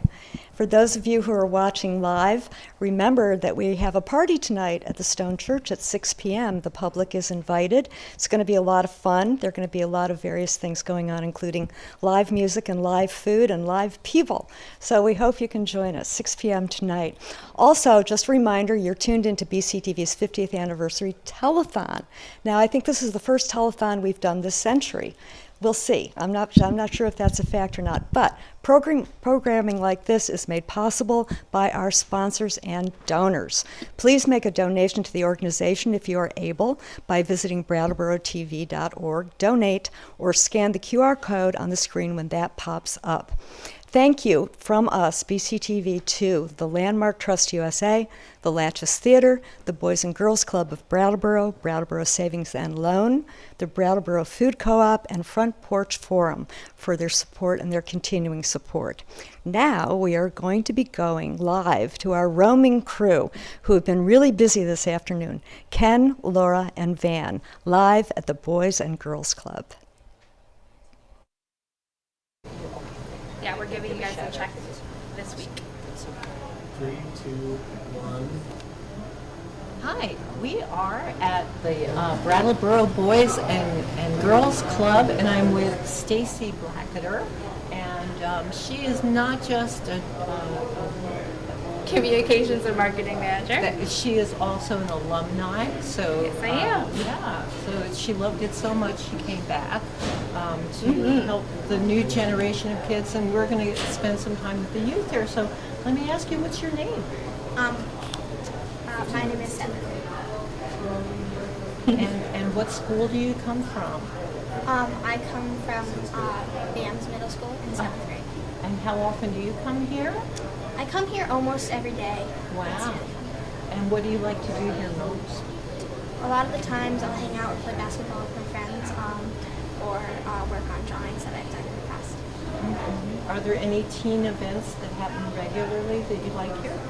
Yeah, there are actually a few. There's one that happens every first Friday of the month where you get to earn club bucks and buy little toys at the store. Oh, that sounds like fun. I bet you've got a lot of good friends who come here too. Yes. How do you earn club bucks? Well, they're kind of like Monopoly money, and so by helping out or answering the daily quiz, you can earn a certain amount, or by finding there is a little figure hidden around the club. If you find him, you get, I'm pretty sure it's 10 club bucks, and so it's really nice. That's pretty good. So can you tell me a little bit more about what you do here? Yeah, totally. Yeah. So my name is Stacy, and I've been a club member when I was in 2009 to 2013. I was a junior staff member here as well. When I was in college for the 4th time, I finished. I joined the board, and then since then, I stepped down from the board to become the communications and development manager here at the Boys and Girls Club. So I basically make sure that our message is getting out so people know we are here and what we do and how we change people's day. And then I also make sure that we get the funding to do all that. So yeah, it's a lot of hats. Yeah, but look how happy you're making people. This is really great that your kids have a resource like this to come to. Yeah, I think so too. So can you show us around and... Totally, yeah. And I think while we're on this like little tour, we're gonna catch some more kids, and they're gonna want to tell you some more things. So Seven, thank you so much. You're welcome. Yeah, you did such a great job. Yay! All right, we're gonna see you in the mix. Yeah. All right, let me put this bad boy back on. Groovy. Sorry if I'm. There's like a computer room over here. Yeah, so this Tech space room. right here is where they do a lot of tabletop games and a lot of our programming that's like, you know, kind of quiz, trivia based, spelling bees. Right behind our awesome camera crew, we have a little Magic the Gathering setup. So a lot of our kids are into Dungeons and Dragons, Magic the Gathering, tabletop games. We have a very cool reading nook over here with a bunch of donated books. And then, you want to come with me in the tech lab? We have this really great art space where the kids work on different projects, like Sam was talking about her drawings. And we also have a cultural liaison space for our kids that are coming to us from different backgrounds. We have our tech lab over here, which is where our kids play a lot of games collectively together, like Minecraft. But we also have our 3D printer, where our kids make their own Dungeons and Dragons figures. And if you're coming to the Holiday Miniature Festival, this is where we printed all of our furniture for our miniature club. Oh, can you show us any of the figures? Is it possible? I'm not supposed to touch that. Okay. I wouldn't either. Yeah, no, the kids are like very protective of the 3D printer. But like you can see some of their figures that they've been working on. Yeah, they're really cool. See this little guy here? Yeah, I think that's a monster for one of their campaigns. Very cool. Yeah. Good stuff. And they made that right on that printer. Yeah, they designed it on the computer. It's really cool. So yeah. And we can head down the stairs and check out sort of our game area.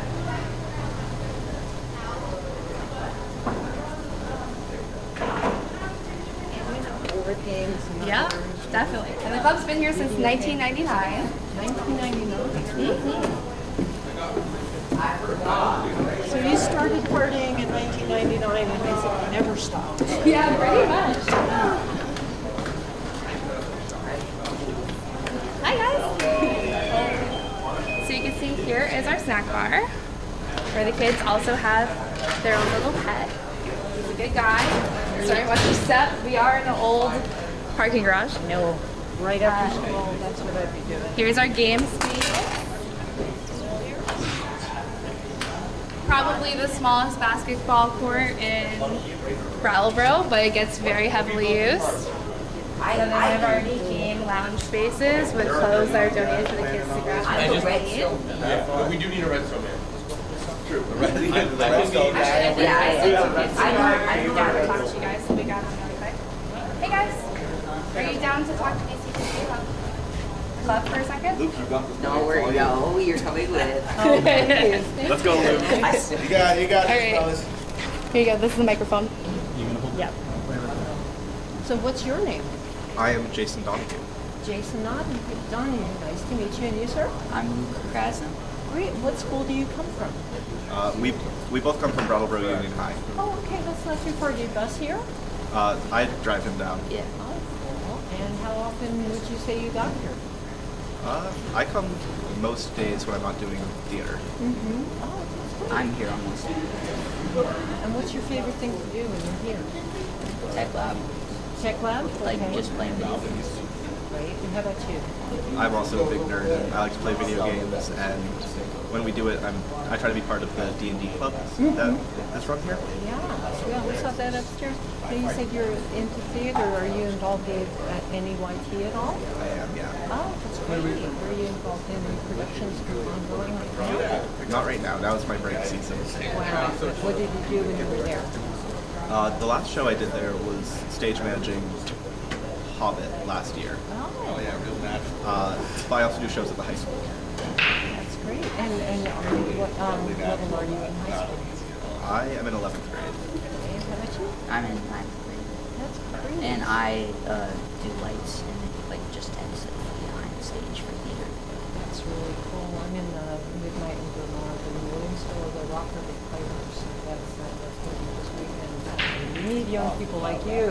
We really do. So I hope you'll move up into the other community theater programs and Hunter because we need people like you here. So what is your favorite thing of all the things here? I'm going to say the community. Community. There's just a lot of great people here. A lot of people that I probably wouldn't have started talking to and become friends with if I wouldn't come here. I would agree with that. I met this guy. And you guys are great friends, I can tell. There's a real bond between you that's really, really wonderful. It's great. This is a time to make really good friends. And it's great that you have the space to do it. So, do they have any kind of like regular after hours activities here that you guys go to? They have writing club, like every Thursday or Friday. That's what we're both part of, and then one that I think I can do a bit more than Luke. I don't know if Luke has gone. It's PRISM, which is the LGBTQ group that meets and allies. Great. That's wonderful. I'm really glad that they have that resource for you here. Well, it's been really nice talking to you too, and let's see if we can get someone else up. Would anyone else like to be on BCTV? Be on TV, Leo? Sure. John, right? John. We don't have. You said you got a shirt on.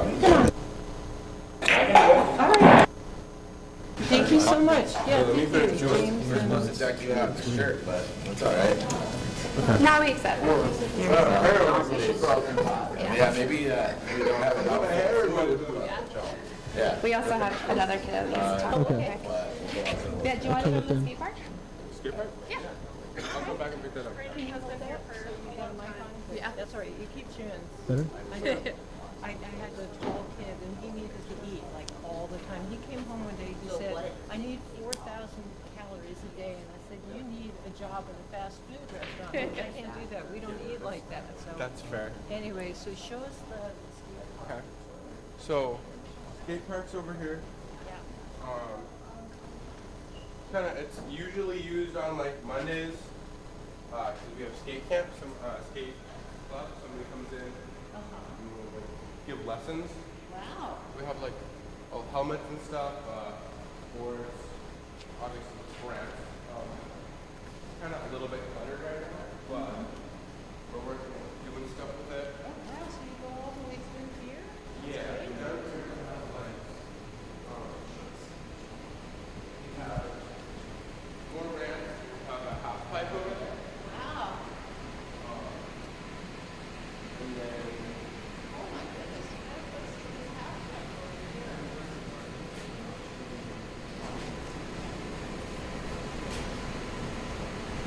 Wow, this is such a great space. no. It's not ready yet. So how long have you been coming to the Boys and Girls Club? 6 or 7 years. Wow. Something around there. Wow, so what school do you come from? BOHS. Okay, great. Yeah. Senior this year. You're senior next year. Great. Do you have any idea about where you might go to school after that? I think I'm gonna take a gap year and work, Yeah. and then probably, I don't know exactly which school, but probably go somewhere for like software, computers, maybe game programming. Great. Great. Well, it's good you've got the resources here to kind of, prepare yourself. John, one of the staff members, has taught me a lot about electronics and that kind of stuff. That's so, excellent. yeah, Yeah. So do you personally skate? a little bit. I'm not any good at it, but sometimes I'll mess around on the board. Could you demonstrate for us a little bit? Yeah, I can try. All right. Do you want to? You have to put a helmet on. I'm gonna embarrass myself. That's what we're here for. Make sure you put a helmet on. Yeah, I will. I can give you more. I'll hold you there. It's not changing. Something's going on. Yeah, how much water? So around this. I haven't been on a board in a minute. Laura, you're wild. Practice for balance every day. Yeah, I was about to skate. Here we go. It's a little small, but it's Really big either? Anywhere. actually small enough that it's over my head. Anyway, there we go. Well done. Thank you. All right. I kind of just shuffle around there. Don't hit me. Yeah, I'm not a skater, but That's more than I can do, really. There you go. Great work.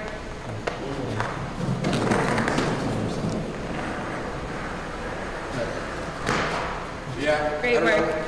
Kind of just Great goes work, through buddy. everything, so I've been learning. Yeah. You want to talk about Steve coming in and doing skate camp?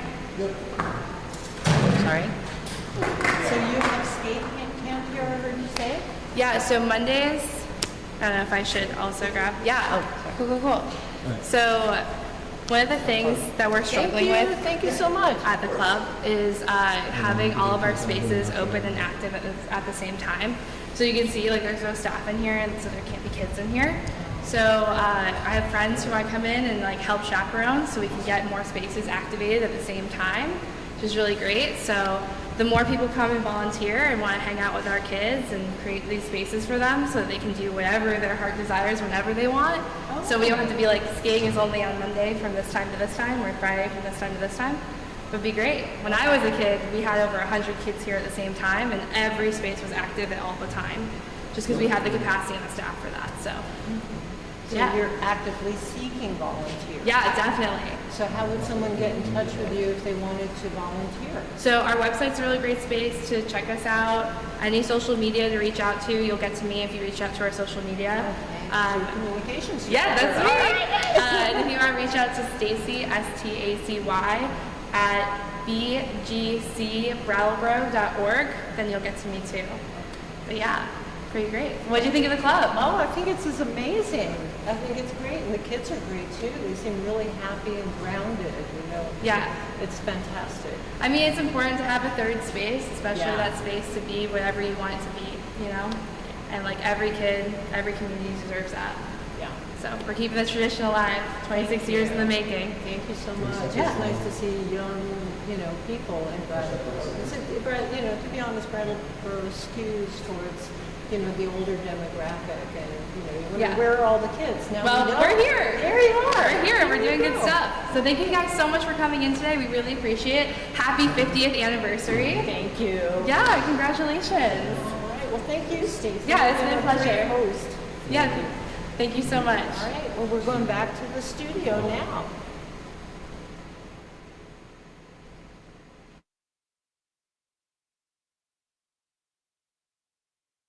Producer at BCTV. BCTV, how do I love thee? Let me count the ways.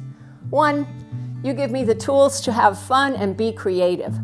When I was a Girl Scout, the badge I wanted the most was the storyteller badge. With me, words and ideas don't flow out of my mouth, but rather from my fingertips when I write or film or edit. When I am out shooting, I am like a kid in a candy shop. You never know what visual gem or soundbite jewel is going to be tossed your way, and you have to be ready to capture it.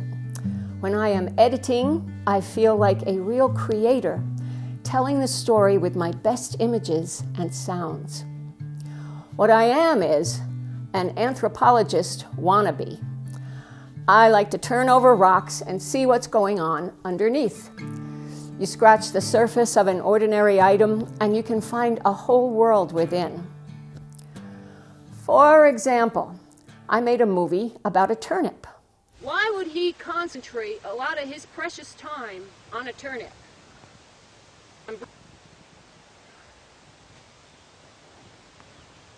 Because he probably wanted to make a better turnip. The gillfeather turnip, rooted in Wardsboro. But it was less about the turnip and more about the West River Valley people who grew it. I used to work down south behind the hosiery counter. I did, but don't anymore. A woman came in and asked for some garters. I asked her what kind she wore. Oh, rubber, she said. So rubber I did, but I don't anymore. Mr. Finney had a turnip, and it grew behind the barn. It grew there, and it grew there, and the turnip did no harm. It grew there, and it grew there, till it could grow no longer. Then Mr. Finney dug it up and put it in the cellar. It stayed there, and it stayed there till it began to rot. Then Mrs. Finney took it up and put it in the pot. She boiled it, and she boiled it as long as she was able. Then Mrs. Finney took it up and put it on the table. Then the family, they all sat down to sup. They ate and ate and ate and ate and ate the turnip up. They'd rather talk about the turnip than about themselves. But I learned so much about their lives through the turnip. How it tainted Gladys Bruce's milk if she fed it to the cows. How her dad paid the property taxes by selling his turnip crop. How the turnip patch attracted deer and how her dad would shoot the deer and they'd can it for meat for the whole winter. The gillfeather turnip has since become the Vermont state vegetable, even though it is really a rutabaga, I later learned. I couldn't have produced this bit of history without your help, BCTV. And I am not done with the fun part yet. For a year, I lived in Dummerston Center, which gave me the chance to film Behind the Pie at the Dummerston Church's annual Apple Pie Festival. Reed's dad, Dwight Miller Jr., I remember him as always saying that his forefathers or forebears were instrumental in helping to start that church over in the center. I love breaking down rituals into their parts. So the movie chronicled phases of the festival, from apple picking to Dwight Miller delivering fruit to the church kitchen. the peeling, slicing, and spicing, the making of crusts, the pie top insignia of each crust maker. Filming these minute details makes me happy. Also, the banter, the jokes, the stories, the camaraderie in the kitchen, the nightly count of how many pies they'd made that day. Day of the festival, the pies set in the pews instead of people. The motorcycle clubs and the rainbow fairies mingling on the grounds of this awesome, white, all-embracing church on a hill.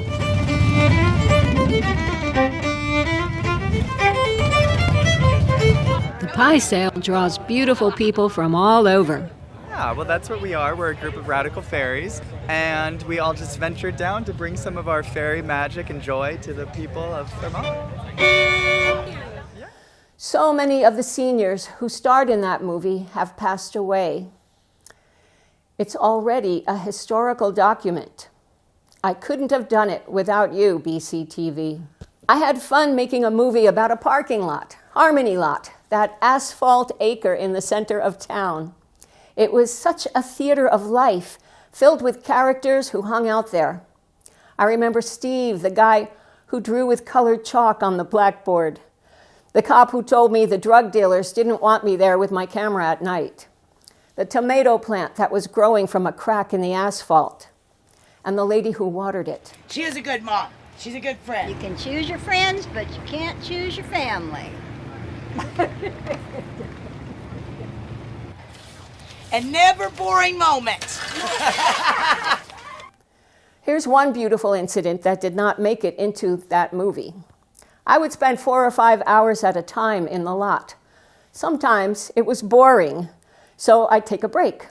One time I had stowed my camera equipment in the car and went for a walk around the lot, head down, looking for dropped coins, which was a passion from childhood. And there was this one young man who must have seen me bending down to pick up coins. He walked up to me, literally turned his pockets inside out, and tried to give me all the cash he had. He said it was his birthday, and he really wanted me to take it. What a precious human interaction. BCTV, you helped me to lead a happy, fulfilling, artful life. Fast forward to 2023. I'm working on Bill's Lumber. I have some 8 hours of footage. I have reserved 3 hours of editing time, as I did twice a week when I was working on it. And I am driving to BCTV without any idea of what I am going to do when I get there. How will I move the story forward? Even if you don't know, you have to go in to work on it, because just as a book gets written at the keyboard, so does a movie get made. I live 10 miles from Bratt. Driving down Route 30, the white stripes sort of hypnotize me, and suddenly I start seeing the scenes I will make when I get there. The next chapter was playing before my eyes. The movie is basically 22 two-minute chapters, and this is how it got put together. I had never met the Bills brothers until I showed up at their sawmill with a camera, but they welcomed me warmly. I thought I was just going to shoot them sawing the last logs for posterity and go home. But then Mark Bill said, wait, they have stories. Stratton, and we got rid of the hay and we headed back up through, and I guess we forgot the brake was on a little bit. It was an old 46 Ford, and we had grain bags on the floor, I guess, because the floor was bad. And we got up the road there, and all of a sudden the flames were coming right up through by my feet. He hadn't even stopped, and I came out of that truck. I was running for the river, and I found an old can somewhere, got a can of water, and was pulling the stuff out there. We got the fire out and made it back up to get another load of hay. I ended up spending the whole summer and fall with them. I found out while I was filming that not only were the Billses selling the mill, they had to knock it down and burn it. Sometimes you turn over a rock and you find pain. I knew the guys were dying inside.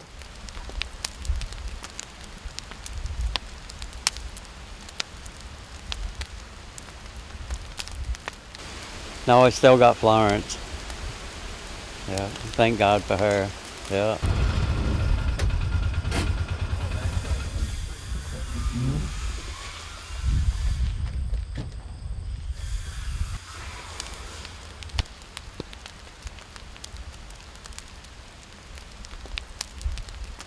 So it's the end of an era, that's for sure.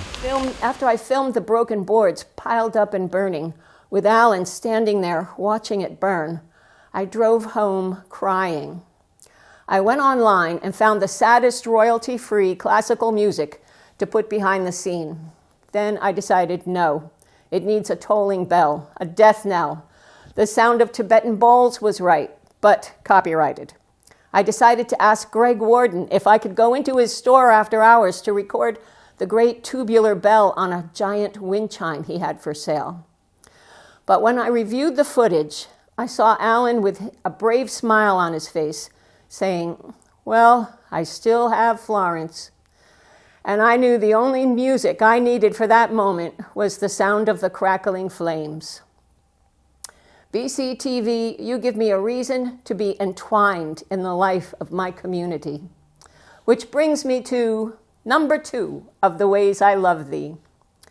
I didn't have to spend a dime to shoot or edit Bill's Lumber. I didn't even have to buy tapes because there is no more tape. Video records on a tiny SD card. The use of the SD card and a state-of-the-art lightweight video camera, the lapel mics, the shotgun mic, cables, power cords, batteries, and gaffer tape all comes free with nifty bags to carry it all in, all for the price of $35 annual dues. The only money I spent was on gas to get to Wardsboro and gas to get to Brattleboro to edit. Which brings me to number 3. I love thee for thy editing suites. I was a member half your life ago when someone in Brattleboro was renting out an editing suite for $25 an hour when that was big money. Editing time is probably worth twice that much today. I always feel guilty when I arrive late for my editing time because I know I am wasting a valuable resource. BCTV uses Adobe Premiere software. But what good is that without number 4, Nolan Edgar, to teach me how to work it. He is the production manager with a desk in the editing room, so he literally always has my back. Whenever I have a technical difficulty or need to learn a new skill, he pops up from his work to help. It seems that BCTV's prime mission is to get producers' work on the air, and they teach you everything to make that happen. When you need help, you get help one-on-one. My editing learning curve is so steep it's a spiral where I have to be taught the same thing twice before it really sinks in. Nolan never loses patience with me, nor did any of his predecessors over the years. Nolan turns editing station number 5 into Dream Factory for me because his teaching has allowed me to fashion my raw material into the story I want to tell. And number 5, BCTV, your workplace atmosphere is positive. I often hear your laughter. I feel an esprit de corps. The staff seems to like their jobs, giving ordinary people access to the airwaves. They celebrate birthdays. It's air-conditioned in the summer and a warm place in the winter. White shelves line the walls laden with awards. So, BCTV, who couldn't love you? You're a Scorpio. You're mature, good-looking, hard-working, fun-loving, tolerant, knowledgeable, and kind. What's not to love? Brattleboro are in a situation holding down.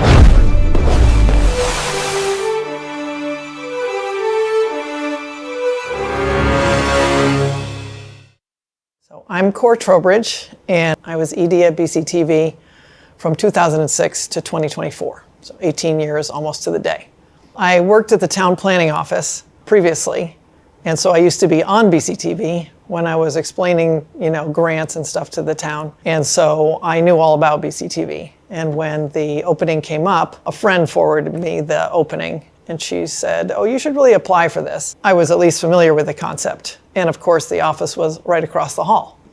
I presented myself as somebody with knowledge of municipal matters, but also with volunteer management experience, and also with personal interest in media. Membership was in an uproar because of board politics. And literally, I used to alert police dispatch that used to be in this building when we were having a board meeting in case something was going to happen and we were going to need the police to intervene. One of the board members their validity was being challenged as a producer and as a board member. And I had to create a formal grievance process. And then everybody testified. And I had to end up reporting this one person to the Department of Public Service at the state level for a temporary hold on their right to produce at BCTV. I had to have a lawyer. That was the first thing that I did at BCTV. After that, we got a whole new board, and as you do, conducted a strategic planning process. And the goal that came out of that process was to have BCTV be a respected and valued community resource for all. And so that became my sort of guiding principle. At the same time, technically, everything had just shifted from analog to digital. We had our first digital editing bays. We had cameras with mini DV tapes. We bought a digital server because when I came, the programs were being played by a series of DVD decks that were all connected by a brain. And then when the power would go out, the decks would be out, and everything had to be reset. You can imagine there was a lot of potential for error. So we got a digital server. And so that just made us more reliable, also meant that we could show programming more hours. Because when I came, we had just the bulletin board showing from 10 in the morning until 3 in the afternoon, which gave the programmer the time to put all of the programs onto to program how they were going to play out on the DVD decks. Once we got a digital server, then we could have 24/7 programming.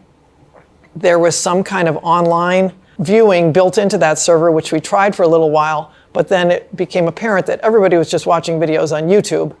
So we took everything down from there and uploaded everything to YouTube and just kept going with that. And we were one of the first stations to just make that decision. And it really increased our visibility. When I first came on, Adelphia had just been acquired by Comcast, and Comcast had to negotiate a CPG at the state level. And the Vermont Access Network had been part of that. And that just meant that with Comcast, we had more income and more stability than we had ever had before. A few years later, the CPG with Southern Vermont Cable came before the Public Service Board, and BCTV filed as an intervener in that process because Southern Vermont Cable, which has all of our West River Valley towns, had only carried one channel, Channel 8, not the municipal channel, and didn't go to all the towns. So we intervened in that process, and people came and testified, and we were granted new status as being officially designated for those towns, and that both channels would now go to all of those towns. So now we were covering, when I first came on, we were covering Brattleboro only, Vernon sometimes, Guilford occasionally.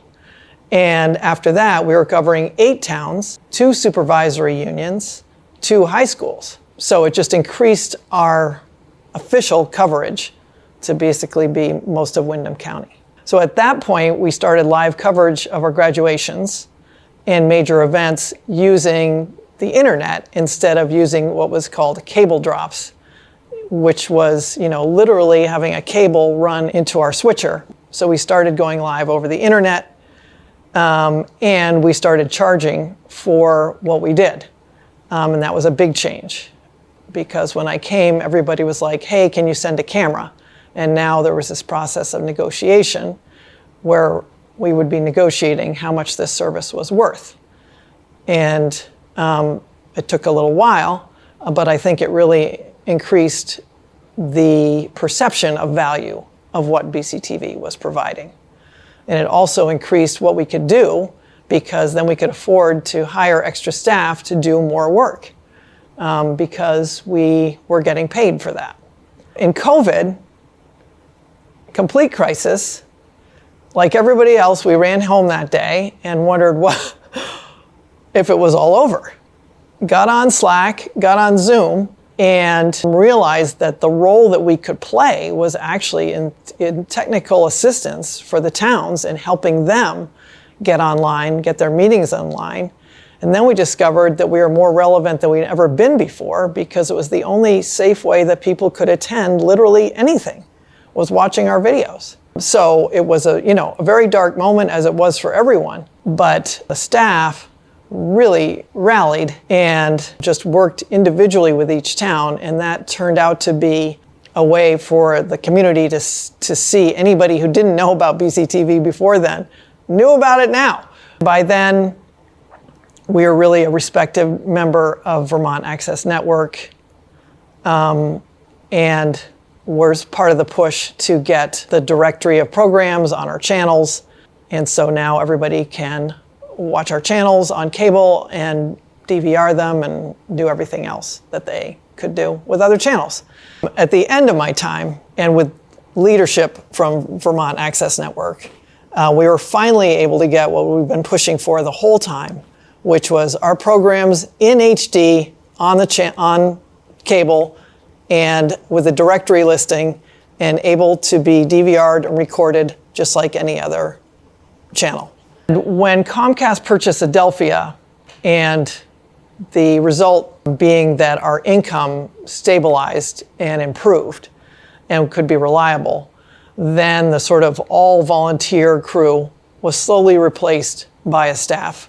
We had new people being attracted by our new editing equipment, because we bought nice computers and people were attracted by that. So we did see a surge of people who wanted to work on these nicer computers and use Adobe Premiere or Final Cut or whatever it was we were using, and have assistance with that. Everybody had a lasting, long impact at BCTV, right.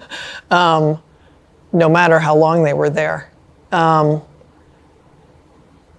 And the board that hired me was very dedicated and stayed on for a long time and turned over. But that was really like the taking over of BCTV by a group of people who were like, we're not gonna let this die. I was able to find the technical help that I needed to run the station. And in some ways, I think it was better that I didn't know how to do everything, because I could just work on negotiating contracts and keeping us on track and keeping us going administratively and managing all the money. And I could let the tech people let their talent shine. We did redo the studio a number of times, and that was also a huge thing that brought new people into the station. Because people want to make a TV show, and they would walk in here and say, wow, okay, I am at a TV station. Well, I'm proud to have taken the organization from one that was really not trusted and valued to one that's really an anchor institution of the community. That's a testament to all the relationships that were built and all the times that we succeeded, came through, delivered, and that was due to the dedication of the staff and the excitement of the volunteers about getting their views to be seen and heard. Big picture, I feel like my time here was a big success. There was huge battles and huge failures along the way, and we cried. But overall, the arc was really one of growth and respect. So I'm proud of that. I'm also proud of the team, that we built and that it continues on. Sometimes when a leader steps down, everything changes. Because it's all built around that leader. And the fact that the team has continued makes me proud that the team was built to work together.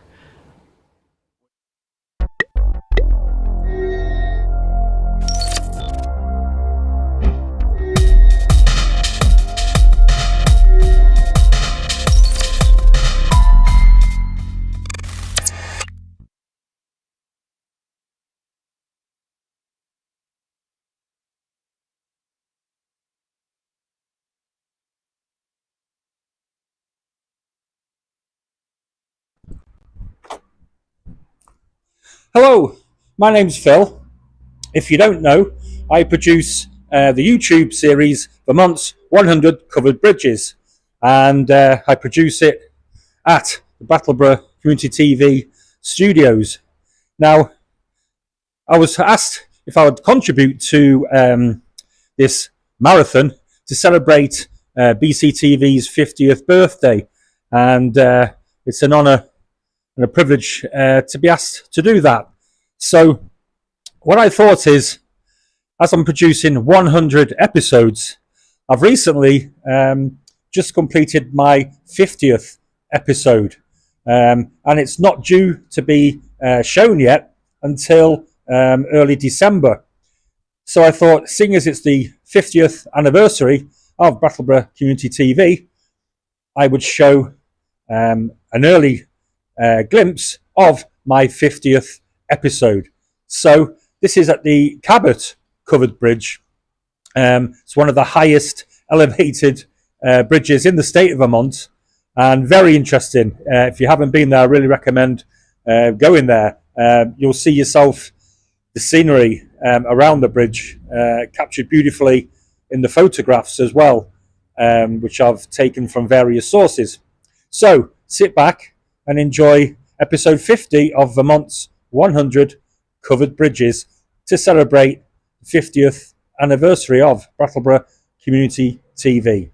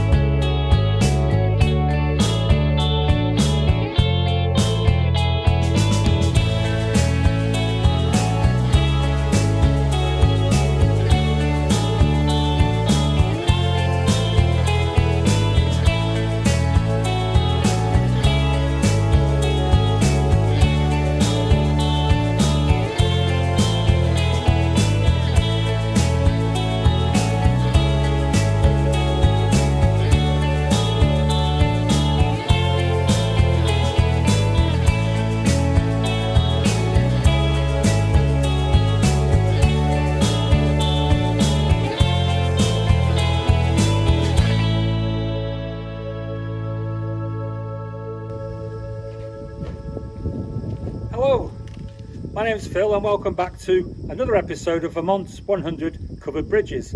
Today I'm at the A.M. Foster Bridge, which is in Cabot Plains.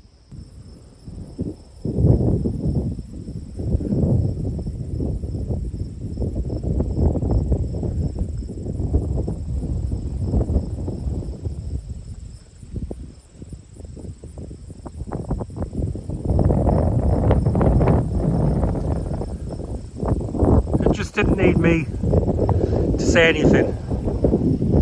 I've been waiting to come here for a while, and it was worth the wait. I just played back that first video to myself just so I could hear if the wind was drowning out my voice. It didn't. I could go and get the microphone, but then that drowns out the wind. It's getting that balance between being able to hear me but also being able to hear the wind. A.M. Foster Bridge.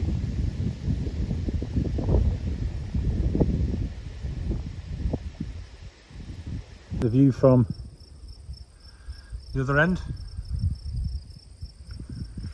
Let's go and take a look inside.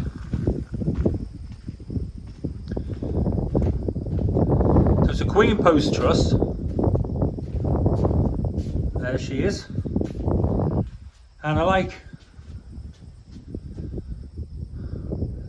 this great window. Let's look through the window today.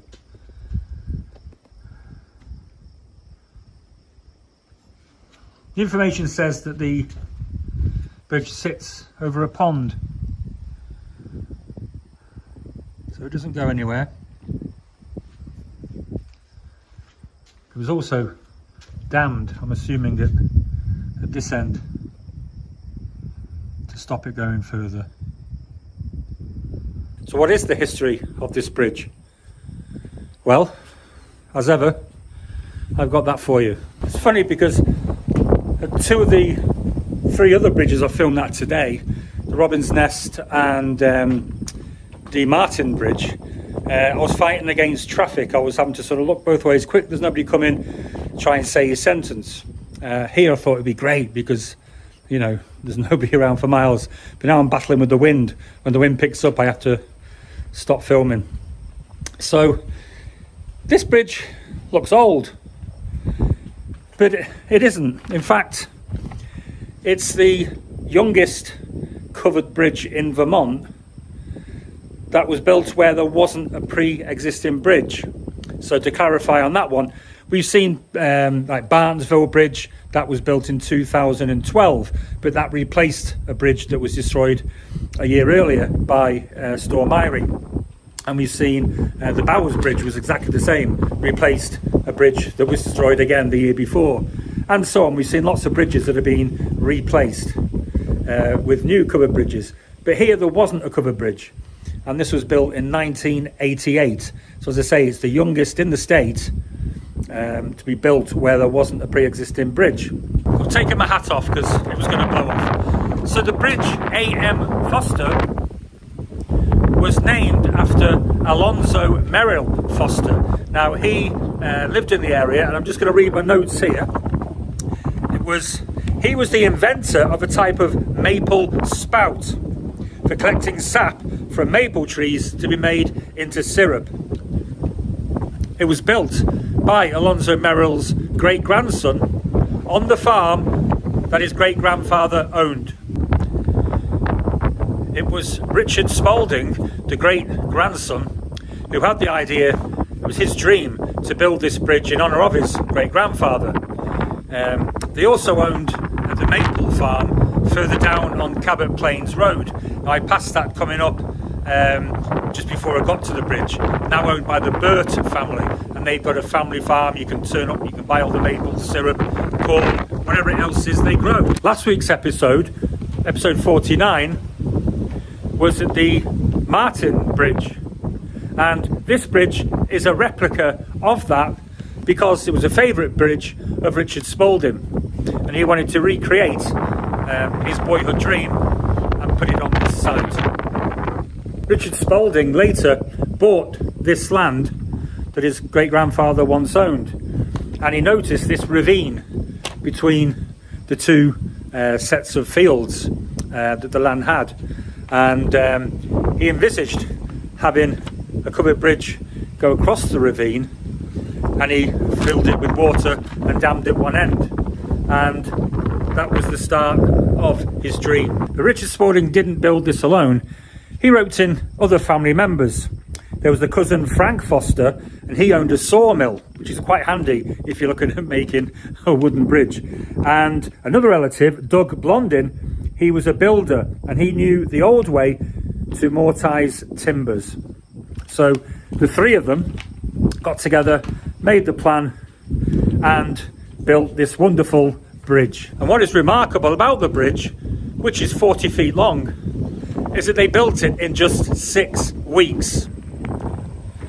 And what is beautiful about this bridge is behind me to the east, if I just went to the top of that ridge, you can see the sunrise over the White Mountains in New Hampshire.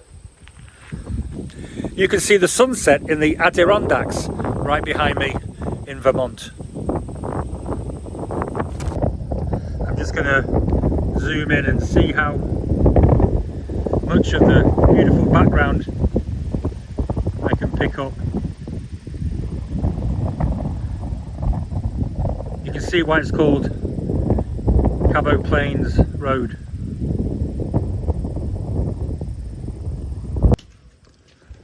Someone's even stuck a cheeky advert up.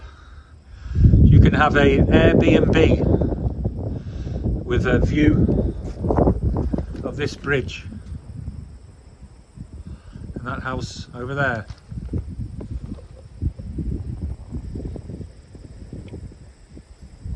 There's even been weddings on the bridge. If you are looking to get married? Well, why not up here? I mean, what a place. Obviously not in winter. Now, as you can imagine, with a scenery like that, photographers come here from far and wide to get the ultimate shot of this bridge. And you know, when I'm showing these videos, and I usually show like 5 or 6, 7 pictures, you know, including old ones alongside new ones. But there are so many stunning pictures of this bridge that I'm showing about 20 or so. Make no apology for that. And hopefully I've been able to name every photographer who's taken these pictures, because they certainly deserve their name being credited. So here we go with these photos. I say some of them are very, very stunning.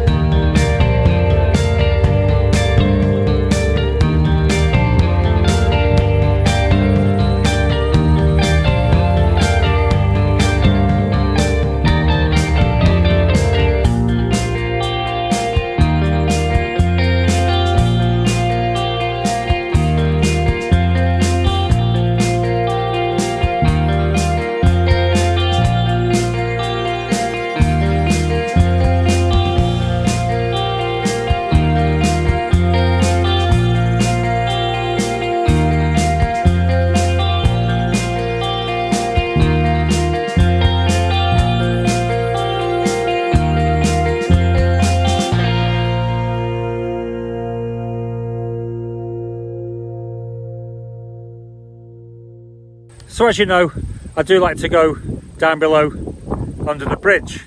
For a couple of reasons, I'm not going to do this one. A, because out of respect, it's a private bridge, but they allow visitors onto the bridge. Obviously there's no driving over it. But they allow people to do that. And they did say that the water is deep. Clearly it isn't today. It hasn't been for a few months. But that's not the point. You know, they've asked people not to go in there. And I'm going to show it up on YouTube, so I'm not going to go up on YouTube and put it on, because, you know, the owners could say, that's it, we've had enough, we don't want people, you know, coming on and doing things that we don't want to on the property. So out of respect for the owners, I'm not going under, but we can, hopefully I can get a couple of shots from up here that can satisfy your curiosity. So it's 3 or 4 rows of bricks, 3 rows of bricks. And then it actually looks like it's on natural rock formation underneath it, because there's that rock formation there to the side. So perfect spot, certainly from that side, to situate the bridge. Let's have a look from the other side. Here we've got 9 layers holding the bridge up.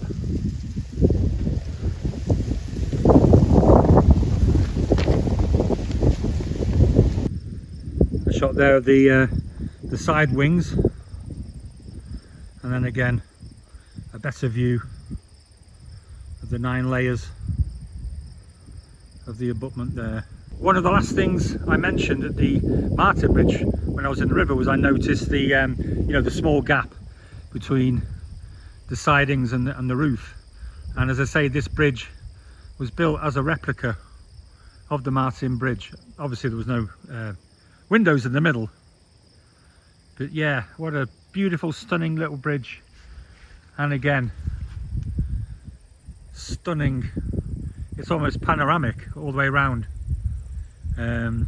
view of Vermont.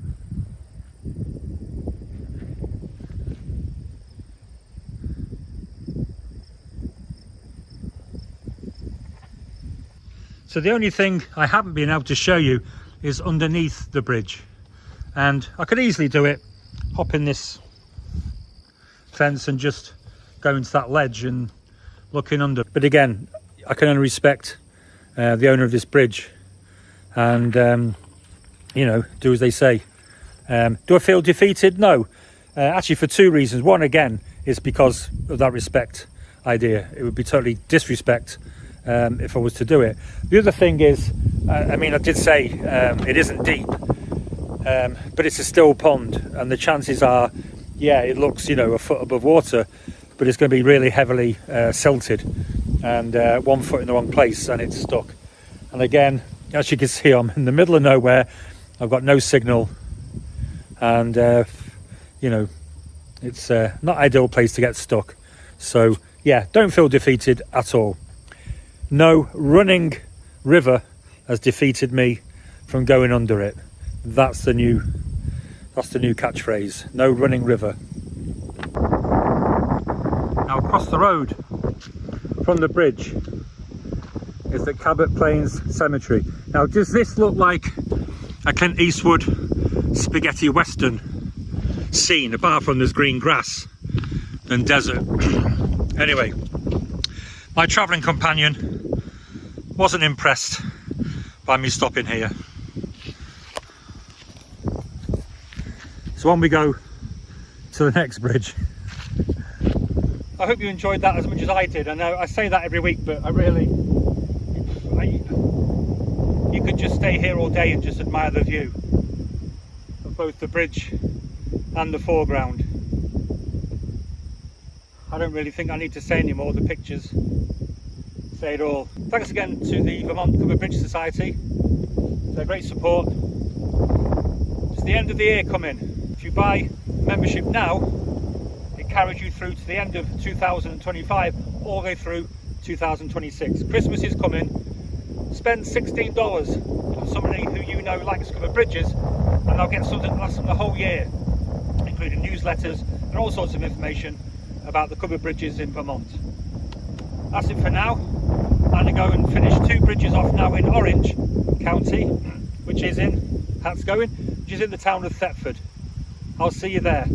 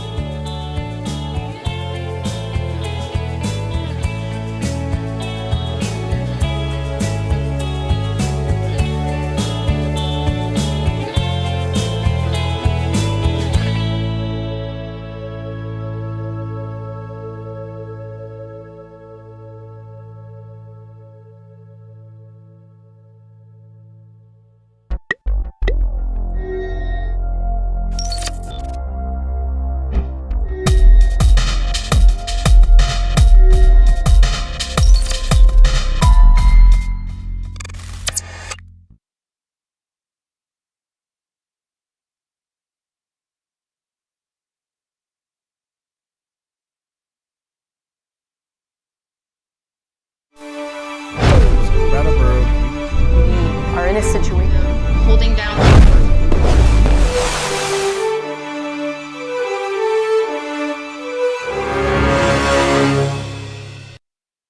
Hello everyone, Helena here, operations manager of BCTV. I'm here in the studio with another operations manager of BCTV, Vlasta Popelka, who we all remember for many years sat where I sit currently in the BCTV office. So Vlasta, thank you for returning to speak with me. My pleasure. About your time at BCTV. And as we all know, this is the 50th anniversary, so we're doing a little bit of a retrospective from the perspective of the operations manager, which was really a role that you created, is my understanding, when you first started working at BCTV. I started as office manager, and after a few years, they realized that it's not just office, because you and I, we did basically everything. Yeah. It's on then operations manager, which includes girls for everything. Like they wouldn't run without us. We can also operate camera. We can do other stuff, all the scheduling and all the stuff, and helping everybody. So you and I both have to learn everything. You know, every time a new camera, a new program is introduced, we're like, oh, okay, I need to kind of be cross-trained on this also. You know, we're usually the first people you're communicating with when you're applying for a job or an internship or even a membership. You know, we meet people first a lot of times. And as I know, you are much more technical than I was. When I started, I had absolutely no clue about video and stuff, so everything was new for me. And this is a great environment to learn, honestly. It is, and everybody was so friendly and nice. And I remember Chaya Maid, who said, when I said, I cannot do that, she said, it doesn't exist, I cannot do it. We can do everything, and we learn. That's so great. I always really love that atmosphere at BCTV too, that we're all in it together. You know, it's all hands on deck, we're all a team. I started in 2002, and they were totally different times, technically, because everybody who was here that time remember it was still analog system, and we had bulletin board for 6 hours because there were no programs. Part-time Harold Holm used to come in and he changed the cassettes because we have video cassettes. Nothing was like this high-tech as it is now. Yeah, we've seen many pictures of Harold as we've been going through our archives here. And having people do the physical labor of just shifting media around just so we can watch it. That's almost totally gone. I mean, that's what Van does, except he's moving files, which is easier, less time consuming. It does not take 6 hours. But that's how things adapt, and we have filled our time with so many other things. So other than Harold, who are some other people from back then that did a lot of things? Oh, we have a movie director from New York. His name was Henry Bate, and he worked with us on part-time basis, covering live shoots, and he was always famous with yelling at volunteers. But we have so many nice volunteers over the years, and I am sure you have volunteers here too, but it's a big part. Volunteers are probably the biggest part of BCTV. That's such a big difference in us, which is unfortunate. I started right at the COVID time, and that was such a time when we just didn't see anyone coming in here. I mean, you know that. Yeah. We were doing things all remotely. I feel that we've lost a lot of that just people traffic of different folks just coming through, volunteering for different things. We have our diehards, but I'd love to get some even more new people coming in here to volunteer. I know you had James Blandsplaben. Oh, he was great. He was like daily fixture in our office. Having a great Vermont day. He was with us every day, and we all know Maria Dominguez. I think she's been here for like 30 years. It's got to be over 25 for sure, Because I remember when I retired, I was here for 18 years, and I was the longest employee of BCTV.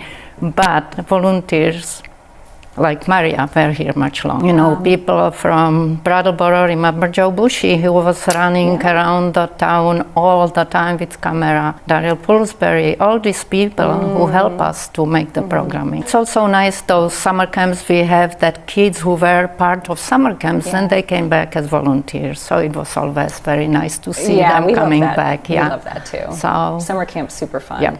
What are some other things that you think have changed in a big way for us at BCTV? Of course, the technologies. And our studio is a big example of that. Studio is totally new. It was big project when we tear down all the cables and Yeah. threw them out from the window to the Joe Bush's truck and Going up on the roof, I think? Yeah. Select board meetings changed because before the volunteers were covering, and some of the meetings, those were the turbulent times when meetings were till midnight or 1 a.m. So it was hard to find people, but we always did. We used to have meetings up here from the pictures I've seen. They would actually set up the meeting room in here to be able to broadcast it. And yeah, the volunteers were the backbones of those meetings too. And all the coverage, everything changed because all the meetings BCTV started to cover in all 8 towns. It was not heard of. It was just Brattleboro meeting, and now all the school board meetings and select board meetings. So And we've gained even more from that. You know, we have the Vermont nuclear decommissioning panel, towns that we are not even cabled to. And you know, it used to be if you can't watch BCTV on your television in your house, then unfortunately you might not be the highest priority for us to serve you. But luckily BCTV now can bulk up on people and gear and get it done. As you know, technology can sometimes just for no reason whatsoever decide it's not working. I remember the days when we have live parade on Strolling of the Heifers, July 4th, and something clicked and didn't work, but always we are able to fix everything with the capable people we had. Vlasta, another thing you were really, really, really good at going through pictures was birthday parties. Was that your favorite part of the job? I don't know if it was favorite, but it was good to get people together, not just working, because during the workday everybody is in their office or in the studio and people are not together.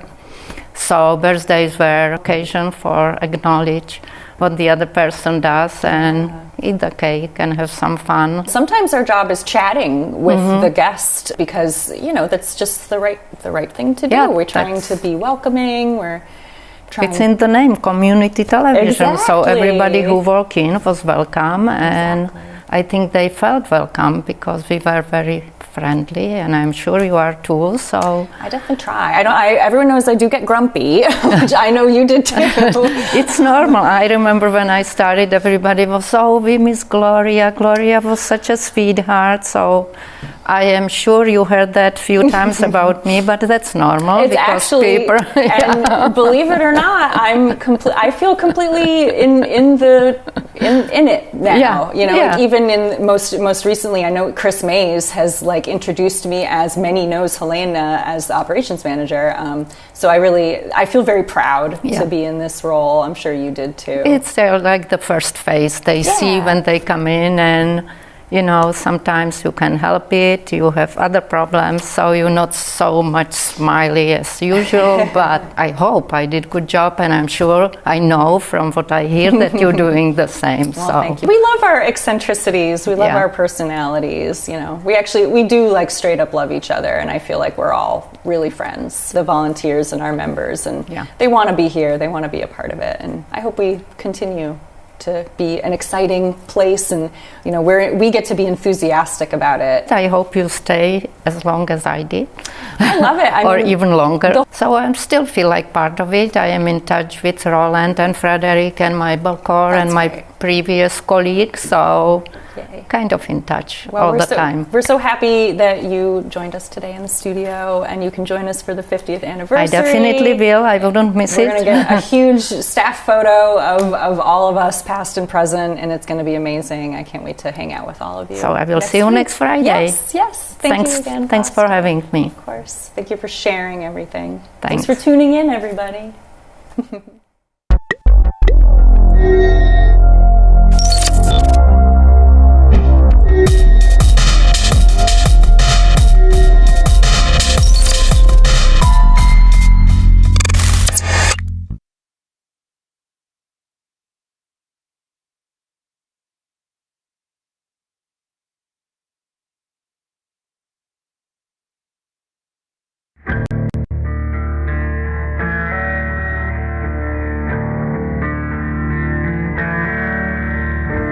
Hi, my name is Rick Caulfield. I'm here in Newfane, Vermont. I'd like to tell you a little bit about the Vermont Crash Program drink wheel.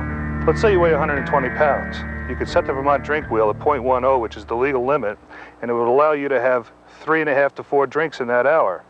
But to be on the safe side, you'd move it down here to 0.05 in the green, which would allow you to have 1.5 to 2. To get one of these, you can stop at the Brattleboro police station, or you can get one from me here at Rick's Tavern in Newfane, Vermont. Here, I was just wondering how if you were married, how your husband felt about your career. How does your wife feel about yours? She doesn't like it very much. But I'm interested in, but if you'd rather not discuss it, well, then we won't. We'll get off that subject. That sounds like a good idea. Okay, we certainly will. I was curious, do you feel that our courts are doing a good job? I keep putting this microphone on place. Do you feel that our courts are doing a good job? Seems to me that they're kind of backed up in bringing the criminal to justice. Mm-hmm. And how do you feel that they could do a better job? I feel that, now what is that, capital punishment? No, not so much capital punishment as immediate punishment. I think that they need to put more immediate punishment into the law by giving the policeman or the policewoman or the police person more ability. I see, Miss Eggert. Well, thank you very much, and we were very pleased to have you here on the Brooks interview program, and we'll hope to have you back again sometime. Over and out.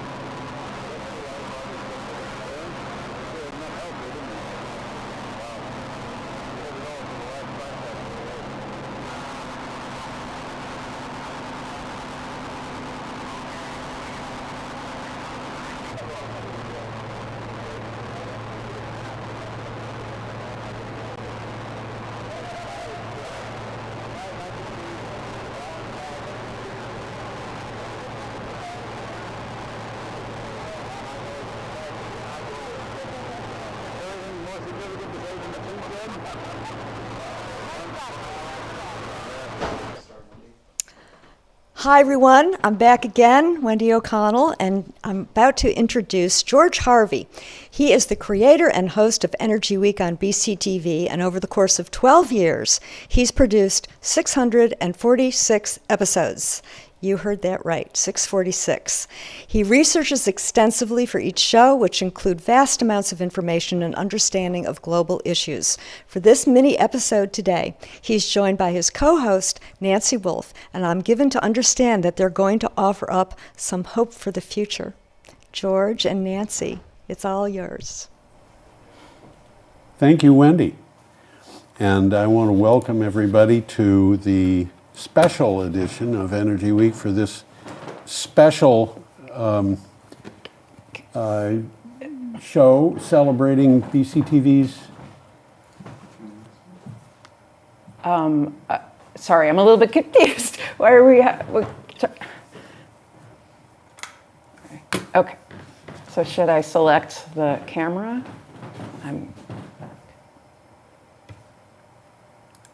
Am I doing it, or Nolan? Are you? I'm so confused. You're going to have to do it, Nancy. You okay. You know. What okay. Great. But okay. So right. we're back in order here. Yeah. Is this live? Are we live now? Live. Okay. How about we're going to introduce the show then. We're going to introduce the show and welcome everybody to a special edition of Energy Week with George Harvey and Nancy Wolf. And I'm getting very confused here. There we go. Now we're not confused. We're not confused now. Nancy Wolf, and we are talking about reasons for hope. Yes, we are. We are, and there are many reasons for hope. Nancy and I very often laugh during our show, and we're talking about terrible things happening sometimes, and we laugh. And why do we laugh? Well, maybe because it's better than crying. But we can say for sure we've got reasons for hope.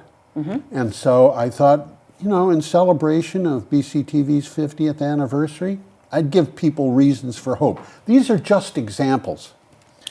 Okay? Yeah, I mean, Yep. Let's go. Okay. Tell me the truth. Did you know before this show that there was a Great Green Wall of Africa? Before being on the show? Yeah. Yes. You did. Well, that's because you're a very smart lady. But there is a Great Green Wall of Africa. This particular article came from Clean Technica. Yeah, so the headline here is Great Green Wall of Africa. Maybe there's hope for a hopeless time. Yeah, I should be clear here, you know, all seriousness aside, I wrote this article, so I know a little bit about it. It came from Clean Technica, but I wrote it. The Great Green Wall of Africa is an attempt to stop the southward expansion of the Sahara Desert, which has been going on since before I was born. Me too. Thanks for that. The wall project stretches from Senegal in the west over here to Djibouti all the way over in the east, all the way to Nancy. Covering a distance of about 4,800 miles at a depth of, according to the article, 5 miles, although more recently I've read it's 15. Now, I have comments on this. Financially, this wall is in trouble. There is some question about whether it will be stopped. It has been going on since 2007, and it's been in trouble before, but at a cost of $33 billion to $49 billion remaining for the whole thing, it would create 10 million jobs. Think about that in Africa.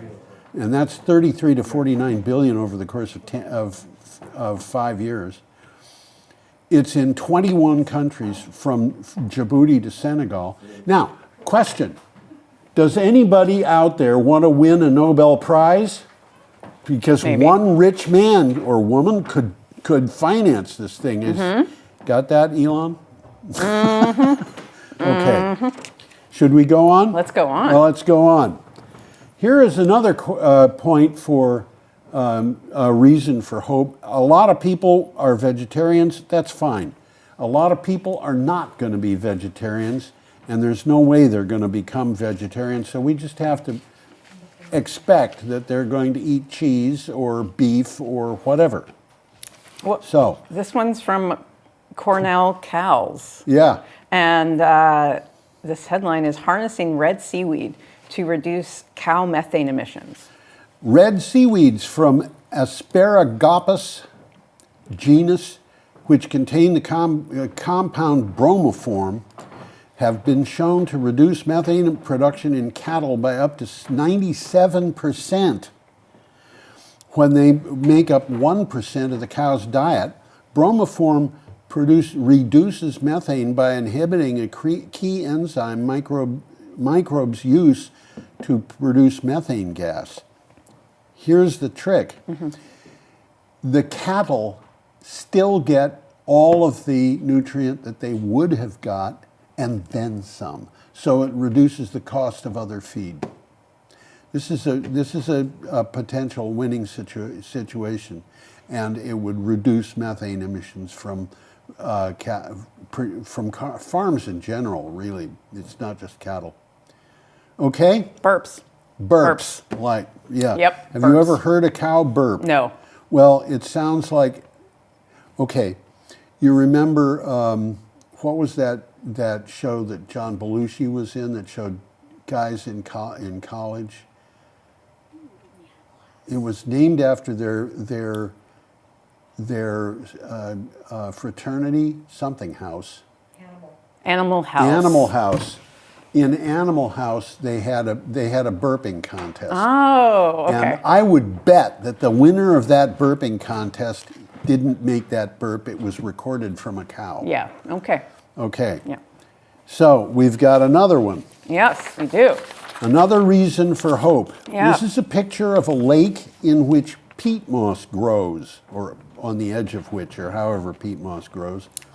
And this is from UNEP. From the United Nations Environmental Protection. Yes, okay. So the headline here is, peatlands store twice as much carbon as all the world's forests. That's kind of amazing. Peatlands only cover about 3% of the planet's land. Just 3% of the land. But account for nearly half of the world's wetlands. Okay, so wetlands cover 6% of the world's land. They can be found on almost every country on the globe. They draw down marvelous amounts of carbon dioxide because they store vast amounts of carbon. Twice as much carbon as all the world's forests combined. Okay, the forests cover 31% of the world's surface. So why do peatlands store twice as much carbon? Simple. Forests rot. The wood rots, releasing carbon dioxide into the atmosphere. So it's not permanent. The peat that falls to the bottom of a bog doesn't rot.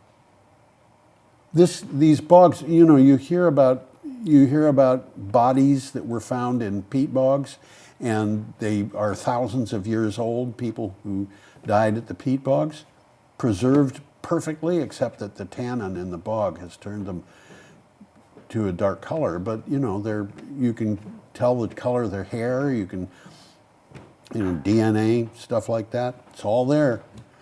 Peat bogs produce a lot of, store a lot of carbon. So, should I go on, or do you have anything to say about that? Let's go on. Okay, this one is one that I think you and I talked about this. This is Simon Steele, or Steele. I don't know how it's pronounced. But well, this is from Renews. Renewables are growth story of century, COP30 told. Okay, the transition to renewable energy and away from fossil fuels is the growth story of the century.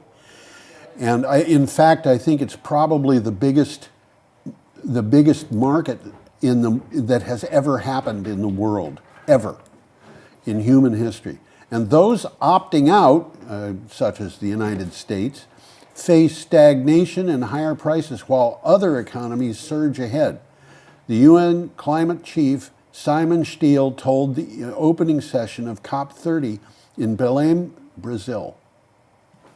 And, you know, we've got a president of the United States who denies that climate change is happening, but because of that, he's preventing the country from taking its place in a market that is the biggest market in the world.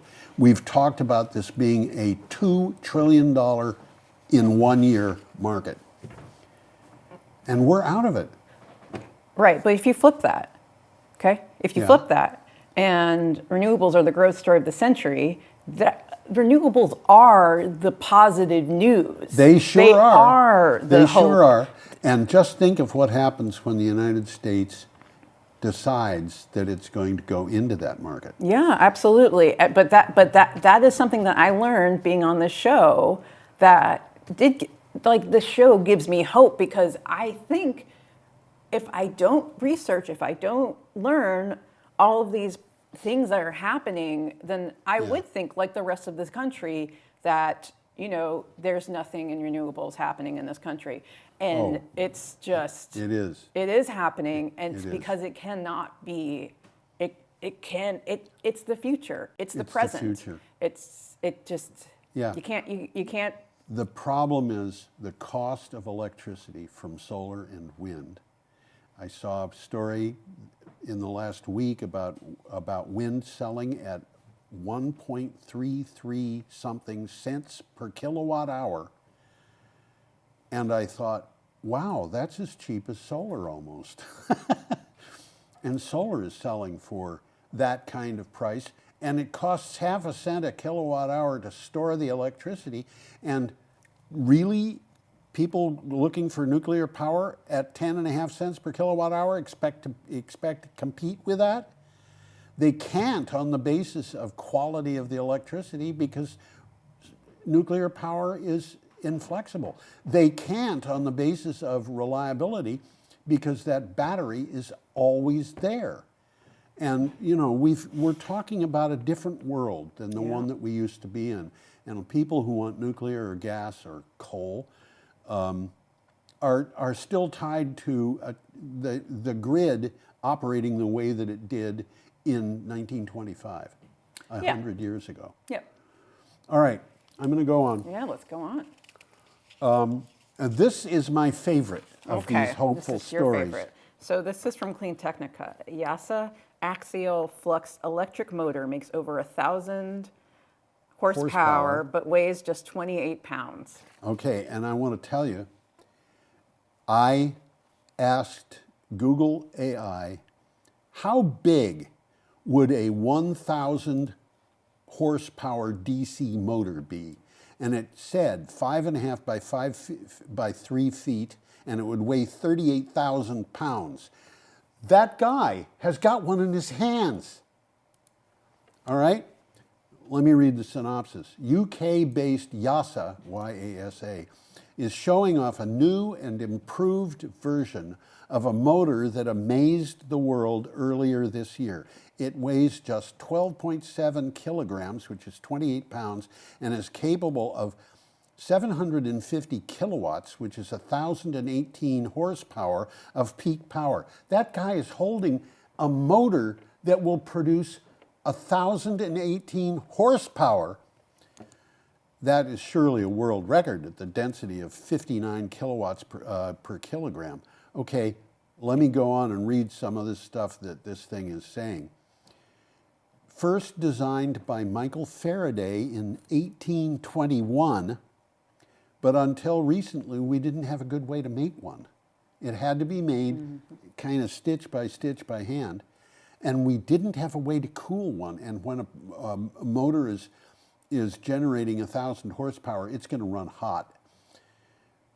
Today, Ferrari, Lamborghini, and Mercedes, this guy is wearing a Mercedes shirt, are all selling cars that have that motor in them, which means they probably shouldn't be driven because they're too dangerous. But you know, that's where we are. And it does remind me of Jay Leno. You know, over the age of 70, hearing that Tesla was coming up with a Tesla Model S Plaid, and he looked at the statistics and he said, I want to borrow one of those. And he called Elon Musk and said, can I borrow one of those? I don't know if he even knew Elon Musk, but they knew of each other. And Elon Musk said, what do you want it for? And when he told him, Elon Musk said, sure, and loaned him a professional driver. And they went to a racetrack, and Jay Leno, who had the Model S but not Plaid, ran that car on a quarter mile and set a new world record for a stock car in the quarter mile. This is a guy over the age of 70 who was not a professional driver. Now, I will tell you, he only had that record for about 5 minutes because the professional driver that Elon Musk set broke it immediately. But you know, that's where we are for hope. And here is another one that, oh, by the way, I should also say about that motor. That motor can be used in airplanes. You want an electric airplane? There's a cheap way to build one. That motor can also be used in reverse, so that turning it, it generates electricity. And when I started this show, wind turbines that were all going up on land, and a big wind turbine was 2 megawatts, twice the size of that thing.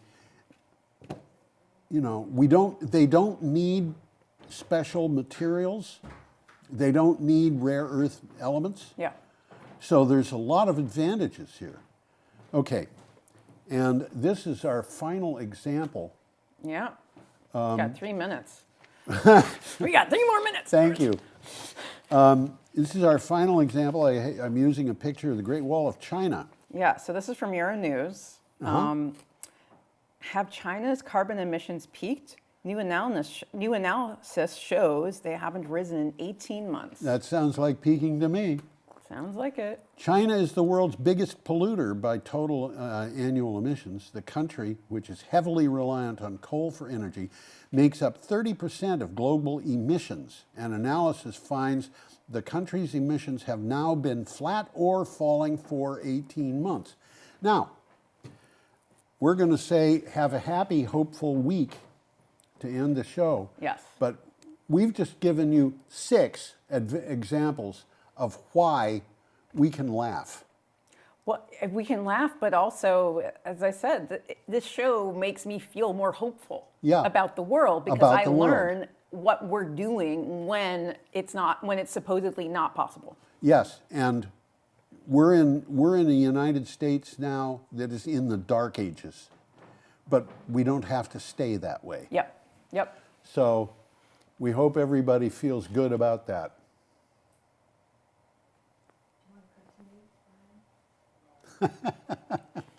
Saying bye continuously. Bye. Bye. Bye. Bye. Bye. I'm gonna get up. Bye. Bye. Bye, Joe.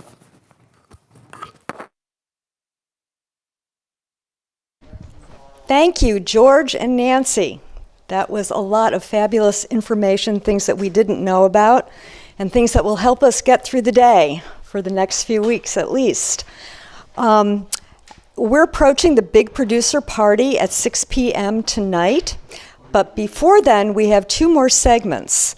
One of which I'll tell you a little bit about, and the second of which is 545 Live, which is a look back and a look forward that we're getting a video from Roland Boyden, who did 645 Live for quite a number of years, I think, on BCTV. So he's updated himself, and he's going to share that with us at 5:45.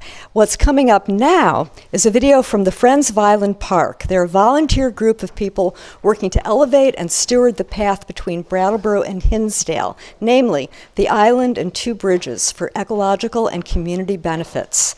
So that's coming up next. And just remember to donate to BCTV to help us continue to create all of these amazing shows that you've seen today, all the people who are part of it, the staff, the volunteers, and everyone who works hard to make it happen. And to help the voice of our community be heard in so many different ways. Head to brattleboro.tv.org, donate, or scan the QR code to donate. Please enjoy this video, The Voices of Island Park. Thank you so much for being part of this. Brattleboro Are in a situation holding down.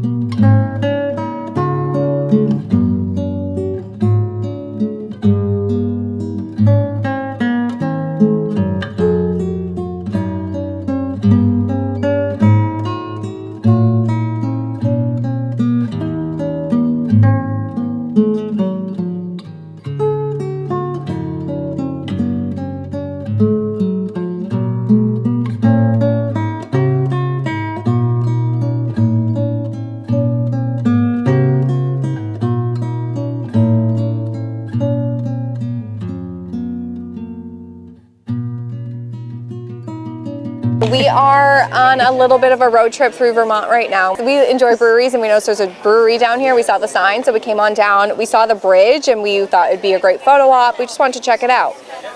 We had no idea everything was closed. I came to look at the bridge and I saw it from far away, so when we walked down closer and we noticed that it was closed, we were a little disappointed. Yeah. My name is Robert. I've come from England to go and see some of the old sites that my father over here used to go round. The bridge was one of the things that he had mentioned, so we came here to have a look at the bridge and see if we could walk across it. Unfortunately, it's closed for now, so maybe, hopefully in the future, it'll be open up so we could have a walk through and see where my dad used to drive through.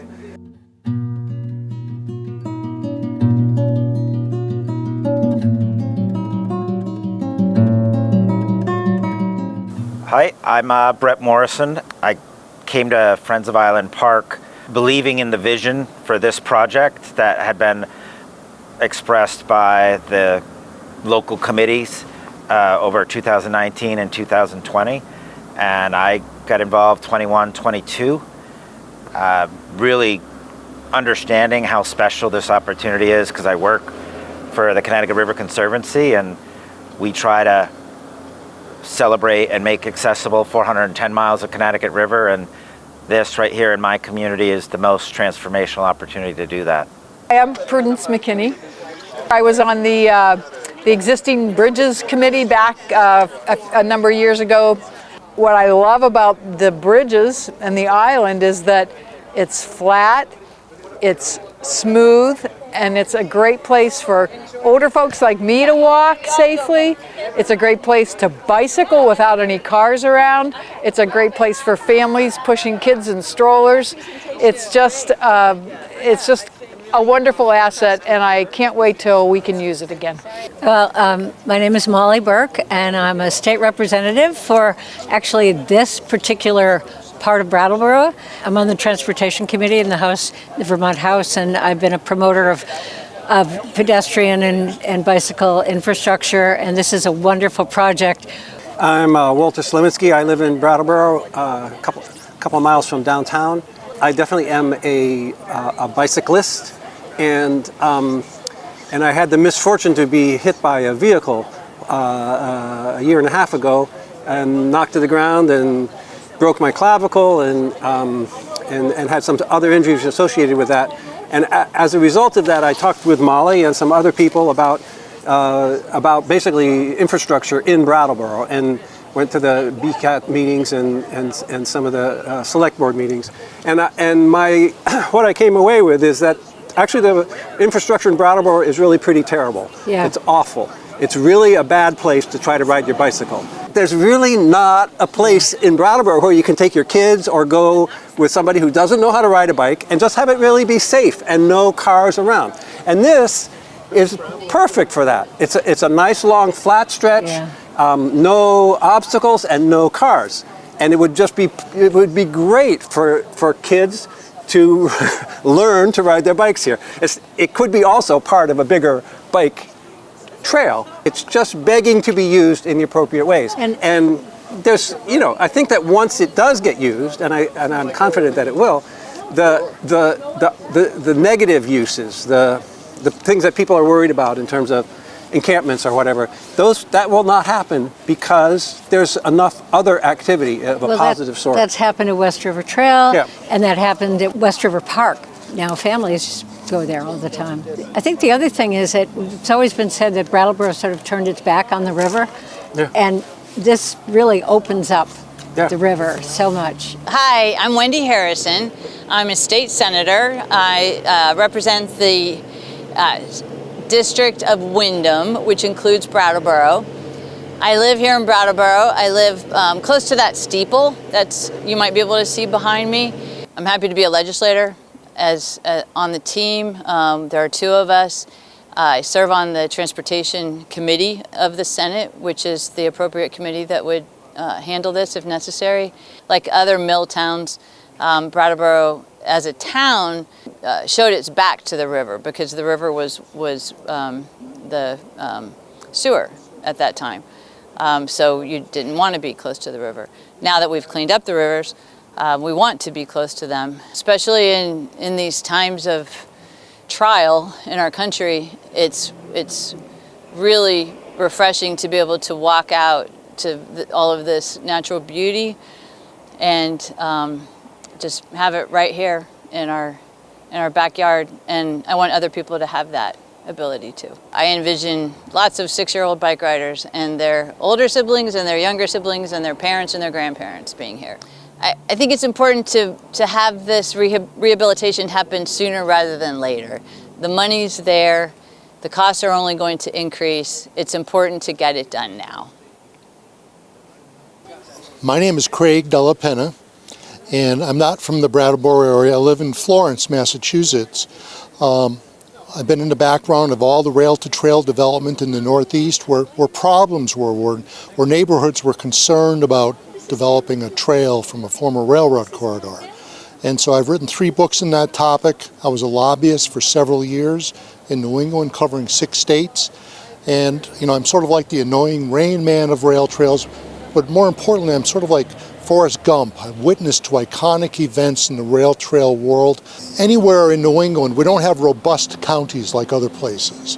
And interstate projects that go across state boundaries are not common or easy. I'm reassembling a corridor between New Haven, Connecticut, and Northampton, Massachusetts. There is no big river dividing Connecticut and Massachusetts, but here there is a big river dividing New Hampshire from Vermont. This is the complicated thing. There's going to have to be a way for both sides of the river, both communities, organizations representing both sides, come together and have an organization created that's about these 4 bridges and this sort of network of trail development to be the umbrella organization over this. This is not going to be led by one state or the other. It's going to be led by a partnership, and the states will follow along. There are complications here like no one has ever seen in developing a rail trail. Like, these bridges are owned by the state of New Hampshire. There's going to have to be a reckoning here. This former auto bridge, a car bridge, is probably going to have to be owned by the state of Vermont. The model I've seen in Eastern Mass when they did multi-town projects that were not state parks agency driven projects, but they were managed by several towns. They met every 2 months to go over the high altitude decisions that had to be made. And you're going to have to create something like that. My name is Oscar Heller. I'm Vice Chair of the Brattleboro Select Board, and I've been working on this project all year. My involvement with this project has been ongoing meetings with the town of Hinsdale, with the New Hampshire Department of Transportation. I made a motion at the July Brattleboro Select Board meeting for Brattleboro to take its official position that we want these bridges to remain up and accessible. I move that Brattleboro affirm as its official position that the Charles Dana and Anna Hunt Marsh bridges be restored and kept open for pedestrian and bicycle access as described in the Hinsdale Bridge project plan, grant applications, and interstate agreements. I further move to direct the town manager and staff to advocate for that position with the town of Hinsdale, the New Hampshire Department of Transportation, and any other relevant entities, to advocate for continued pedestrian and bicycle access across both bridges, and to reopen discussions with the Hinsdale Select Board about a mutually satisfactory resolution to the Hinsdale Bridge project. All those in favor of this motion, please raise your hand and say aye. Aye. Aye. Right now, we're still in conversation with the town of Hinsdale and the state of New Hampshire about the basic question of the fate of the bridges. I believe we are moving towards a situation where the bridges will be rehabbed at the state of New Hampshire's expense as planned. Once that happens, the next step will be working out an agreement between the town of Hinsdale and the town of Brattleboro such that we can enjoy this space and benefit from it, but that we can do it in a fair way that isn't a burden to Hinsdale. Because they're our neighbors and we want to be fair to them and we want to do what's right. We would have to talk about public safety concerns on the island, and then we'd also want to talk about ongoing maintenance of the bridges, which won't need a ton of maintenance because, 6 months ago there were tractor trailers running across here and now it's just going to be people walking. But that is a question, and that's an area where Friends of Island Park can possibly be helpful. I'm confident, really confident, that there is a deal that is good for Hinsdale and good for Brattleboro. We just have to find it. My name is Julia Ferrari. I'm a letterpress printer and a poet and an artist. I love to walk these bridges. I love to walk up Rantastic. I love the fact that the 2 states, even though we're divided by a river, we're sister states. And I think that should be part of our vision going forward because I live in New Hampshire.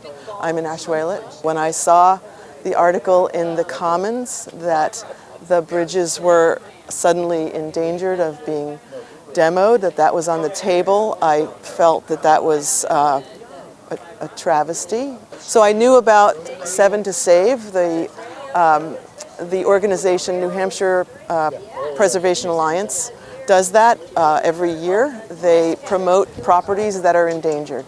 So I was able to get in touch with them, let them know that this was an important property, or at least something for them to consider.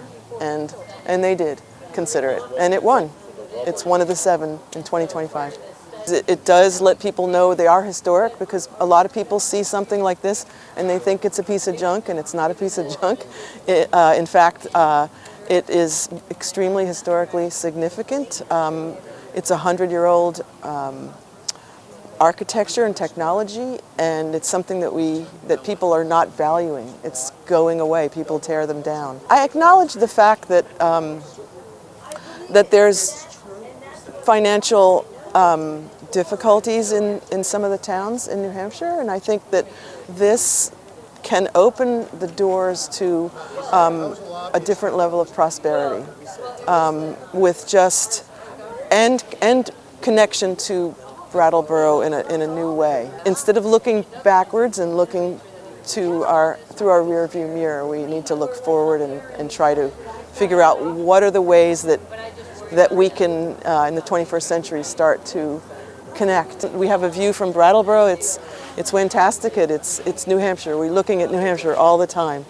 It's this beauty, and why don't we think about that together and share it and have it benefit us mutually somehow? Peter Gould.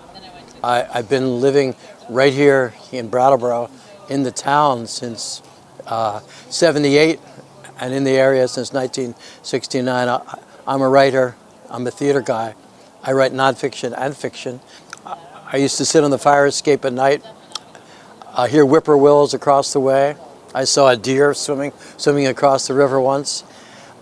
I foiled a robbery at the restaurant when it was the Riverview. I love this part of town. This is a town that has this wonderful river, and it should be able to, in so many ways, use the river as a part of its recreational, historical life.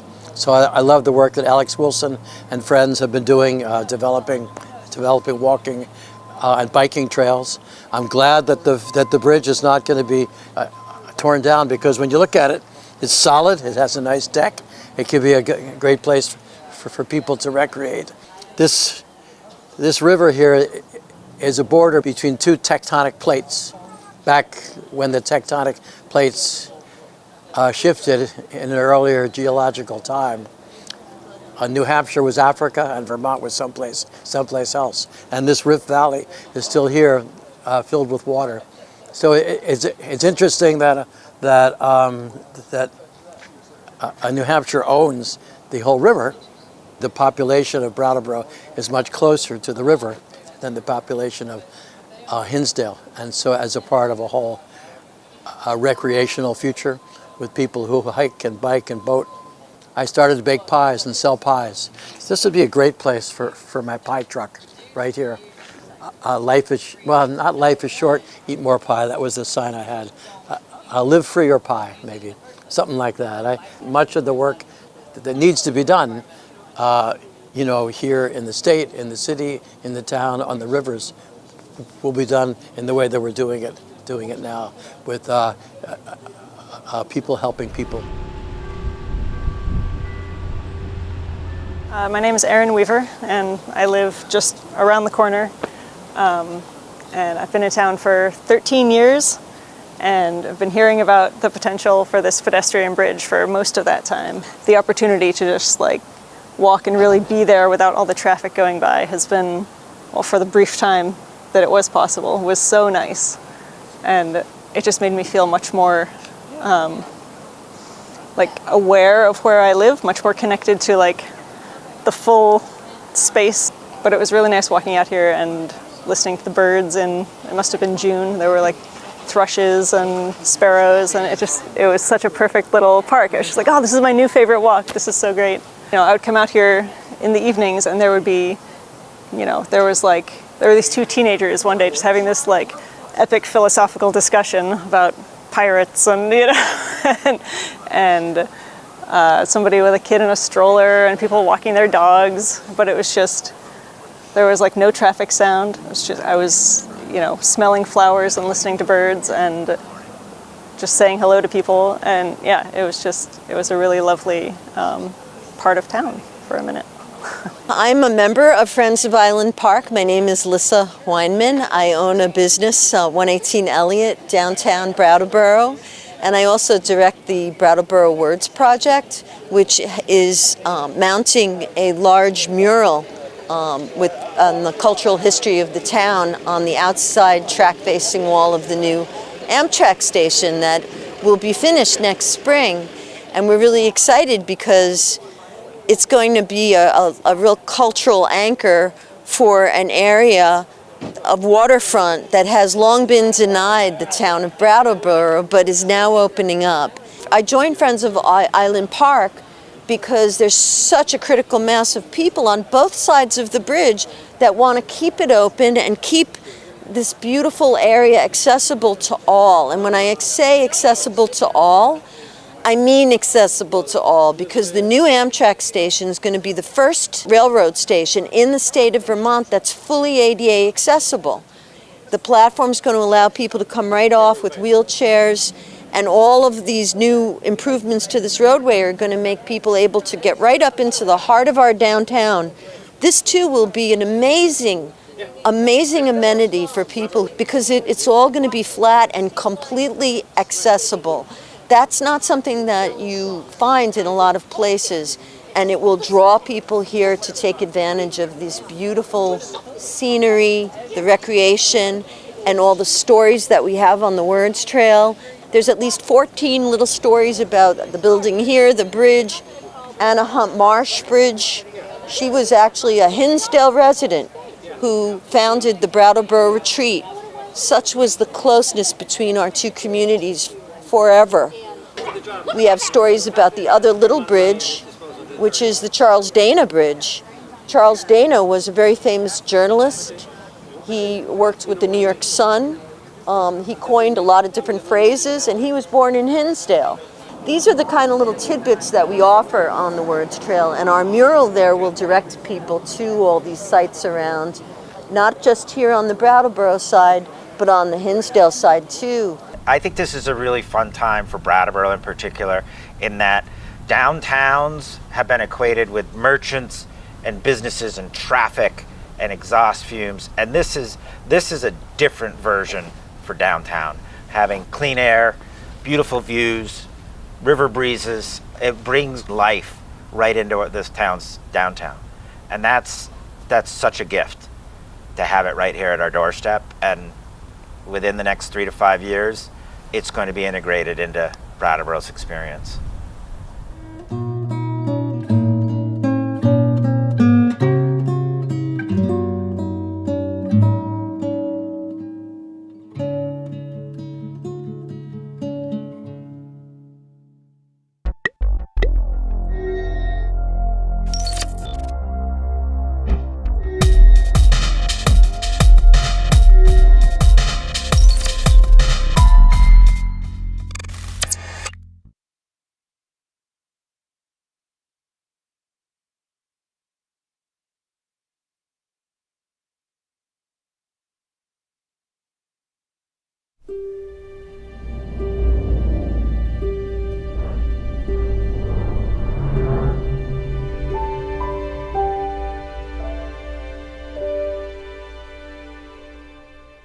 It's 5:45 p.m., which means for the first time in nearly a decade, it's time for 545 Live. That was BCTV's one-time weekly, even once upon a time daily media roundup. I'm tonight's host, Roland Boyden, and on a very special reprisal here, we're going to celebrate 50 years of BCTV, just an incredible feat, with an episode that features a bevy of 545 Live's top contributors from over the years.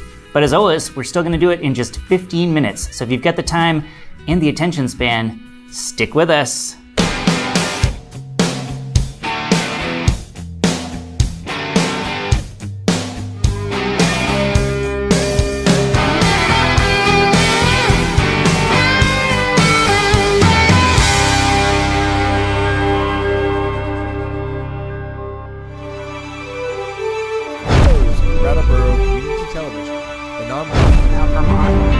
lose considerable.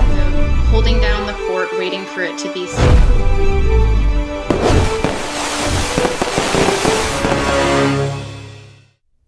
And with that, welcome back to 545 Live. That's a sneak peek look at the red carpet event coming up right here at 6 p.m. after this very broadcast. This is, of course, all part of BCTV's incredible 50th anniversary live stream and producer party.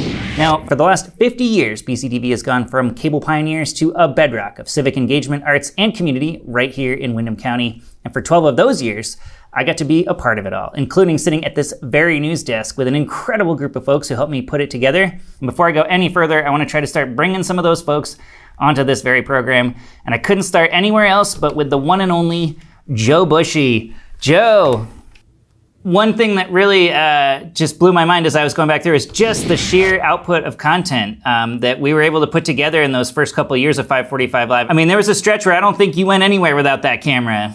No, I had it with me at all times and caught whatever I mean, it got to where even some of the local statewide network stations would call and say, hey, I got something down there. Can you go get me some footage? And of course, speaking of networks picking up our footage, I think there's no better place to start here maybe than looking at some Irene footage. I mean, this is really what put 545 Live on the map. This is 545 Live's Roland Boyden with a special BCTV report.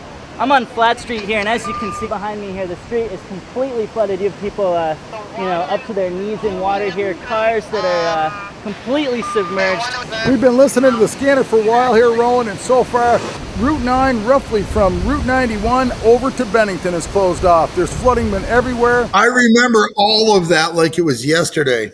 Hey, do you remember when me and Daryl went to Occupy Wall Street? That's right. Yeah, Daryl yes. on the platform at Occupy Wall Street. Right there, the second one. Daryl live on CNBC. He was live on CNBC being filmed right there. Rocking that BCTV logo front and center. Come on, right there, dude. Come on. That's got to be one of your header shots right there. I mean, this is one of my favorite memories is getting to go. The boat thing. That was just the coolest. And you had your little cam that you were holding under the water for that water shot right there.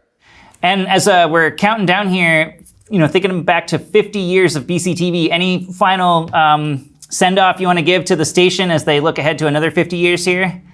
I can't wait to come back and be a part of it again. I really miss that family, that BCTV family. We had so much fun down there. Just always look forward to the two of us getting to sit down at that news desk together. So, Joe, thank you so much.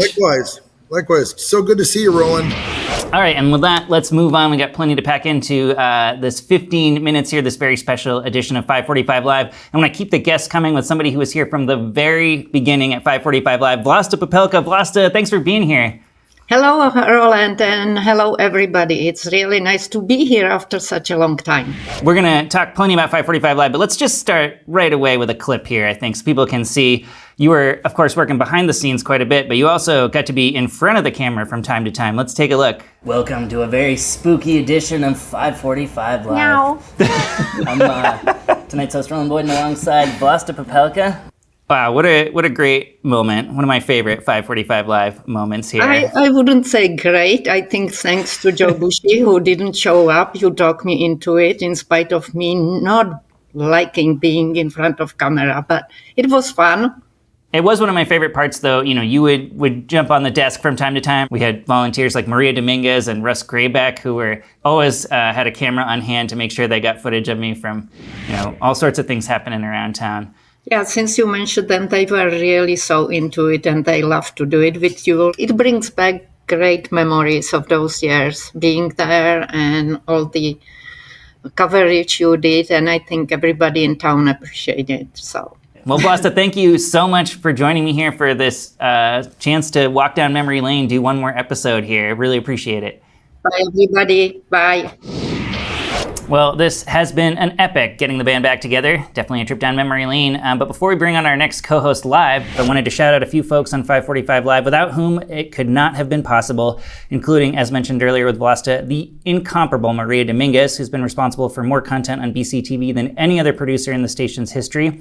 Russ Grayback, who recorded happenings all over town for us over the years, and the legend Robert Stack, who sadly is no longer with us, but was one of the show's most thought-provoking contributors, always pushing me to dig deeper and look under the surface on any given story.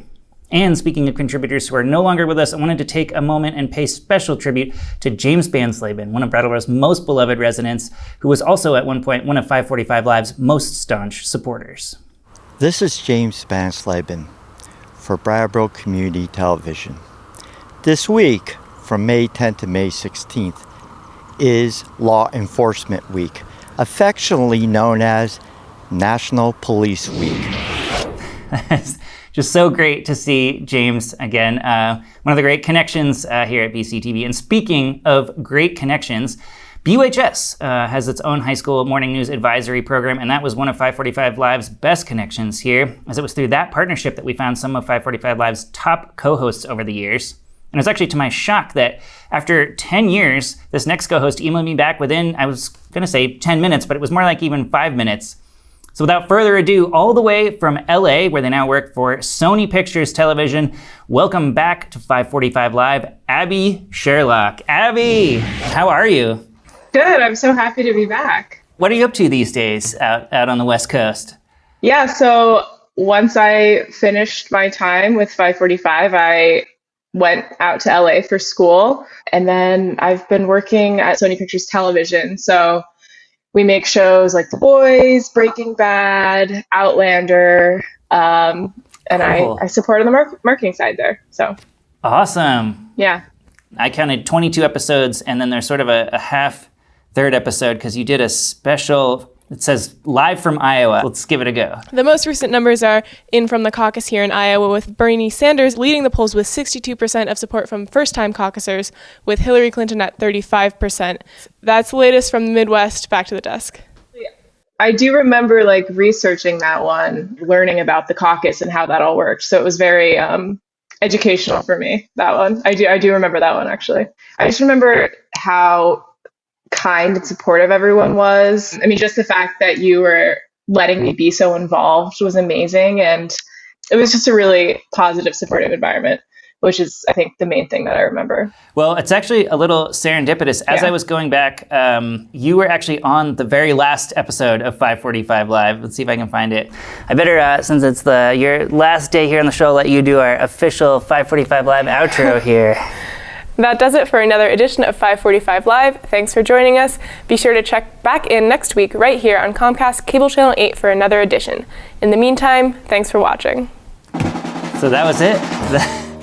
Wow. I don't think I knew at the time that was going to be the last episode. We might have done something more official as a send-off. I think I sat down with Core afterwards and was like, Abby's gone. What do I do? I have to go back to doing it by myself.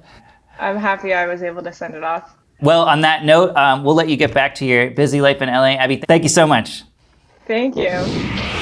All right, and with that, we're going to keep it moving and jump right back into our guest lineup here. And I want to bring onto the program none other than Saskia Bailey DeBrown. Saskia, thanks for joining us. Let me put you up in the split screen here so folks can see us both here.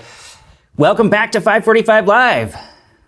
Thanks, Roland. It's really good to be back. It's been almost a decade, if not more. Yeah, I think this June was the 10-year mark, which is I would have pretty crazy graduated to think from high about. school. Yeah. Yes, yeah. In fact, I was remembering that you actually filmed on graduation day, of all things. Did I really? Which is Wow. pretty wild. Right up until the very last day, still making episodes. And with that, time to move on with the headlines as promised. Ronald Reed was a quiet man who died this past June at age 92. At the time of his death, his stocks and properties were valued at almost $8 million, most of which was left in his will to Brattleboro Memorial Hospital and Brooks Memorial Library. There you go. Oh, wow. But yeah, I mean, as far as when you think back, I don't know if you have any memories of that episode or how you were sort of feeling as we were getting ready to record. It was an honor for me. I got to leave school early one day a week to go be on the real Brattleboro news. I remember that doorway coming into the kind of cavern of the studio, but what a boon for Brattleboro to have such a resource. I'm connected to WVEW, the local radio station now, and there's a lot of collaboration between BCTV and the radio, and it's great that there's local community-supported and community-based media. Matters a lot more to me than anything else I could find on a streaming service or on cable, so I'm glad that it's here. Saskia, thank you so much. Thanks, Roland. All right, time to move on here. We're closing in on 6 p.m. and with it, BCTV's live red carpet broadcast from outside the Stone Church on Main Street. But before we head there are a few other folks on 545 Live who I'd like to thank for their contributions over the years, including Daryl Pillsbury, Rich Melanson, Janice Hall, M. Richards, and there's so many others. Those are just to name a few, as well as our space expert, Frederick Noyes. Interestingly, several hundred years ago when telescopes were first invented, they used the transit of Venus to determine the size and scope of the solar system. So it was a very important event when it was first seen. All right, getting dangerously close to 6 o'clock here, but out of all of my co-hosts along the way, I knew there was only one who could help me properly close out this very special episode of 545 Live and give BCTV the 50-year send-off that it deserves, and that's none other than Adam Hinckley. Adam, welcome back to 545 Live. Thank you, Roland. It's great to be here. Thanks again for having me, and your setup looks great. I had to rebuild it from scratch here to, match the exact setup that we had back in the day here. It's 5:45 p.m., which means it's time for another episode of BCTV's weekly media roundup, 545 Live. I'm tonight's host, Adam Hinckley, alongside co-host Roland Boyden. And so, if you've got the time and the attention span, this is great. Stick with us right here on 545 Live. Oh yeah, we did the back and forth to stick with us right here on. Good stuff. I think I'm wearing your tie. I think you gave me that tie because I didn't own a tie. This might have been my shirt too, if I'm remembering. Probably. Well, I correctly. probably showed up in it. This might be the exact shirt that I'm actually wearing right now because I pulled this out of my old collection of 545 Live stuff. And for those who don't know, Adam, you not only co-hosted and field reported on just countless 545 Live episodes, as we just saw, but our BCTV collaboration goes way back, long before that. A town without pity. A town that was down in the mouth. A town that needed a leg up, except it had a wooden leg that was full of termites. Well, we could watch clips maybe forever, Adam, but we should probably, I can see the time ticking down to 6 o'clock. We should probably wrap this thing up here so we can send it off to BCTV's live red carpet special in just a few minutes. But before we do, any last words for BCTV as they celebrate 50 years here? Well, I can't tell you how proud I am to have been part of BCTV's journey. Everything I worked on in the newsroom and at the camp was very formative for me and really shaped who I am today. So I'll never forget all the great times we had there, and here's to the next 50 years. Well said, Adam. Couldn't have done a 545 Live episode without you. I knew from the second we started planning this that you and I would close out this show together, so thanks for being here with me. Thanks for having me. It was a great time, and can't wait to see you again in real life. All right, and with that, it's time to close out this very special episode of 545 Live. It has truly been one of the great honors of my life to get to be a part of the BCTV family and to see so much incredible television created over the years from so many different folks from all over our community. And thanks to Nolan, Helena, Val, and Johnny who've taken over the station and proved such excellent stewards. And it's thanks to them for putting together this amazing 50th anniversary show and giving me a chance to sit back down at this very news desk here and bring you one more episode of 545 Live. And along the way, get a chance to reconnect with all my old friends who helped make it happen. That truly is something special. So to everyone from BCTV's past and to everyone at BCTV now charting its fantastic future, here's to you. Who knows if we'll get to be back again someday or not, but for now, this is Roland Boyden signing off for 545 Live.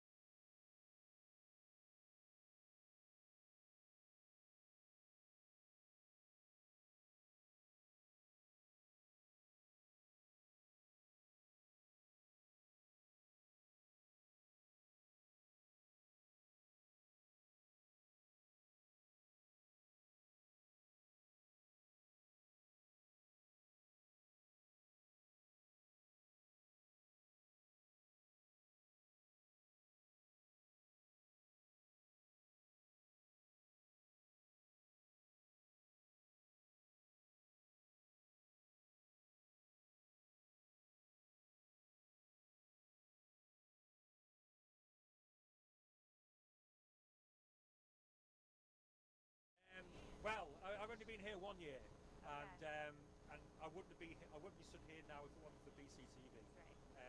I didn't know how to edit or anything when I started the series, so I ended up with 7 films on my phone. And it's like, okay, and these are the people that helped train me and put up with me, coming in about four times a week. Okay. And also, I want to thank my lovely wife because I spend a lot of time doing it.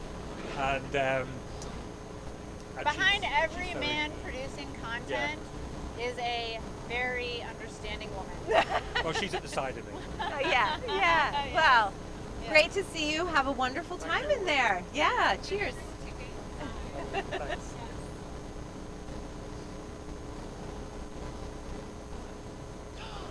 It's the one. It's Wendy. She's here. She's here. It's Everybody, her. get ready. It's her. It's Wendy. She's here. It's Wendy O'Connor. Welcome. Yes, Welcome. that's our first question. Fashion. Wendy, Fashion. who are you wearing? I'm wearing Morning Glory. Yes! Same. Same. Yes. Same. Morning Glory. Experience goods. Excellent. That's a beautiful. It's a Thank you, Anne. And Helena. Also experience good. Yeah. I mean, do we love it? This is an advertisement. This is like an ode to vintage and repurposing. There's so much crap out there. Buy it. It's yours. Shout out to The dresses, not It's us. not great for hugging though. Yeah, it's You a know, little bit prickly. It is Yeah, get a look. And I The grew up sequins? sequins. What are you wearing? I'm wearing whatever Wendy tells me to do. That's Usually. the But right what's answer. interesting about this, I thought this coming up. This tie was my dad's by 60 years old, and I remembered how to tie it. Good I was so job. proud of myself, but it was Yes. almost. You should have your own show on BCTV. I should, and it'd be called Wendy's, and look at these Wendy's Husband's Show. Is what it's called. Gorgeous. Yeah, that was tag sale. Yeah. This Well, was you on look for a wonderful. Yeah, we shouldn't go any further. Okay. Enjoy the Thanks. evening. You're a Great to you're see a you. producer. Yes. You're a producer of Yes. BCTV. What do you want to BCTV. say to the BCTV team? The team. The team team. of young people running this. There What is do you wanna say? nothing like the team at BCTV. They support us. They do everything we need in order to get a show on the air. And as someone said earlier today on one of the segments, Nolan has never lost patience with me. And so that's going to go down in history. Yeah, but the staff is fabulous. Everybody, it's just a great camaraderie of folks who are working for a common cause, freedom of speech. Yeah. Freedom And of that's speech. Freedom of speech. You heard it here first. That's it. Well, what hopefully. this is really about. That's right. It's freedom of speech. It's freedom of speech Freedom and of speech community and engagement bringing community together. and information. Yeah. It's a big deal. Now more than ever. Thank you, Wendy. Good to see you. See you inside.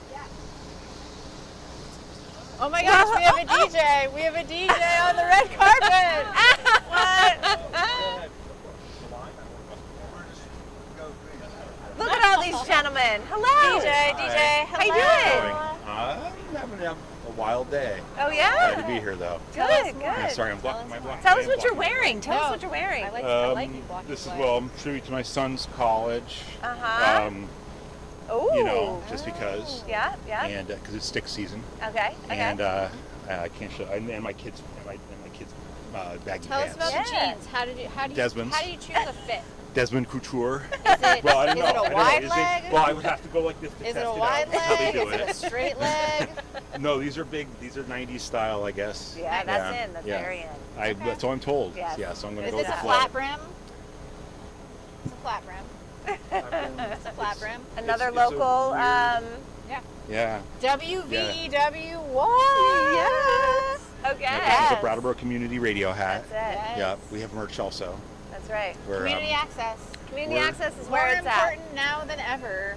Yeah, Really. amazing that BCTV is here 50 years. I, as a teenager, helped with the cameras in the select boardroom meetings back in the day. And next year, WVEW is going to celebrate 20 years with a license in Brattleboro. So lots of cool milestones going on. Yeah. This is amazing. I think as these dystopian times unfold, I think these like local access points become more and more vital. Do you agree? I think so. We're acting like it. We're doing a lot of coordination and trying to sort of become more resilient, and I think the results are showing in Vermont. You know, obviously Johnny has had an amazing job as a liaison with the state, and between him and then John Lightfoot with the radio station, they've really actually helped with other folks.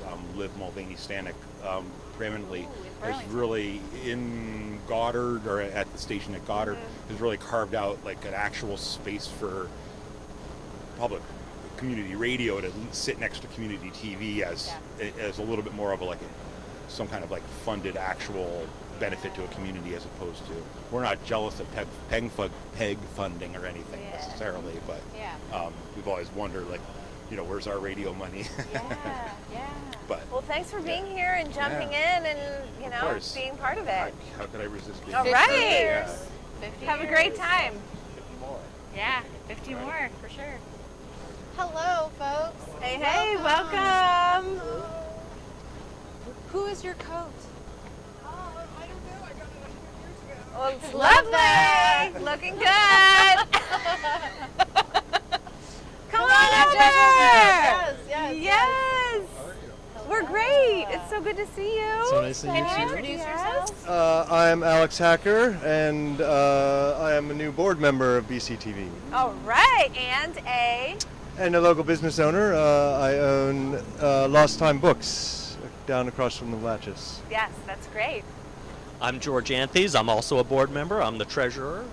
The BCTV finances are strong. Excellent. And what's everybody wearing this evening? The only thing I'll brag about is my Alan Edmonds shoes. Okay, there you go. I have nice Doc Martens on and a nice hat from Hats in the Belfry. Uh-huh.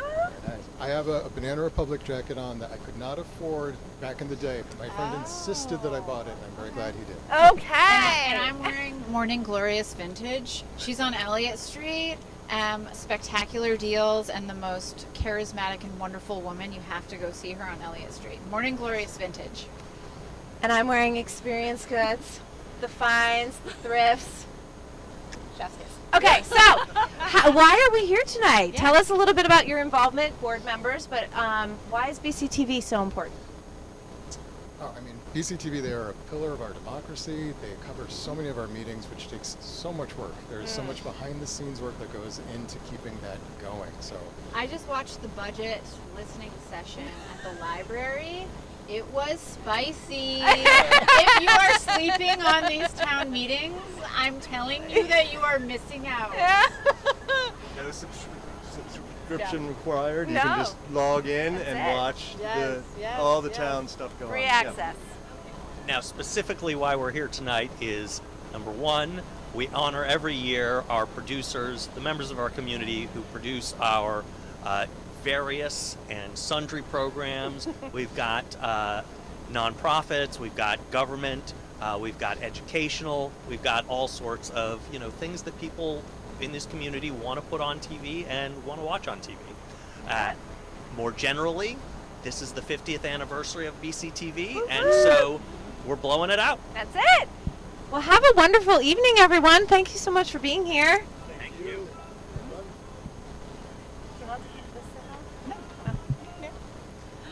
Hello. Who do we have here? Hello. Hello. It is none other. Hi, how are you? Doing good. It's hard to go in front of stars. Isn't it? I was just getting cold. Yes. So But please introduce yourself. I'm Garrett Harkowick. I'm the president of the board of BCTV. Well, welcome. Yes. First of all, congratulations. Congratulations. On 50 years. I did it. I did it. You were here for all 50. We know.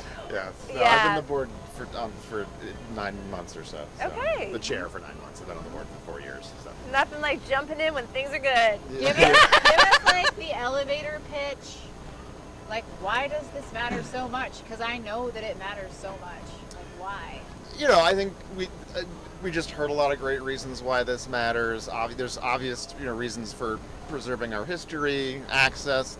I think, just like when you actually go to BCTV and you meet everyone who works there, the thing that we don't always talk about is like BCTV and every other station like it in Vermont gives a way for people to like live in this state, for artists to live in this state, for people who work in media to live in this state and actually have, you know, jobs and provide for families. and it's a huge network of these stations all over the state. And I think that's one thing that's kind of overlooked, is that it brings people to the state. It gives people who live here jobs. So yeah. How are you feeling tonight? I'm feeling great. It's been a wonderful day. We started at noon. Been going strong for. The 12 to 8 stream is intense. Yeah, I was going through the archives, looking at stuff from 50 years ago, 40 years ago, and it was fun to see, how much has changed and how much has not changed. We're still in the same studio, so it's fun to see. Most important question here tonight. What are you wearing? Who are you wearing? I'm wearing an Enya hat. Ooh! Wait a minute. Stone Church, you heard it here first. It hasn't been publicized yet. We're having an Enya ball. Shut up. When? It's called Orinoco Flow, an Enya ball. When is it going to be? This February. Nice. It's like silks and shit. It is like perimenopausal women, opiate. Come be amongst your kind. Like, this is going to be so Is it going to be an Enya cover band? It's going to be a DJ. A DJ, okay. You can get into it. You can get into it. Okay. Have you listened to Enya? Are you on Time to She's chill. living in a castle in Ireland with her cats. She's so wealthy she never had to tour. Goals. Yeah, no, I love Enya. I love Enya. Enya. Give me that hat. All right. Give me that hat. Okay. It's a bootleg. Enjoy. I can't get Enya hats. Right? This is like a bootleg hat. So, but I mean, that's fair. Alrighty. Love it. We'll catch you in Did you just sneak past us, Star? Are you kidding me right now? Get down here. It's time to go? No. Oh. Let's do. Okay, we'll do 1 more minute. Okay. Star Electronica. Okay. Thank you for everything, BCTV. You guys are amazing, as are your outfits, all of you. And thank goodness for BCTV. We love You're another person who I remember when you were staying at the Latches before you moved to Brattleboro. Same as Deborah Stanford. Yes. So it's such a trip to me, like, to be in this role and to work with you so closely. When I just was like, You used to check me in. Yeah, and you stay when there's a snowstorm and stuff. Yeah. And now I get to see you on a professional level every day, and it's so fun. And we get to support each other, which I absolutely love. Yeah. Absolutely. Oh my gosh. We're living the Brattleboro dream. We are. It took me 20 years to move to Brattleboro. Dreams come true. Sometimes you have to wait a little bit, but BCTV, oh my gosh, what a dream team. What a dream. Oh my God. Yeah. So good. So many of the same ideals as the library. Exactly. Yeah. Preserving our history and culture. Yeah. Yeah. And giving everybody a voice. Yeah. And that's BCTV. Right. Oh my who gosh. are you wearing? I am wearing Alice. Eileen Fisher, lovely velvet, silk velvet, walkie shoes, and Everlane pants, all from you know where. Yeah. Experience Star good. is a fashion icon. Star is a fashion icon. Love it. She's my community icon. Wow. If I aspire to be anybody, it's Star Electronica. And you, because I know what you said that one night. I hate making money. Which is why I'm a librarian. Anyway, you women are all fantastic, and I'm so lucky to work with all of you. Oh, have a great time in there, Star. I will. All right. Okay, is that it? I'm gonna close us out. Close us out. Elena will close us out. Wait, where's my phone? All three of us. You guys can hang with me. Here. We're gonna go to the big ticket, the hot ticket item, the big show, the closeout bash for the 50th anniversary of BCTV. We all know and love. We heard so many reasons why this place is so important to our community. And here's to 50 more years. Can't wait to hear from Johnny. I can't wait to see all our award winners, all our producers. I have the pleasure of working with all of these people every day. We're all so lucky to be here. Yay. Thank you for tuning in, everyone. All right. Thanks, everybody. Yay. Thank you. BCTV. BCTV. Okay.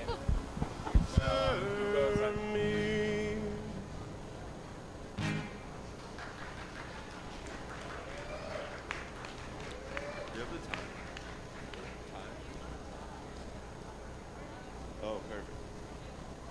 I had 2 songs left. One's sad, one's less sad.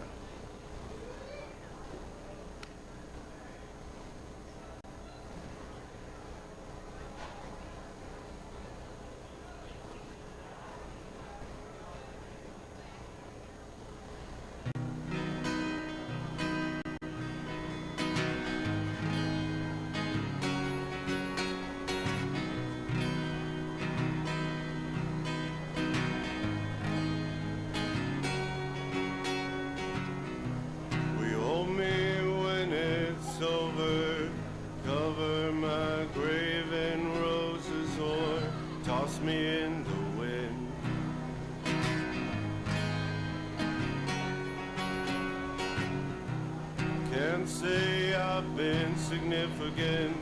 Then again, does it make a difference? We all run out of air after we've gone the distance.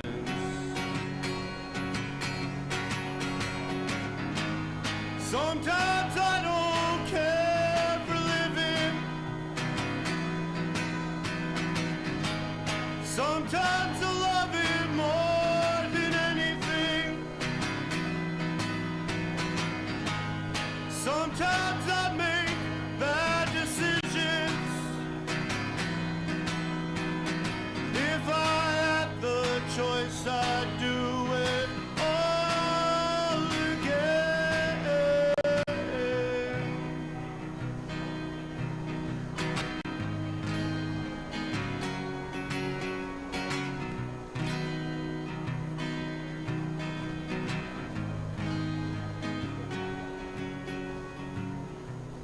Got no change in my pocket.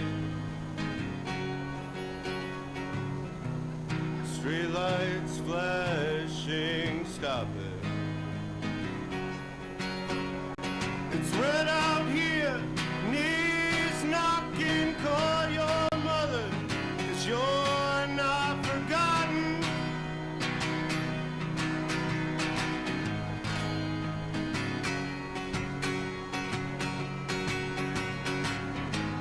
Sometimes I don't care for living. Sometimes I love it more than anything. Sometimes I make bad decisions. If I had the choice, I'd do it all again.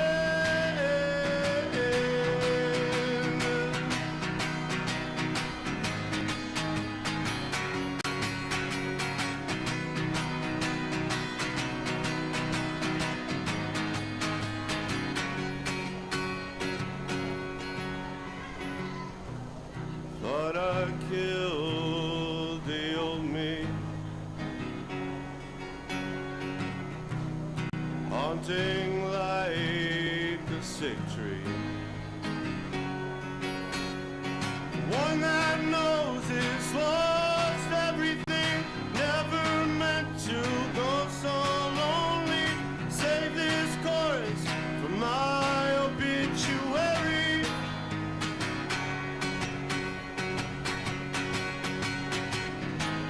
Sometimes I don't care for living. Sometimes I love it more than anything. Sometimes I make bad decisions.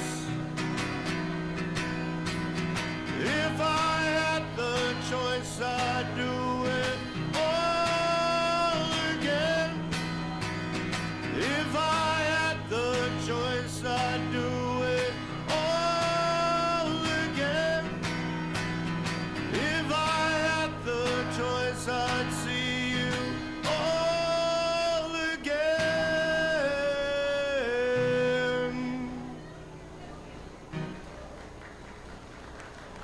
Thank you. All right. I got one more. That's it. Cool. This last song, it's actually for Johnny. It's one of the first songs I ever played for him when I met him, so. It's called Helpless Romantic.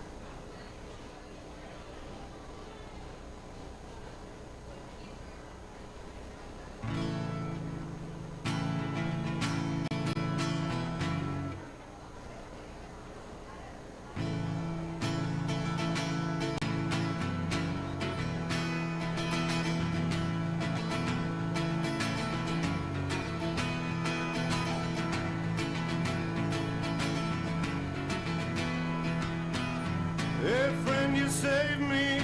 Felt the cold wind blowing from my direction. Get me in shape to escape full brain insurrection.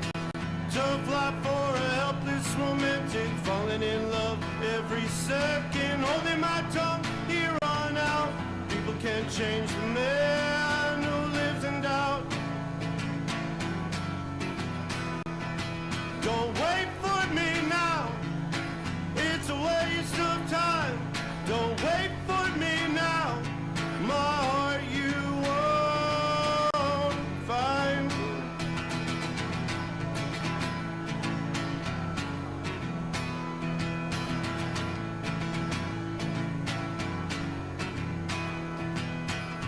Talking to my hands, please work and mend this crooked neck bend. Find the people who understand it's not how it begins that writes a happy ending. Tragedy comes and leaves, dealing with it all currently. Words from Johnny bring me peace. Don't wait for me now, it's a waste of time. Don't wait for me now, my heart you won't find.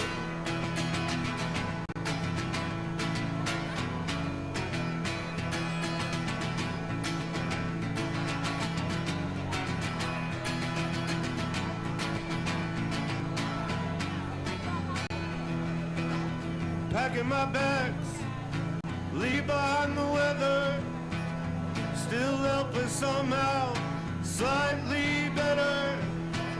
Shipping my love to the coast, severed who live in places that terrify the most.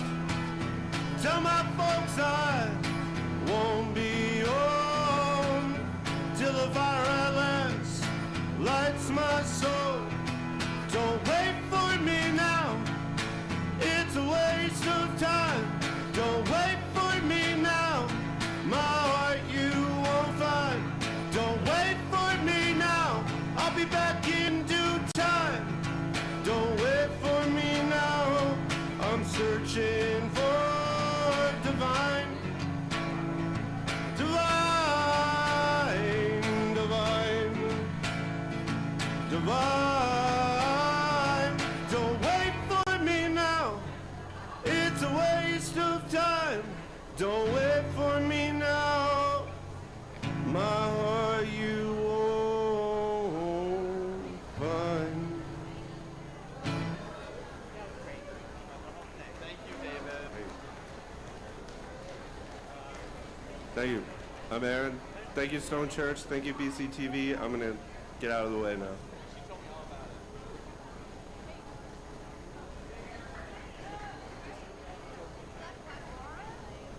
All right. Am I good?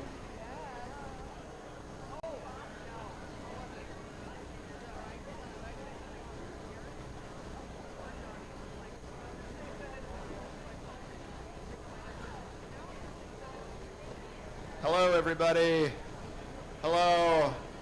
It's time to pay attention to me. At last, the time has come. Welcome to BCTV's Producer Awards Party.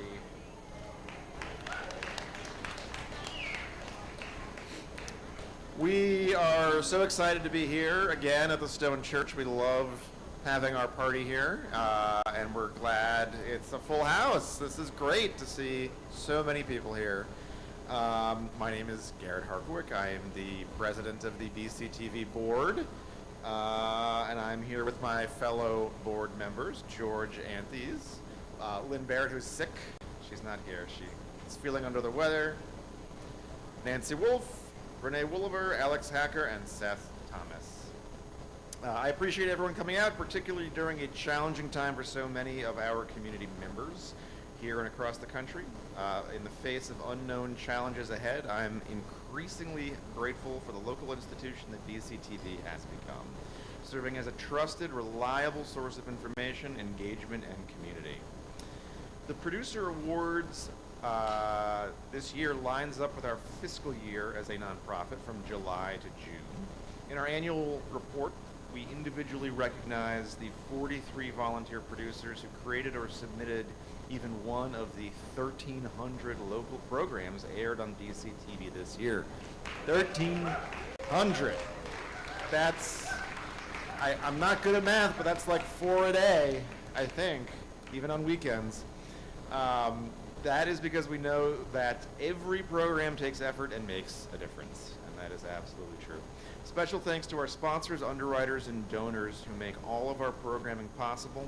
You're seeing our donors and sponsors listed here. Please join them by donating or purchasing merch at our table tonight, and consider joining our board to spread the good works. And all the merch is by donation, so you just whatever you want to give, grab a tote bag, anything you want. This ceremony recognizes a handful of producers or individuals whose contributions exemplified, BCTV's motto: be creative, be informed, be local. The awards highlight the many ways that creating local content is a powerful tool to share your enthusiasm, views, information, talent, dedication, and enjoyment with your neighbors in southern Windham County and beyond. It's been an amazing 50 years, and I look forward to another 50 years when I'm 90. It'll be great. And now here is BCTV's executive director, the man who needs no introduction. So I'm not gonna, just come on up.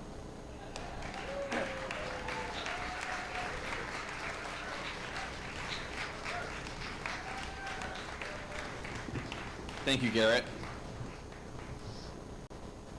Thanks everyone for being here tonight. What a special occasion. This is my second producer party here in the role of executive director at BCTV, and this is awesome just to see all these faces in this room. And to celebrate 50 years at BCTV. Really stoked on just where this organization is as a whole. I'll get into that more later. But I do want to thank our host, the Stone Church, for being really wonderful hosts. Dan for doing the sound, Kate and Remy for being here, and then Kate and Aaron for running the red carpet outside. Hopefully you guys got to check that out. And just, I'm sure there are people I'm forgetting. Aaron to perform. He's a good friend of mine, and I just love his music. And I love seeing all the familiar and new faces here as well. So this November, like I said, marks just about 2 years since I've been, executive director. I'm only growing closer, I feel like, with the staff and with this organization and our wonderful and ever-growing pool of volunteers. You know, people are here to simply express their views, to express their creativity, to share that with the world. You know, BCTV is a special organization, not just in this community, but on the larger scope of things. I can say with confidence that we have a higher participation rate in community media per capita than the vast majority of other centers across the nation. How do I know this?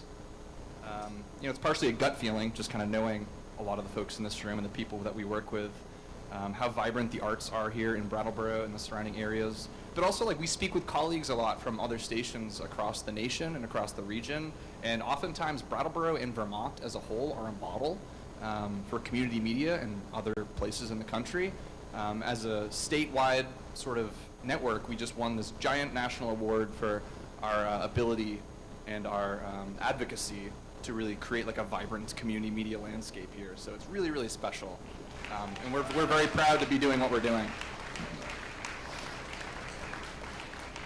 I also had the chance to speak with and interview a handful of previous executive directors recently, sort of as part of our like 50th anniversary celebrations, and just getting the chance to sit down with them and speak with them was enlightening. It also really shows that not much has changed, just in the nature of the work and how crazy it can be sometimes, but also so much has changed, and a lot of them are saying, wow, I wish it was this way when I was here. But the membership has always been extremely active at BCTV. You know, we've been running a telethon all day, started at noon, and we're sort of in our last home stretch here. It's been a really exciting day, full of surprises, nothing going according to plan, and that's exactly how it should be. But it's been a lot of fun. Folks who tuned in even got to see me play a little jaw harp on the air, which was a lot of fun. But telethons have kind of been part of the fabric of public access television since its beginning, in my own upbringing as well, and at BCTV. It was after speaking to former EDs, telethons are what they did to raise money back in the day. And while I don't think we raised a whole lot of money today, that's fine. We got merch in the back, everyone. we did get $100 specifically for my impression of Bernie Sanders I did at the beginning of the broadcast. You got to check out the live stream. It's archived on our YouTube channel. But the whole telethon thing, it makes perfect sense. Like, it's live, it's scrappy, it's inviting all kinds of community members to express themselves in just like interesting, unique ways. And you know, we've just been able to continue to grow to the point where we can do this. Me and my staff, my full-time staff, huge props to them for pulling it all off. And to some extent, I feel bad making them run around like crazy all day, but I know that we're all just in it because we're having fun and we feel like we're doing something larger than ourselves. So I'd like to go over some highlights from the past year in sort of our, oh, I'm sorry, Nolan, now's the Becca video. Yeah, so we also got a video that's Becca Balance submitted to us congratulating us on 50 years. And I think, yeah, we just got this last night. So I think we're gonna play this right now. This is your neighbor and your Congresswoman, Becca Ballant, and I'm so excited to celebrate Brattleboro Community Television's 50th anniversary. 50 years! How did that happen? I know that here in Windham County, BCTV does so much for our community, from providing education to breaking news coverage and also training and equipment to keep our community media strong. To all BCTV staff and supporters, I'm deeply grateful for the services you provide to our community, and I am grateful on behalf of so many of our residents. BCTV is such an incredible resource for all of us. Please keep up the hard work, know that I'm thinking about you, and have a fantastic celebration.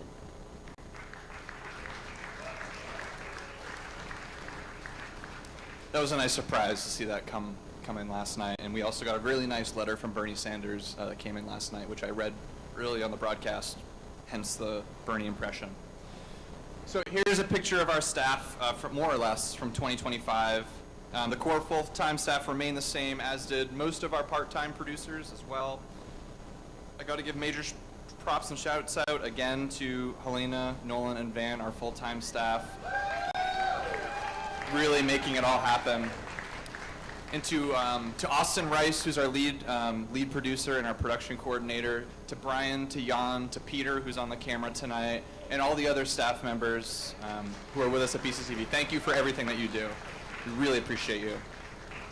We also had a part-time producer, Tina, who's with us for about a year. She recently left us, and she was a very kind, creative soul. We wish the best to her. Janice Chayu also comes back to help us out from time to time as an employee and as a volunteer. We love having her confidence, her humor, it's just very refreshing to have around during productions. Our summer camp as well, I got to shout out our summer camp counselors. We do a youth summer camp every year. And we had this year sort of a new guard and an old guard. We had Nick Polidor right down here who led our summer camp, and he did an awesome job. And then we had Frederick Noyes, who's a longtime BCTV enthusiast, former employee and camp counselor, come in as well. And they did just such an awesome job, just to help the kids create media that was fun for them, to build skills, and just, yeah, I mean, fun is definitely the focus there. So we're in the middle of a bit of a board transition period. We said goodbye to our former board president, Alex Beck, who was on the board for many years. He completed the daunting task of finding Core's replacement, which was, a huge task for any board chair. He was a true advocate for BCTV in many ways, and for many years, and he still is. I'm very happy that Garrett here has taken over. He has just such a nice range of technical expertise. He has great energy, and he's just really easy and fun to work with as well, even though he's still learning his Robert's Rules of Order. We're getting there, though. We're getting there. No, you're getting better. We also had 3 new board members join that we're excited about this year, and that's Renee Walliver, Alex Hacker, and Seth Thomas. Alex and Seth are here tonight as well. Unfortunately, Renee, I don't think Renee could make it because she was ill, but if she's here, then she can scream at me right now. We also hosted a few interns. Spencer was on the last slide that you saw there, and he came from to us from the Hinsdale High School's Extended Learning Opportunity Program, which he was a lot of fun to work with. Last year, we also had Ezra and Emma, who came to us sort of independently and looking to just get involved, and we managed to structure this new internship program where we were able to pay them to come in on a regular basis and to do work. And they even stuck around for a little bit after their internship, and now they're off out in the world doing their thing. So I want to give one special acknowledgement to a previous board member who we lost this year, Reggie Martell. He was a producer and a board member for many years. I mean, from volunteering at the Harris Hill ski jump to making, I'm pretty sure he made like these bicycle riding POV videos during COVID, like seeing the empty streets, which is really cool. And he also had recently started a radio show at WVEW. He was a huge advocate and representative of BCTV and community media, and he's sorely missed by the community. We miss him a lot. And then, yeah, in this photo, you can literally see him volunteering his time to operate the camera at this event last year. That's where he was last year when, we were in a scramble looking for help at the last minute. He stepped in and he really helped out. So that alone, I think, should just tell you what kind of person he was. So moving on to technical updates. Through a grant that we received through the United Way of Windham County, we were able to purchase a subscription to this thing called the Media Scribe, which is a device that allows us to generate live captions and to send them out into multiple places at once. So we've been sort of employing this for the Brattleboro Select Board meeting, so people in the room can read a whole transcript of what's being said in real time. I think we're going to start deploying this for representative town meeting as well, and then we're hoping to sort of continue to grow this service to make our programming as accessible as possible for all people, because that's really the point of it for what we're doing. Moving on, we also have built an audio system that can travel with us to productions. I think like oftentimes when BCTV is like live streaming or filming something in the community, the audio quality is always like a big question mark. Sometimes it's a weak point, since our staff is mostly focusing on delivering high quality video. But we decided to take matters into our own hands a bit. We built a system including 4 wireless mics, 5 PA speakers, sort of a proven method to deliver a high quality audio feed both to the room, amplified, and to BCTV's live broadcast. So we're just looking to strengthen and improve wherever possible. We've also started dabbling in doing like live concerts and things like that. Just somewhere out in the community that doesn't have a sound system, we'll go there with it, and we'll help make it sound good. On the right there, you can see a concert we did at the Brattleboro Museum and Arts Center, and that was for Roger Clark Miller, which was a huge honor to get to do sound for him. He was the front man for Mission of Burma, for folks who might know that band. And for me as a musician and a self-proclaimed audio guy, it's very exciting to help our community sound good. Nick's over there laughing at it. The last thing I'd like to showcase is our new LiveView Solo Pro, which I wrote this to say, it allows us to broadcast from anywhere, and then we had a bunch of issues with it today during the broadcast. But still, it's awesome the fact that we have something that will allow us to deliver breaking news somewhere out in the community if there's a disaster, a bridge collapses, or there's a flood somewhere, and we could send a camera out, and in theory, we'll keep workshopping this and get it right. But we could send that live feed out and broadcast something live in the moment. In order to sort of deliver this important information. We're working with the town of Brattleboro, and I'm going to start working with our other municipalities to be a part of their town emergency plan, so that when something goes wrong, we can be an entity to deliver important of the moment information when that happens. So when disaster strikes, BCTV will hopefully be there. So to move on, tonight we're giving out 7 awards to local producers and to local partners. First of all, though, we want to recognize all of the producers of the year. Every single program that they make is significant. So do we have that up? To all of you who are on this list, please stand up. Who's on this list in the room? Stand up. You're very important to us. Thank you for producing. Yeah, there they are. All right, you can sit now. But for all of you who were producers or even just anyone, feel free to grab a pin from the back. We have these awesome kind of 50th anniversary pins, and you deserve it and more. So Nolan has put together a short video sort of highlighting our last year in review. There's a lot going on, so let's just kind of take it in for a minute and just watch the images scroll on by. Nolan, take it away.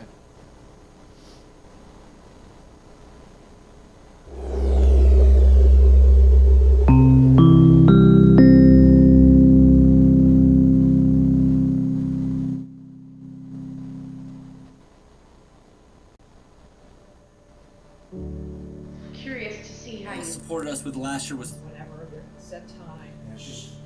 Fire outside revenue. And committed to responsible. We did it by hand. And I lay it out for them. And that overall increase that item is hitting. Some community members. And his efforts and time, and he worked hard. Canadians are pissed. And where The potential, but as long as But you can compost in paper bags or certain board members noted at the meeting. and there was, that's why I would just like to see. wasn't for me to work at.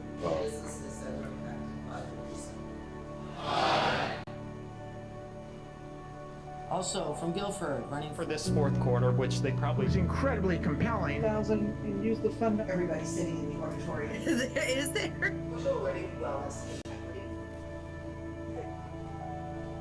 That you will take a different Shit. Just 59, low of 39, warms up a little bit. All the amazing friends that I met here. Maybe every few years has been for a long time. We'll be attending CCV for early childhood education.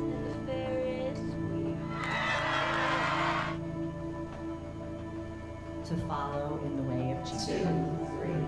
Since 2016. Low cost transaction fees. I make presentations to your civic org. I could have had oblivion in this country.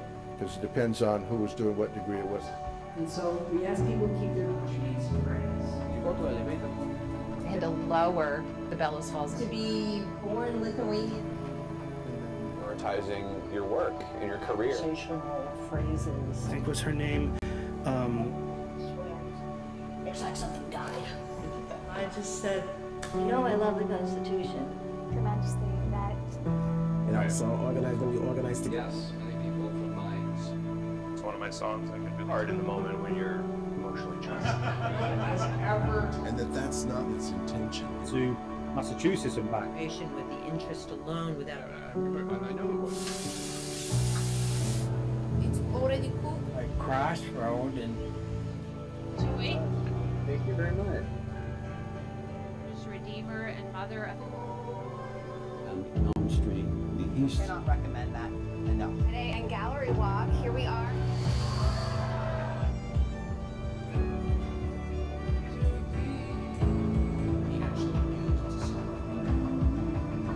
Aching present pain and how that ache changed. You wouldn't listen. After a while.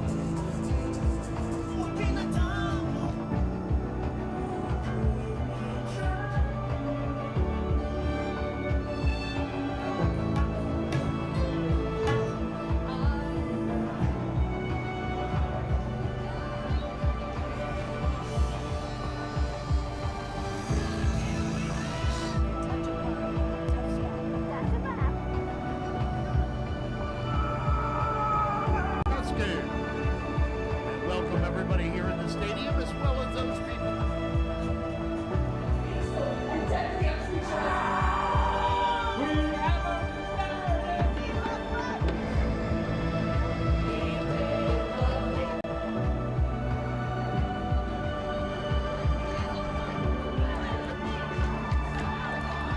Right. See ya. Peace. Welcome to the World Fusion Show, where we bring you the leading innovators in world fusion music. Oh yeah, I love that. I love that song and the video. It's beautiful. Yeah. Really, he was talking on that instrument. I was like, wow. Yeah. I just want to know where you get your inspiration from. That hey, this is Derek Jordan, and thanks for joining us today on the World Fusion Show.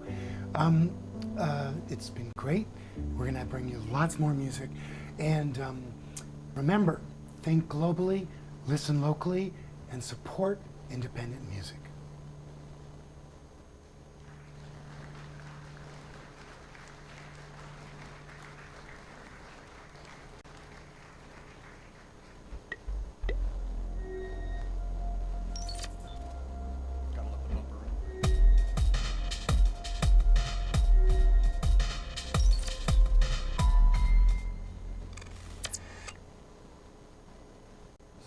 On to the subject of awards. We think that recognition here at BCTV is a valuable tool to remind people that what they're doing is important and what they're doing has an impact.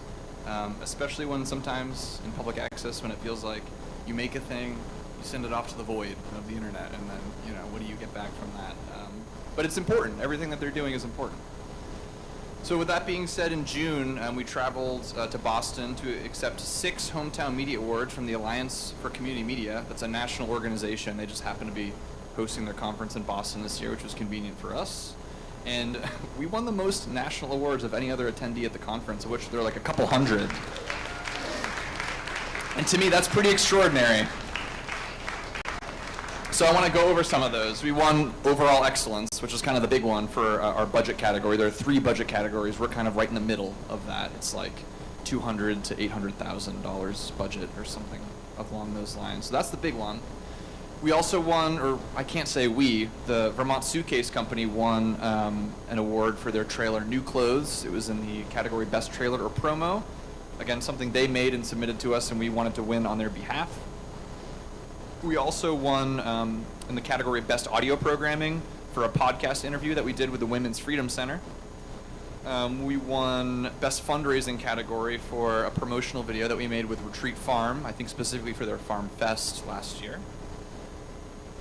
Seth Thomas, to no one's surprise, took home another award for a video he created with the Brattleboro Police Department. It's like a Meet the Brattleboro Police Department video. And once again, Seth blew us away with a PSA he created for the Brooks Memorial Library for Library Card Sign-Up Month, and he won for Best Promo or PSA on that. Finally, we traveled to Mystic, Connecticut last December to accept, for a regional conference, to accept first place for Austin Rice and Angus Reed's film Little Balzac 2, which is a really good one, and I believe it's free on YouTube. It's a really good watch. Think stoner comedy kind of a thing, you know. And it won first place in a regional competition for Best in Arts and Theater. So just we're like glowing. We can hardly take, and George is going to give me flack for this, but hardly take credit for the work that all of our producers are doing, because we just want to recognize them more than anything. So congratulations to all of our winners, national and regionally. You did it. Very special. So at the end of the year in review video, you got to see a little bit of the World Fusion show, which was a show that Derek Jordan did for about 7 years on BCTV and on WVW. And in that time, he produced a staggering 182 shows, from what I could see at least. And they all featured really interesting musicians and performers from across the globe. It's really like an injection of culture into BCTV, in our area, to help show that we are more than just our geographical footprint. You know, that everyone deserves to have a voice on BCTV, no matter where you're from or what you do. The energy that he put into his interviews, his musicianship, and just the quality of Derek's program were just so exceptional. His legacy lives on through the shows that he made and the relationships that he forged throughout the community. And, you know, as he always would say, think globally, listen locally, which that always sticks with me. So I'd like to invite Derek's wife, Margie, up to the stage to accept a Lifetime Achievement Award for Derek Jordan's show, the World Fusion Show.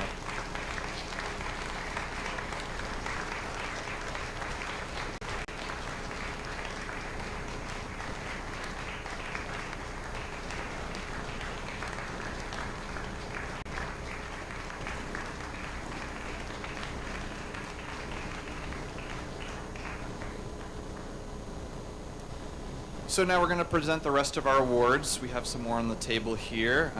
So how this is going to work, one of BCTV's board members will come up to the podium, we'll introduce the award and the recipients. We'll watch a short clip where the producer will talk about sort of the work they've done and, you know, what it is that we're recognizing. And then after all of that, then we're going to clap loudly and be like, woo, yeah, they won. And then they're going to come up here, the award winner's going to come up here, they're going to receive a plaque from our board member. And then the award recipient is going to come right down here and get a photo taken at the logo wall. Thank you, Chris, for taking photos tonight. We appreciate you. If you saw my face answering the phone on one of the newspapers earlier this week, that was him. He took that photo. So that's how this is going to work exactly. Has everyone got that? You know, so we hear about the award, we watch the clip, then we clap, and then the award winner comes up here, gets the award, and then goes over to the logo wall. I just want to make sure we're all clear on that. So I'd like to introduce George Anthes to the stage to announce the Government and Education Partner of the Year Award. Thank you, Johnny. Hello, everybody. I'm George Anthes. The Government and Education Partner Award goes to a board or committee that uses BCTV to promote governmental transparency and public engagement. This year's award goes to Wyndham Southeast School District and Supervisory Union. BCTV films school board and supervisory union meetings to make them available for the public to watch. And in fiscal year 25, BCTV covered a total of 41 meetings of theirs. 41. When the COVID-19 pandemic hit, BCTV was able to quickly pivot and provide remote coverage of their meetings. In 2021, when the board began meeting in person again, BCTV was able to figure out a technical solution for hybrid meetings so that people could attend in person or remotely. In 2025, the board came to BCTV's studio to live stream a school board candidate forum, which was a new collaboration between the Reformer, the Commons, BCTV, the town, and the school district. The WSESU's executive assistant, Mo Hart, and the school board chair, Deborah Stanford, are communicative and enthusiastic partners of BCTV. And now the video. Would you like me to make a motion? I would. I will. When we warn our meetings for the Wyndham Southeast School District and the Wyndham Southeast Supervisory Union, Helena gets all of the meeting warnings and she makes sure that we're on BCTV's calendar so that the meetings can be recorded. When every time we schedule a meeting, we're cognizant, like, yeah, the camera crew needs to get in a little early. If any board member feels that an item on the consent agenda warrants discussion, that item will be removed from the consent agenda and set aside for discussion. For me, as well as for other stakeholders, when I think about board meetings, it's a mix between the minutes and the written minutes, and then the corollary of the posted video recording that amplifies, fills in the gaps. There are kids who will like the food and there are kids who will not like the food. But there are so many kids who depend on this food. It, for many, is the only food they get all day. I feel like the community is able to access the board meeting videos just so simply. You really are a library for video reference about board matters. It is about transparency. It is about accountability, so that when we speak about critical issues having to do with the school district, that message goes out to everyone very clearly. I think the ability to go to the videotape and actually hear what people have said, not just in the moment as they're speaking, but to reconsider something that you recall is important. I do trust that the board members are well-meaning people who are undoubtedly being bound by legal constraints, which admittedly is frustrating for the public. You guys are an organization in town that enhances the value of our organization, and so it just feels like an honor to be able to partner with you in terms of communicating the missions of the supervisory union and the boards.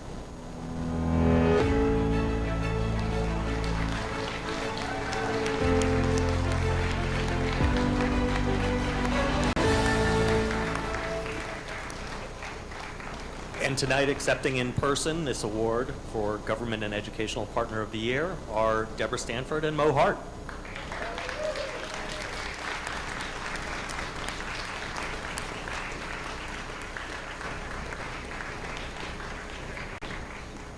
Congratulations and thank you.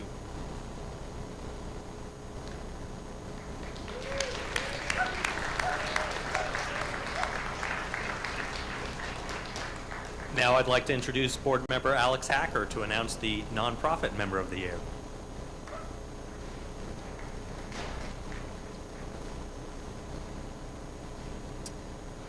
Hello. The Nonprofit Member Award recognizes a nonprofit member that uses BCTV to achieve the organization's mission. This year's award goes to Connecticut River Conservancy. In 2024, the CRC hired BCTV to cover their paddle sports championship, which brought together BCTV interns, staff, and our radio partners, WVEW, to document the event and provide entertainment. Brett Morrison from the CRC worked closely with BCTV to make this happen. The CRC's communication director, Diana Chaplin, also began submitting regular announcements and PSAs to BCTV. The CRC's content coordinator, Alex Kaplan, also filmed many videos about their current projects, which were shown to on BCTV. BCTV has filmed 2 interviews with CRC staff in the past year as well, one discussing the impact of their source to sea cleanup, and another to discuss the appeal of water quality certifications for hydropower facilities in our region. BCTV wanted to make the impact of the CRC's work in this process known and understood by the public. The CRC are enthusiastic partners who recognize the value BCTV can provide to help disseminate information and promote their advocacy work. And now the video. Hi, my name's Gabriel. I'm a Recreation and Restoration Program Manager with the Connecticut River Conservancy. One of the earliest videos that we've submitted was from our then Board of Trustees member, Annette Spalding, talking about how she's done dives in the Connecticut River. It was only 2 inches of visibility. The water was so polluted, it was so sad. And then I started getting involved in a lot of volunteer work to try to clean the river up. Even before working at CRC, I worked with the town on the upgrade of the wastewater treatment facility. Even at that point, BCTV, I think, was a really helpful tool in communicating to the townspeople. I went through the trainings to be able to edit content, and that is also, I think, a really valuable thing for the community, to provide the community forum and education opportunity through community access television is huge. Aquatic invasive species, so specifically the 2 that we focus on are water chestnut and hydrilla. What makes BCTV great is that we can do interviews, we can submit our own produced content. We've also submitted content cards about other activities and events that you find a way to rotate in your other communications throughout the channel. You know, it surprises me how often I need to go back and find something, and the resource is still in place there, right? So to be able to have a record of those previous videos and still be able to access them, I think it's been really helpful. I think whenever we're able to have storytelling partnerships like this, we're able to communicate the work of our organization much better. We're able to reach a broader audience. There's so many organizations and individuals and community members coming together, as well as volunteers, to really support clean water, healthy habitats, and resilient spaces for all of us. It really takes all of us to contribute to that.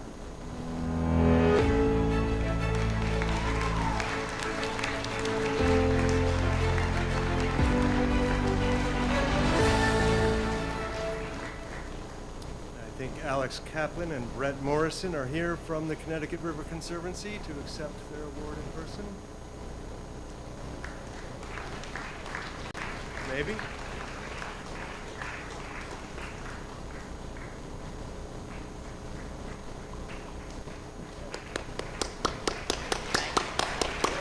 Thank you. Thank you.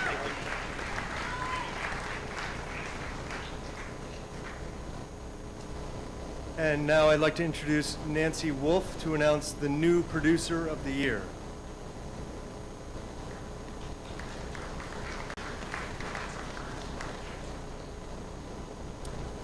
Okay, so the new producer of the year award recognizes a community producer who recently joined BCTV and has quickly began producing top-notch videos. This year, the award goes to Luis and Lana from Amaru Gourmet. Luis first came to BCTV in 2024 with a vision or more accurately, several visions of compelling content that they could produce. Their first idea was a battle of the chefs, which resulted in studio interviews with the challengers and culminated with a live event at their restaurant. The first time BCTV has been given the opportunity to broadcast live from a commercial kitchen. They weren't just full of ideas, but also learned how to edit video and worked with BCTV to consistently produce content. They later created a podcast to discuss the restaurant and partner with BCTV, delivering their information in a different way. Finally, they started a series called Cooking for a Cause, which brought in local nonprofit leaders as guest chefs, raising money for the nonprofit. All of it, from learning to cook to serving meals to their colleagues, was all documented live on BCTV. Luis and Lana have treated BCTV exceptionally well, inviting them to dinners and treating them to delicious meals at BCTV staff events. And now, the video.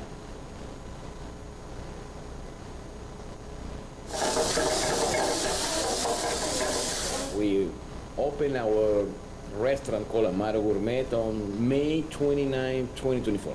And I was browsing on the computer regarding different things about the town, and somehow I saw BCTV.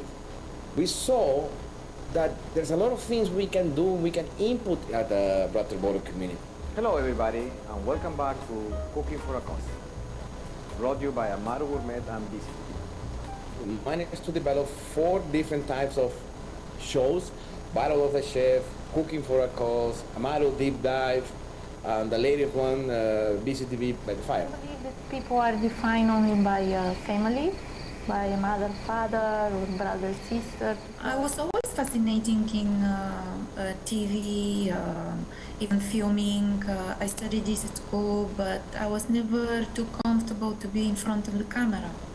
I'll never forget my first one, the Battle of the Chefs, as I was extremely nervous doing so. You guys and BCTV crew, they put a lot of energy in preparing me to be in front of the camera. We have the best sellers of all Peruvian cuisine. We have beef sauté. Once I saw that you believe in me, I started to be like extremely open, and slowly I developed this calmness in front of the camera, which was incredible for me.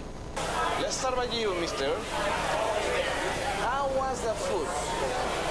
It's always a challenging when you are doing something in a new country, especially in a new city, in an environment that you're not familiar.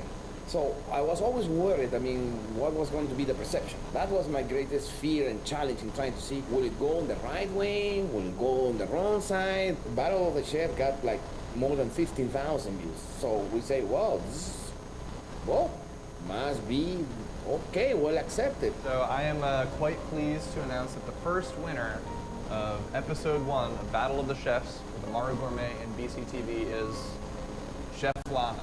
If you do what you do with love and passion, with entertainment, with a cause, in this case, I believe that there's no way these things can go wrong. It comes from our heart, and it comes of who we are, who Chef Lana it is, and who is Chef Luis. It's awesome. I never thought in my life that I'll do what I did with you, and also now I can say that I won again. Woo! Okay.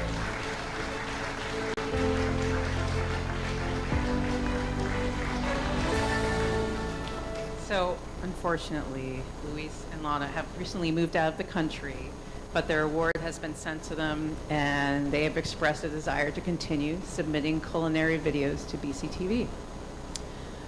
So now I'd like to introduce Seth Thomas, who you saw earlier, to announce Community Partner of the Year.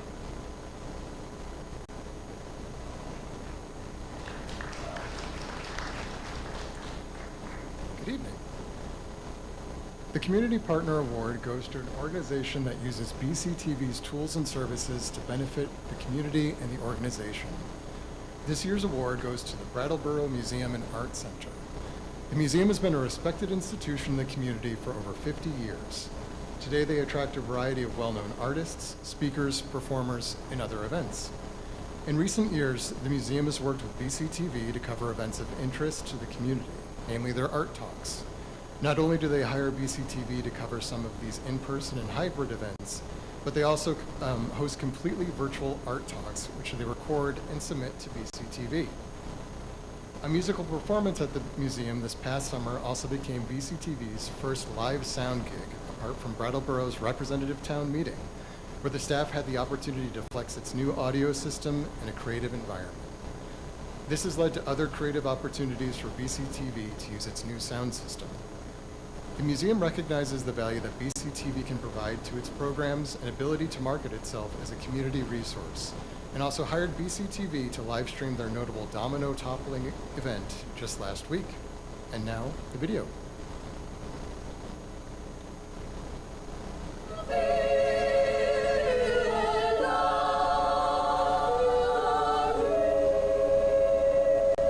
Probably one of the first things I did with BCTV here was we used to have this popular annual fundraising event that was a concert at the Latches featuring a bunch of college a cappella groups. BCTV would sponsor that event and record it every year.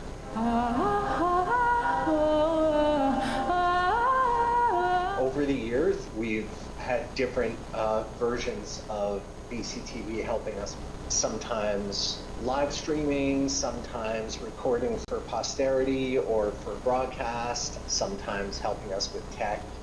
You did sound for our Roger Clark Miller concert here at the museum.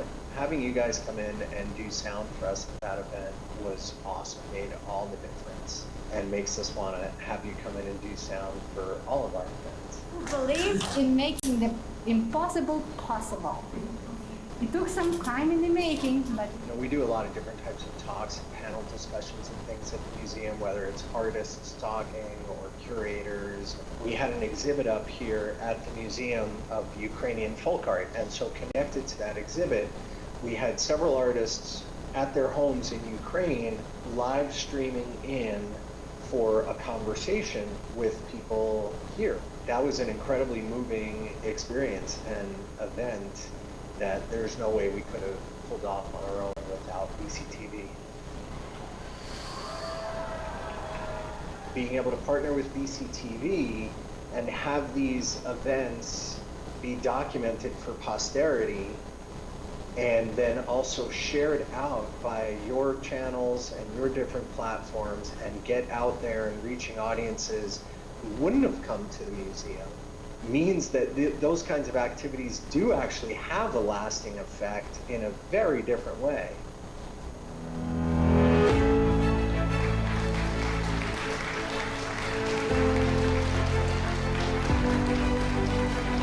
And so, accepting in person tonight is Aaron Jenkins.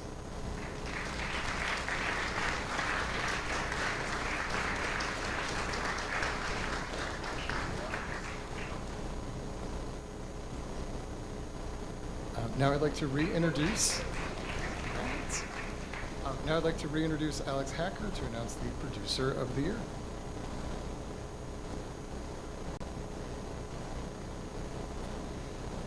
The Producer of the Year award recognizes a community producer for outstanding production work and commitment to BCTV. This year the award goes to Teresa Maggio. Yes. Teresa has been a longtime member of BCTV and has made many documentaries and shorts over the years, using her creative eye to showcase many of Vermont's intentional or unintentional storytellers. In 2023, she began making the film Bill's Lumber, the story of a family-owned lumber mill in Wardsboro that was closing after 87 years in this community. This film was released in early 2025 and screened all across southern Vermont to sold-out shows all over the place. Teresa used these screenings as an opportunity to help fundraise for BCTV, where she borrowed all of her equipment and she edited the entire film in BCTV's studio. And now, the video.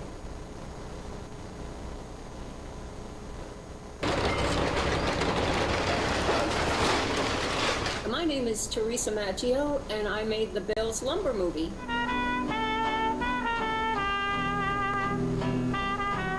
I like to tell stories, real, true stories. Back in the early 1990s, I was a reporter for The Reformer, and I did feature stories about people in the West River Valley. And I had always passed this sign painted on a plow that said Bill's Lumber. One day, somebody told me, you want to interview somebody interesting, go interview Melbourne Bills. So I got a chance to go up to Bill's Lumber. Here, and the boiler was down in there, and he In 2023, there was flooding. I stayed at my sister's house in Brookline, and when we woke up, rode with her in her pickup truck to the town yard, and there I met Mark Bills. And I said, oh, are you any relation to Melbourne Bills? He said, yes. He's my grandfather, and my father and my uncle have to sell the mill, and I knew right away I had to film this. So I started going all summer long. It was a hot July summer. I told them my grandsons at that time, they were working with me and my son, we'd worked all day, and I said, you know, if I die tonight, Undertaker won't be able to wipe a smile off my face. It's been such a nice... I was able to gather a lot of information. They were rich with information. And then I walked into BCTV and started editing. It took a long time to edit it. I used all BCTV equipment to make this film. The first time I used that equipment was my first day of shooting at Bill's Lumber, so it worked. Everything came out beautiful. It was like blessed. So it's the end of an era, that's for sure. I knew that people in this valley knew and loved the Bills family. They're wonderful people, and I knew that they had a big fan base in the West River Valley, so I had the 5th version. I took to the Williamsville Hall in Newfane and packed the house. 75 people, I heard, got turned away. And then I started showing it up and down the West River Valley. I made sure they were all free entrance, and anybody who wanted to give some money, the donations would be split between BCTV and the nonprofit venue where it was shown. And thousands were raised thanks to the people in the valley.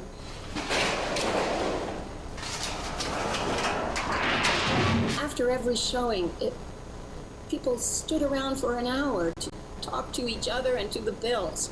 And that's what I loved. People just showed up and it's like a virtual hug to the Bills. Yeah, solid as a rock, yeah.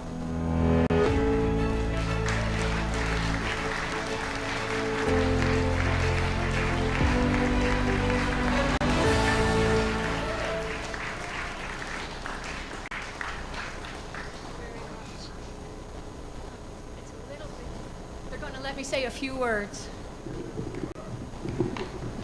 And I'm not going to speak long because I'm not as entertaining as some other people in this room. Thanks, BCTV, for this award. Who knew when I started it 2 years ago it would turn out as well as it did? The real prize lies in being able to make it with your help.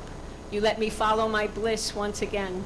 Many of you know I used to be a reporter at The Reformer, and I covered the West River Valley, among other things.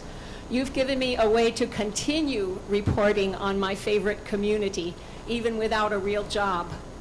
But I also couldn't have made Bill's Lumber without the cooperation of the Bills family. They gave me full access to their lives during that trying time of saying goodbye to the mill. Getting to know this great family was its own reward. They are here tonight to celebrate with us.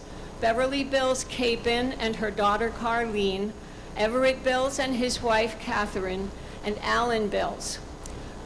Alan, would you mind coming up here and maybe telling us a couple of stories and play us something, play us a tune? Thank you. He's a much better storyteller than I am.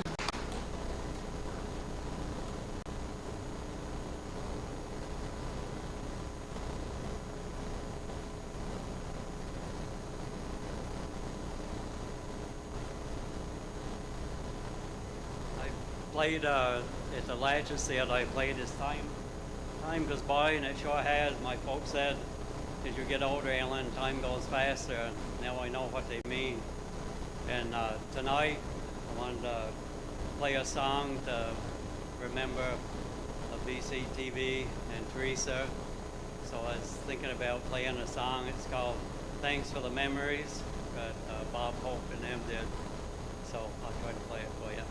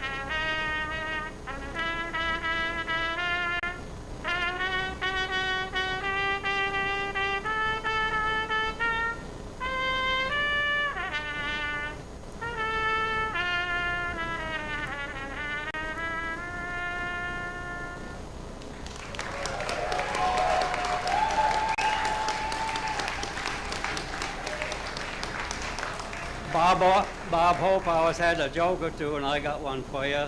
This guy was at the bar, and he'd had about all he needed. He said, I need another beer.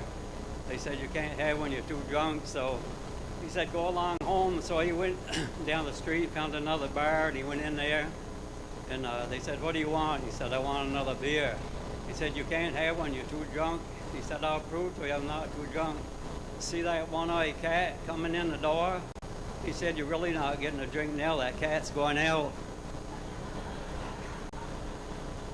Then this guy telling his friend, he said his daughter moved away, and she sent a letter that she was going to have a baby. And a lot of times she'd send a card. Well, the postmaster would read it and tell everybody what was going on. So he sent her a letter, and he said, next time you send a card when you have a baby, just write Mom and Dad sauerkraut, and then he won't know what's going on. So they went down one day to get their mail, and they had a card there, and the postmaster said, I haven't ever seen such a note as this. I don't know what it means. And on the card it said sauerkraut, sauerkraut, sauerkraut. 2 with weenies, 1 without.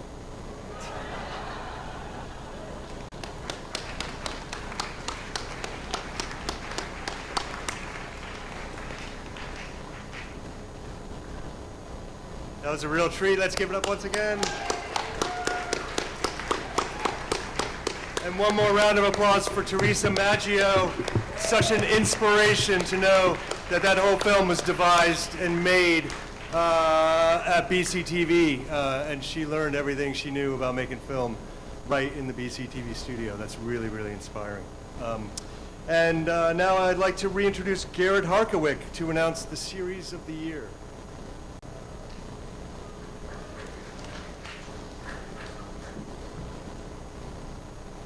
Alrighty, how do I follow a trumpet? Series of the Year award is given to the producer of an outstanding series produced at or for BCTV. This year, the award goes to Phil Gattenby for his series Vermont's 100 Covered Bridges. Phil began producing videos with BCTV just this year, not too long after he began his adventure to document and tell the story of every covered bridge in Vermont. He sticks to a rigorous video release schedule and is a consistent presence at BCTV every week. He has a willingness to learn, and the production quality of his videos has only been improving over time. Phil has created statewide interest in his show, and other community media centers around the state are all downloading and playing his show on their channels. He's got nearly 50 episodes out already, And when he runs out of covered bridges, he may have some new storytelling tricks up his sleeve. I look forward to seeing that. And now the video.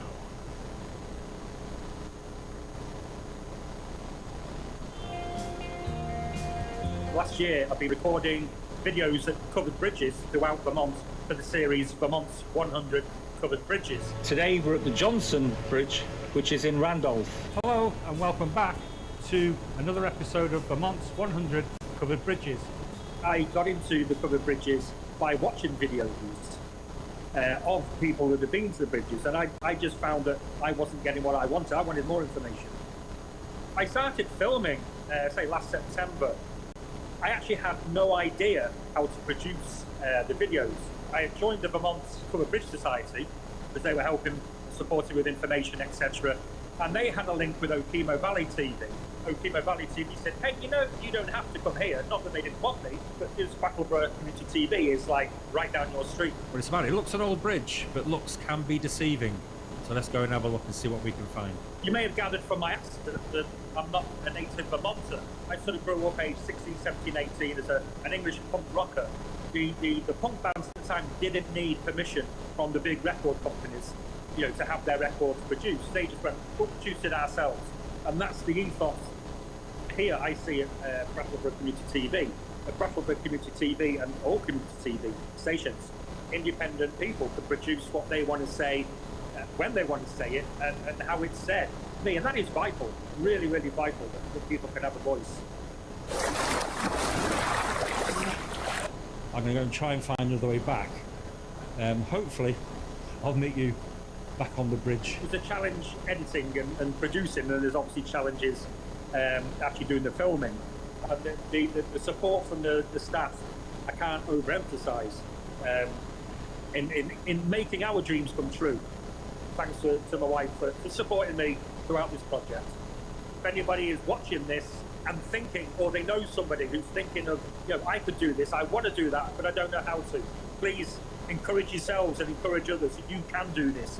I'm 62 years of age. If somebody had asked me 2 years ago, I'm going to be knocking this out every single week, I'd have said, no way, because I haven't got the expertise, the skills, the knowledge. Encourage yourself, encourage everyone. You can do this.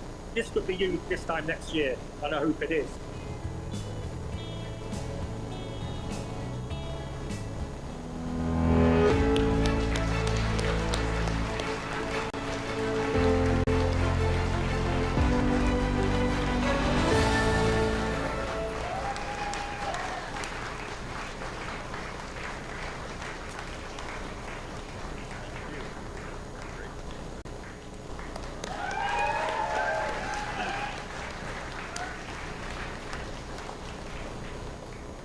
Alrighty, well, unfortunately, that is the end of the awards. We gave them all out.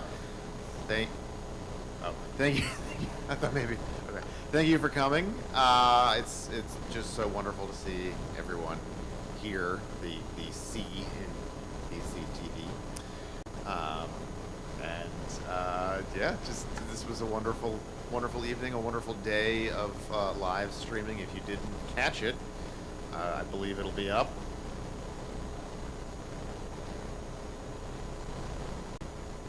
Check it out. There was a lot of fun to be had today, and thank you for coming. And you know, always keep BCTV in your minds and hearts as you go out into the night.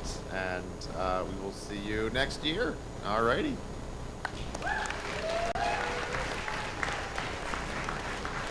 Oh, Giving Tuesday reminder. When that happens, give us some money. Good night.